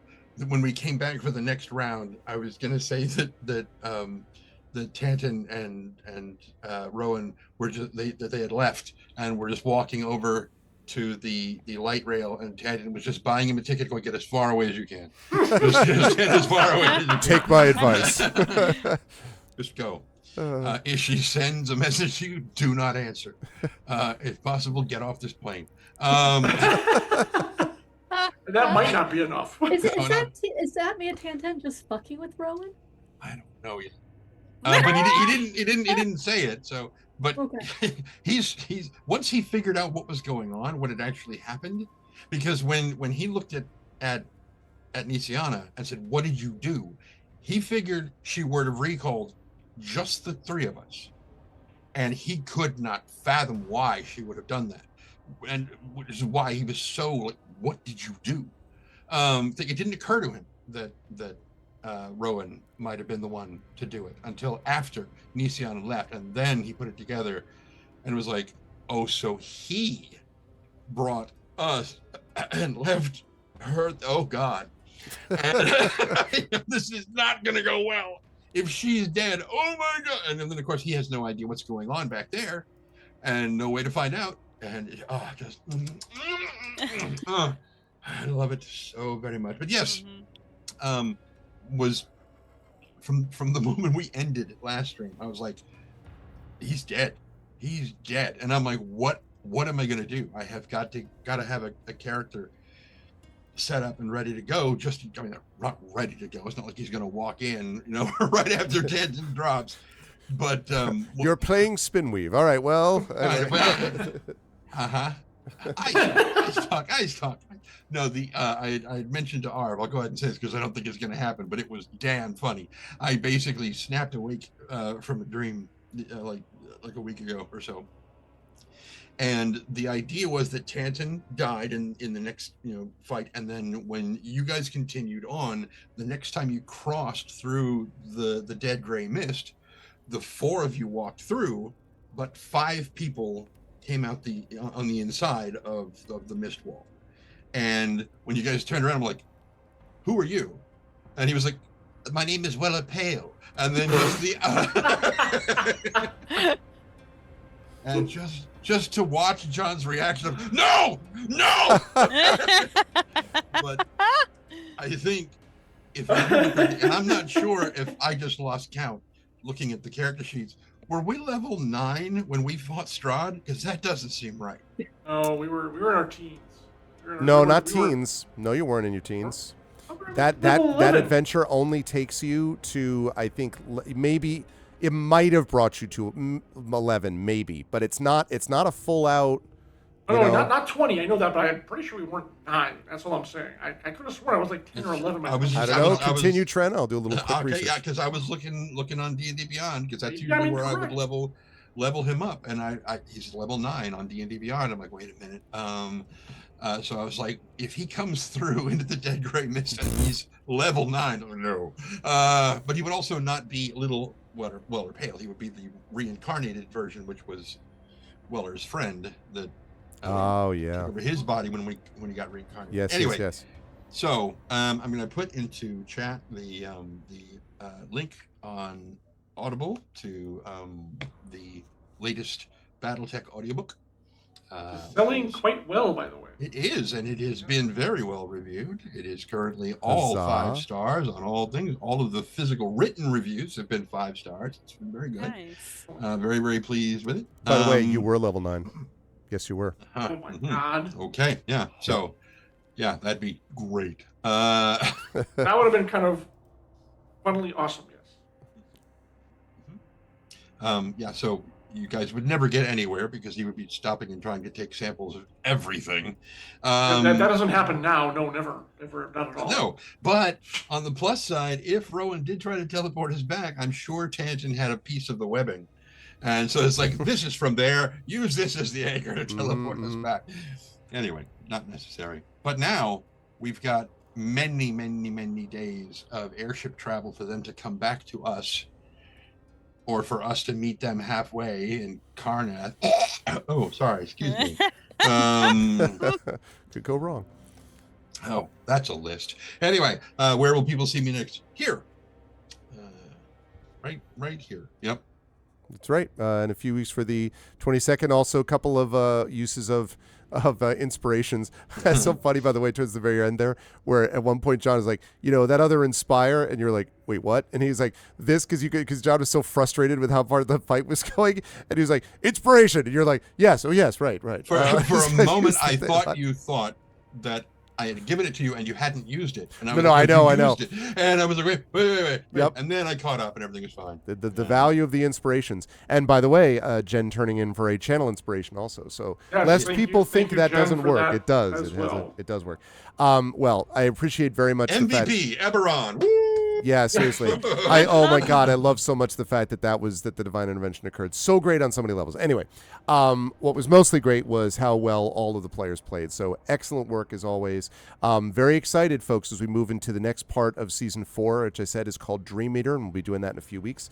And Chad, I'm glad you were along the ride watching a very epic fight between powerful forces. Who says that high-level combats are not interesting? You are out of your mind if you think that's true. No, not They anymore. replace interesting with terrifying. I think that's what you meant to say. It was great. I hated every minute of it. Anyway, I did not hate every minute. I loved every minute of it. And I want to thank the wonderful party as always. Chat, we get some love for the amazing Infinity Beyond crew. Thank you so much to Trendane Sparks, to Marie Bilodeau, to Brandon O'Brien, to Jennifer Brozick, and to John Helfers. Great work, crew. And I will see you back in a few weeks. Until then, congratulations, King Citadel, and bye for now. Stop telling people who we are. That is going to do it for this one. That was really great. Again, for those of you, and I know there are many of you who have played D&D before, the whole it's rare for a reason. You don't get divine interventions much. And I don't think it wasn't like a one-trick pony thing where the combat, the only reason they survived is because of... Remember, the divine intervention is something that they can do, and as a devotee of Eberron, who has been more connected to it over the course of the now 14 levels, up to that point, 14 levels, than Nisiana. So I love the fact that was all sort of player-motivated as a result. And also... there were just a number of amazing aspects to sort of the lead up to that fight, I think, and then the lead up through it. As I say, I think that if Alarion had been left to do that on their own, I'd say it's 50-50. I don't know that Alarion would have made it because of the constant stun lock stuff. I don't know, but it's possible. It was a very close. I really thought Tanton was likely to not make it. And as I say, I thought Merimee was like 50-50 to maybe 60-40 not going to make it. And then everybody else, I was like, I have a feeling they'll be fine in the end, until Alarion was facing down the creature on its own. And then I was like, well, because by the time we got to the end of it, it was like 66 points or something like that of hit points, no Aegis points left, no spirit dice left, no hero points left. Like if I look at their things that are set, they literally had... Rowan had 1 hero point, and that's it. Everyone else used up everything. So I was very much like, it's going to be very interesting to see how this all goes down the line. And it was true. When I was calculating it, I definitely was not looking forward. I don't want to kill off a party. But I have obviously had characters in games of mine die before, and it could well have happened here. And it wouldn't have been fair if I didn't play that like all out. And so I did. I played it all out, and I'm glad that we did in the end because it led to an epic combat that felt authentic and real, and the King's Citadel survived it, and we'll see what else. Now the Lord of Blades should be a cakewalk, right? I mean, I'm sure that'll be no problem. Possibly. No, that's not true, by the way. Will not be a cakewalk. Yeah, just letting you all know. Anyway, but you're going to get more of this wonderful campaign in a few weeks. What you're going to get now, though, is me heading off because it has been... it is a long session. I got to get myself a little bit of food, do just a little bit of work, and then head to bed for the night. But I do want to mention that I'm going to be back on Tuesday with some stuff because I put the schedule together. So just very quickly, Tuesday we have Beowulf Age of Heroes, so I'll be doing more of that campaign. Tari Toon's moving into the next part of that campaign. That's going to be a good time. And I don't remember exactly the dragon and the something, I think. I don't remember exactly what the name of the next part is. And then Pen and Pixels over on GOG, I will be playing Airborne Kingdom. So that's going to be a good time. I'm excited for trying out that new game, for me, new anyway. Wednesday the 5th, we've got Community D&D again, Waterdeep Dragon Heist. That's always a good thing. Thursday, more Caves of Kood. We are making excellent progress in the main quest. I expect to have Caves of Kood finished by the end of the month. So that's awesome. Saturday, 1 week from today, Expedition from the Mysterious Peaks. That campaign is also going in a really awesome direction. That's about to ramp up. They've got a council meeting to do. Then they have to it's called Return to the Barrier Peaks is this next part of the adventure. So all this cool stuff that you will not want to miss. And that's the only expedition session we have going on this month. So you'll definitely want to be here for that. Tuesday, the 11th, will be our Fighting Fantasy Gamebook illustration stream with Tari Toons as we finally finish up with Skylord. Then Pen and Pixels again, Airborne Kingdoms. And then the Vocalists, tentative right now for the 11th and doing Growing Up. Tentative, but not 100% confirmed yet. Thursday, the 13th, more Caves of Kood. Saturday, the 15th, no stream. I will be at Boscone. In fact, that stream on the 8th, I will actually be at Farpoint. I will be doing some panels at Farpoint, and then the weekend after that, I will be in Boston, and I will not be streaming over that weekend. I'll be doing actually 4 panels. I almost had 5, but I had to turn one down. But I'm going to be on 4 panels, Boscone, all on Saturday. The whole thing's going to be on Saturday, but I'm very excited for it. A lot of really good ones there about the nature of villainy, about particular aspects of dialogue construction, about just different, a number of different things that I really liked. There was a panel on Shakespeare as fantasist that I really wanted to do, but it was Friday night, and I was like, I don't think we're going to be there in time, so I just, I ended up passing on that. 4 panels is still great, so I'm excited to do that on the 15th, but no stream. Tuesday the 18th, so 2 weeks from this Tuesday, will be the Patreon Fueled Chat Chosen Game of the Month. Then Pen and Pixels, we'll be doing By the Dice Roll and D&D Ghosts of Saltmarsh happening on the 18th. That'll be a good time. Wednesday the 19th, that also is starting to move into its final stages, that campaign, by the way. Wednesday the 19th, we're looking at Community D&D again, Waterdeep Dragon Heist. Thursday the 20th will be, if it hasn't already finished by then, Caves of Kood, probably fast final session on that Thursday the 20th. Saturday the 22nd, of course, we will have live and in person, and I should say, on the 18th, we will have Brandon with us, because Brandon's going to be here. On the 20th, that is, of course, 20th is up in the air, because the 20th is... in fact, I'm going to even mark the fact that it's tentative, because that's when all that stuff is happening with that special event. Tentative... let's see...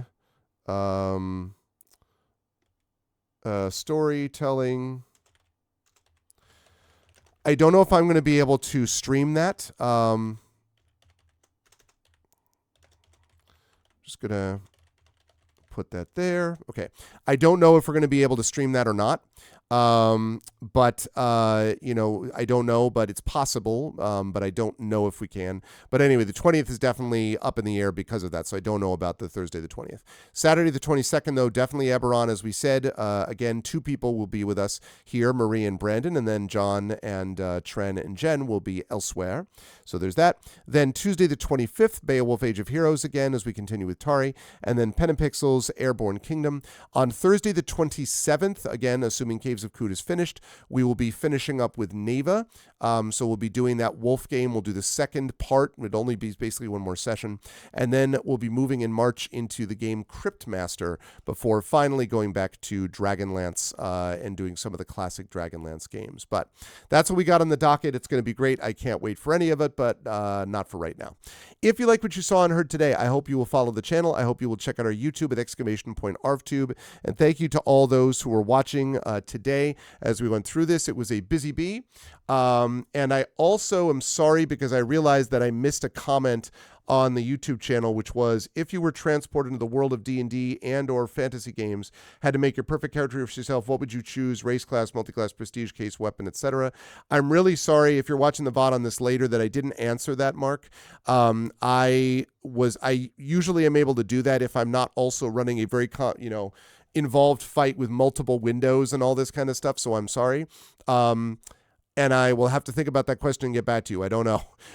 But it's something I would have thought about. I don't know that I would have had time to do it in the midst of doing that particular fight, but that is something to consider. So thank you, and I apologize I didn't respond to you, but I was little, dealing with Twitch chat and all the other stuff going on. So my apologies, but thank you for the comment. And do follow me over on YouTube, please, and subscribe to me there. We're already in a new record of subscribers. We're closing in on 1,100 subscribers, so please do that. Check out the website, arvanellarun.com. Check out the limited run podcast Hearthglow, which is going to be coming to an end in April with a live event at Sacred Heart University. That one right there, ! Hearthglow, if you want more details about that. You can find that at that website. You can also find details about our Gen GM's show, which is the show that I do with Zach Clay on our Gen GM's YouTube channel with DM and GM tips if you want to know about stuff like how to run a big powerful fight and all that kind of stuff too. And thank you, Genly, and it's good to see you. I hope I did acknowledge you.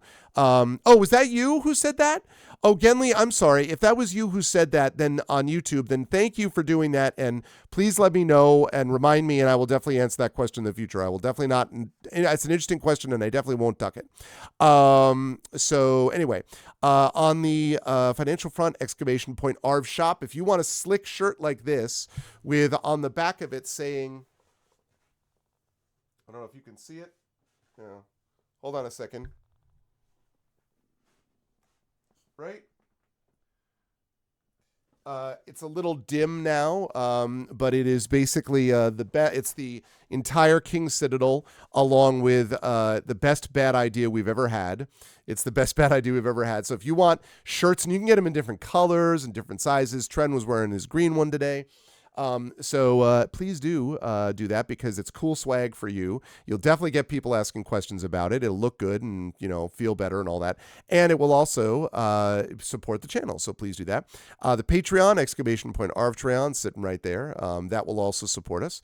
And also you get cool stuff for yourself and the channel and inspirations to help our players, which was really important. Inspirations to help our players really were helpful in this situation. So definitely do that. And then let's see, inspirations, blah, blah, blah. The Patreon, yes, subbing to the channel. We had a couple of people who did that. Thank you again to Rippin' the Goon who stopped by the way, for doing the gift sub. That was really highly appreciated as well. We got 5 gift subs tonight, so thank you and welcome to those of you who are in the channel. We've got more emotes on the way, 5 new ones coming your way in the next couple of months. We've opened up a couple of new ones. There's a bunch of new animated ones that people have been playing with in chat, so please do use these, not just here, but everywhere. When people see awesome emotes, they're like, what is that channel? And some of those people do make their way over, and some of them may even follow us. So definitely use those emotes and emojis if you like them. Please do that because that's always appreciated.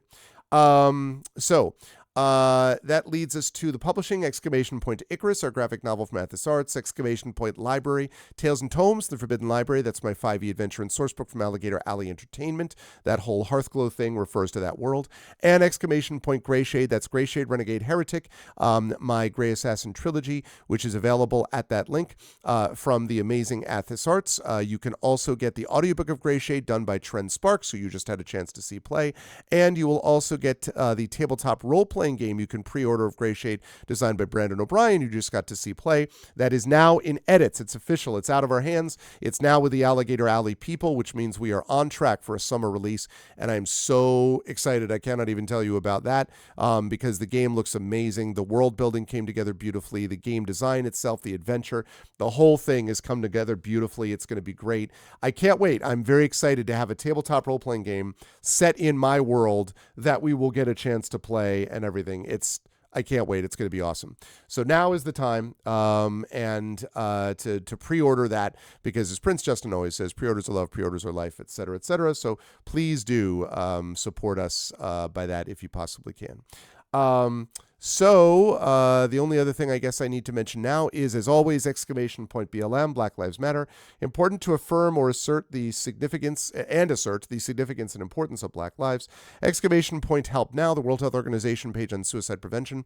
Important to reach out to others when you need help and reach out to others when they need help as well. And ! Ukraine, UKRAINE, to help the people of Ukraine as they fight back against an illegal and illegitimate war with bravery and courage, and send the message we'll do so for others in that situation in the future. Thank you to my wonderful mods. Thank you to Dragonspear, to Prince Justin, to Shadowed Mage, to Triffany Mats, and the Rising Tides for being the best mods in the business. Thank you to my wonderful Patreon supporters and subscribers. Dragonspear, Prince Justin, Shadowed Mage, again, happy birthday, one day late, Dragonspear, or not late, but I already wished you happy birthday, but again, just a reminder, happy birthday. Dragonspear, Prince Justin, Shadow Mage, Triffany Mats, Rising Tides, Radio Johnny Panda, and Trending. And thank you to my wonderful viewers. Thank you to Betrader. Thank you to Elder Dorino. Thank you to Fictional Being. Thank you to Genly AI, Jagtris. Thank you to Justin Hennessy, Landis the Thief. Thank you to Mrs. Dunsel and Nonstop, who are hanging out there lurking, I believe. And thank you to Shroud. Good stuff from everybody. If you'll give me just a second to double check on one group here.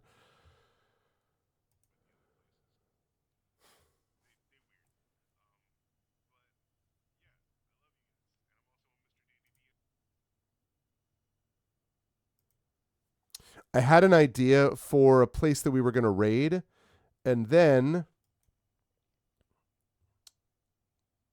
one second.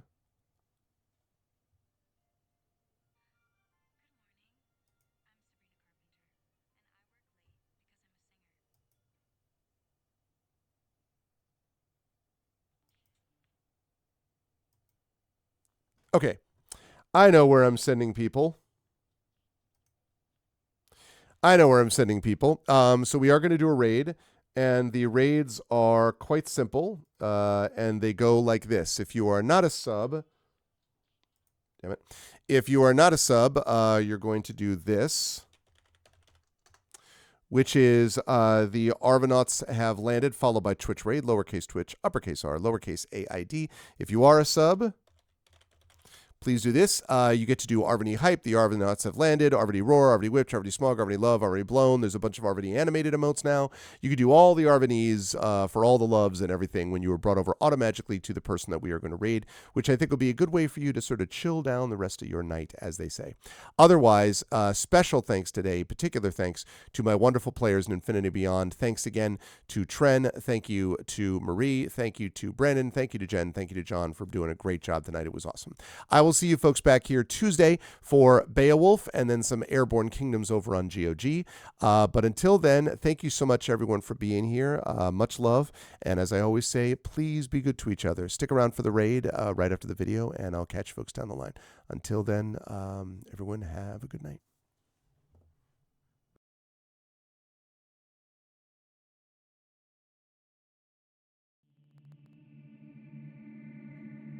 Most folks in Eberron live their lives hoping to survive and protect the ones they care about the most. A few do that and more, trying to help those around them, even the ones they don't know. But only one group does all that when no one else can. The King's Citadel. The ones who do the job no one else can do. Alarion, the Shield. A star-forged Aegis whose strength lies in their shield, their armor, and their will to keep the Citadel and its mission safe, no matter what the cost. Merime, the Sword. A Kalashtar bard whose dreams predict doom and disaster, so that her skill in battle, insight into the hearts and minds of those she encounters, and love for her sister and the Citadel is more necessary than ever. Tantan, the Brain. A dragon-marked human artificer whose jovial demeanor conceals a deep curiosity, razor-sharp intellect, and long memory. He knows what he did for the last war, and he knows what it did to him, and how much worse the next war could be. Nisiana, the Heart. A dragon-marked halfling healer whose love for her sister is matched only by her desire to help and heal the members of the Citadel. She's grown wiser and more wary, yet even in the midst of doubt, hope remains. Rowan, the Wild Card. A human wild magic sorcerer who's played a dangerous game for most of his life. He's gone all in to save his friends, but they aren't the only ones sitting at the table. As the shadows gather, will he have the chips to pay if his bet is called? These 5 elite operatives came together to aid the salvage outpost of Salvation, where the Grey hovers nearby, a threat and a promise. With the Oracle of War, they found an artifact powerful enough to end a war, or begin one. They traveled to Sharn, City of Towers, to unravel the Oracle's mysteries while stopping assassination attempts from the terrorist organization known as the Emerald Claw. They found Sky Blue, the daring thief tied to the ancient draconic prophecy, and stopped the Claw operative Arulin Karnak before traveling back to Salvation and into the Grey to repel a war-forged invasion and take the fight to the Lord of Blade's secret fortress Razorcrag. Capturing one of the Claw's most powerful lieutenants and sent to negotiate peace with the nation of Thrain, they survived another assassination attempt and saved the Thrain's leader from the continent-wide vengeance of the Undying Court, only to discover they'd been betrayed by an ally who was not as she seemed.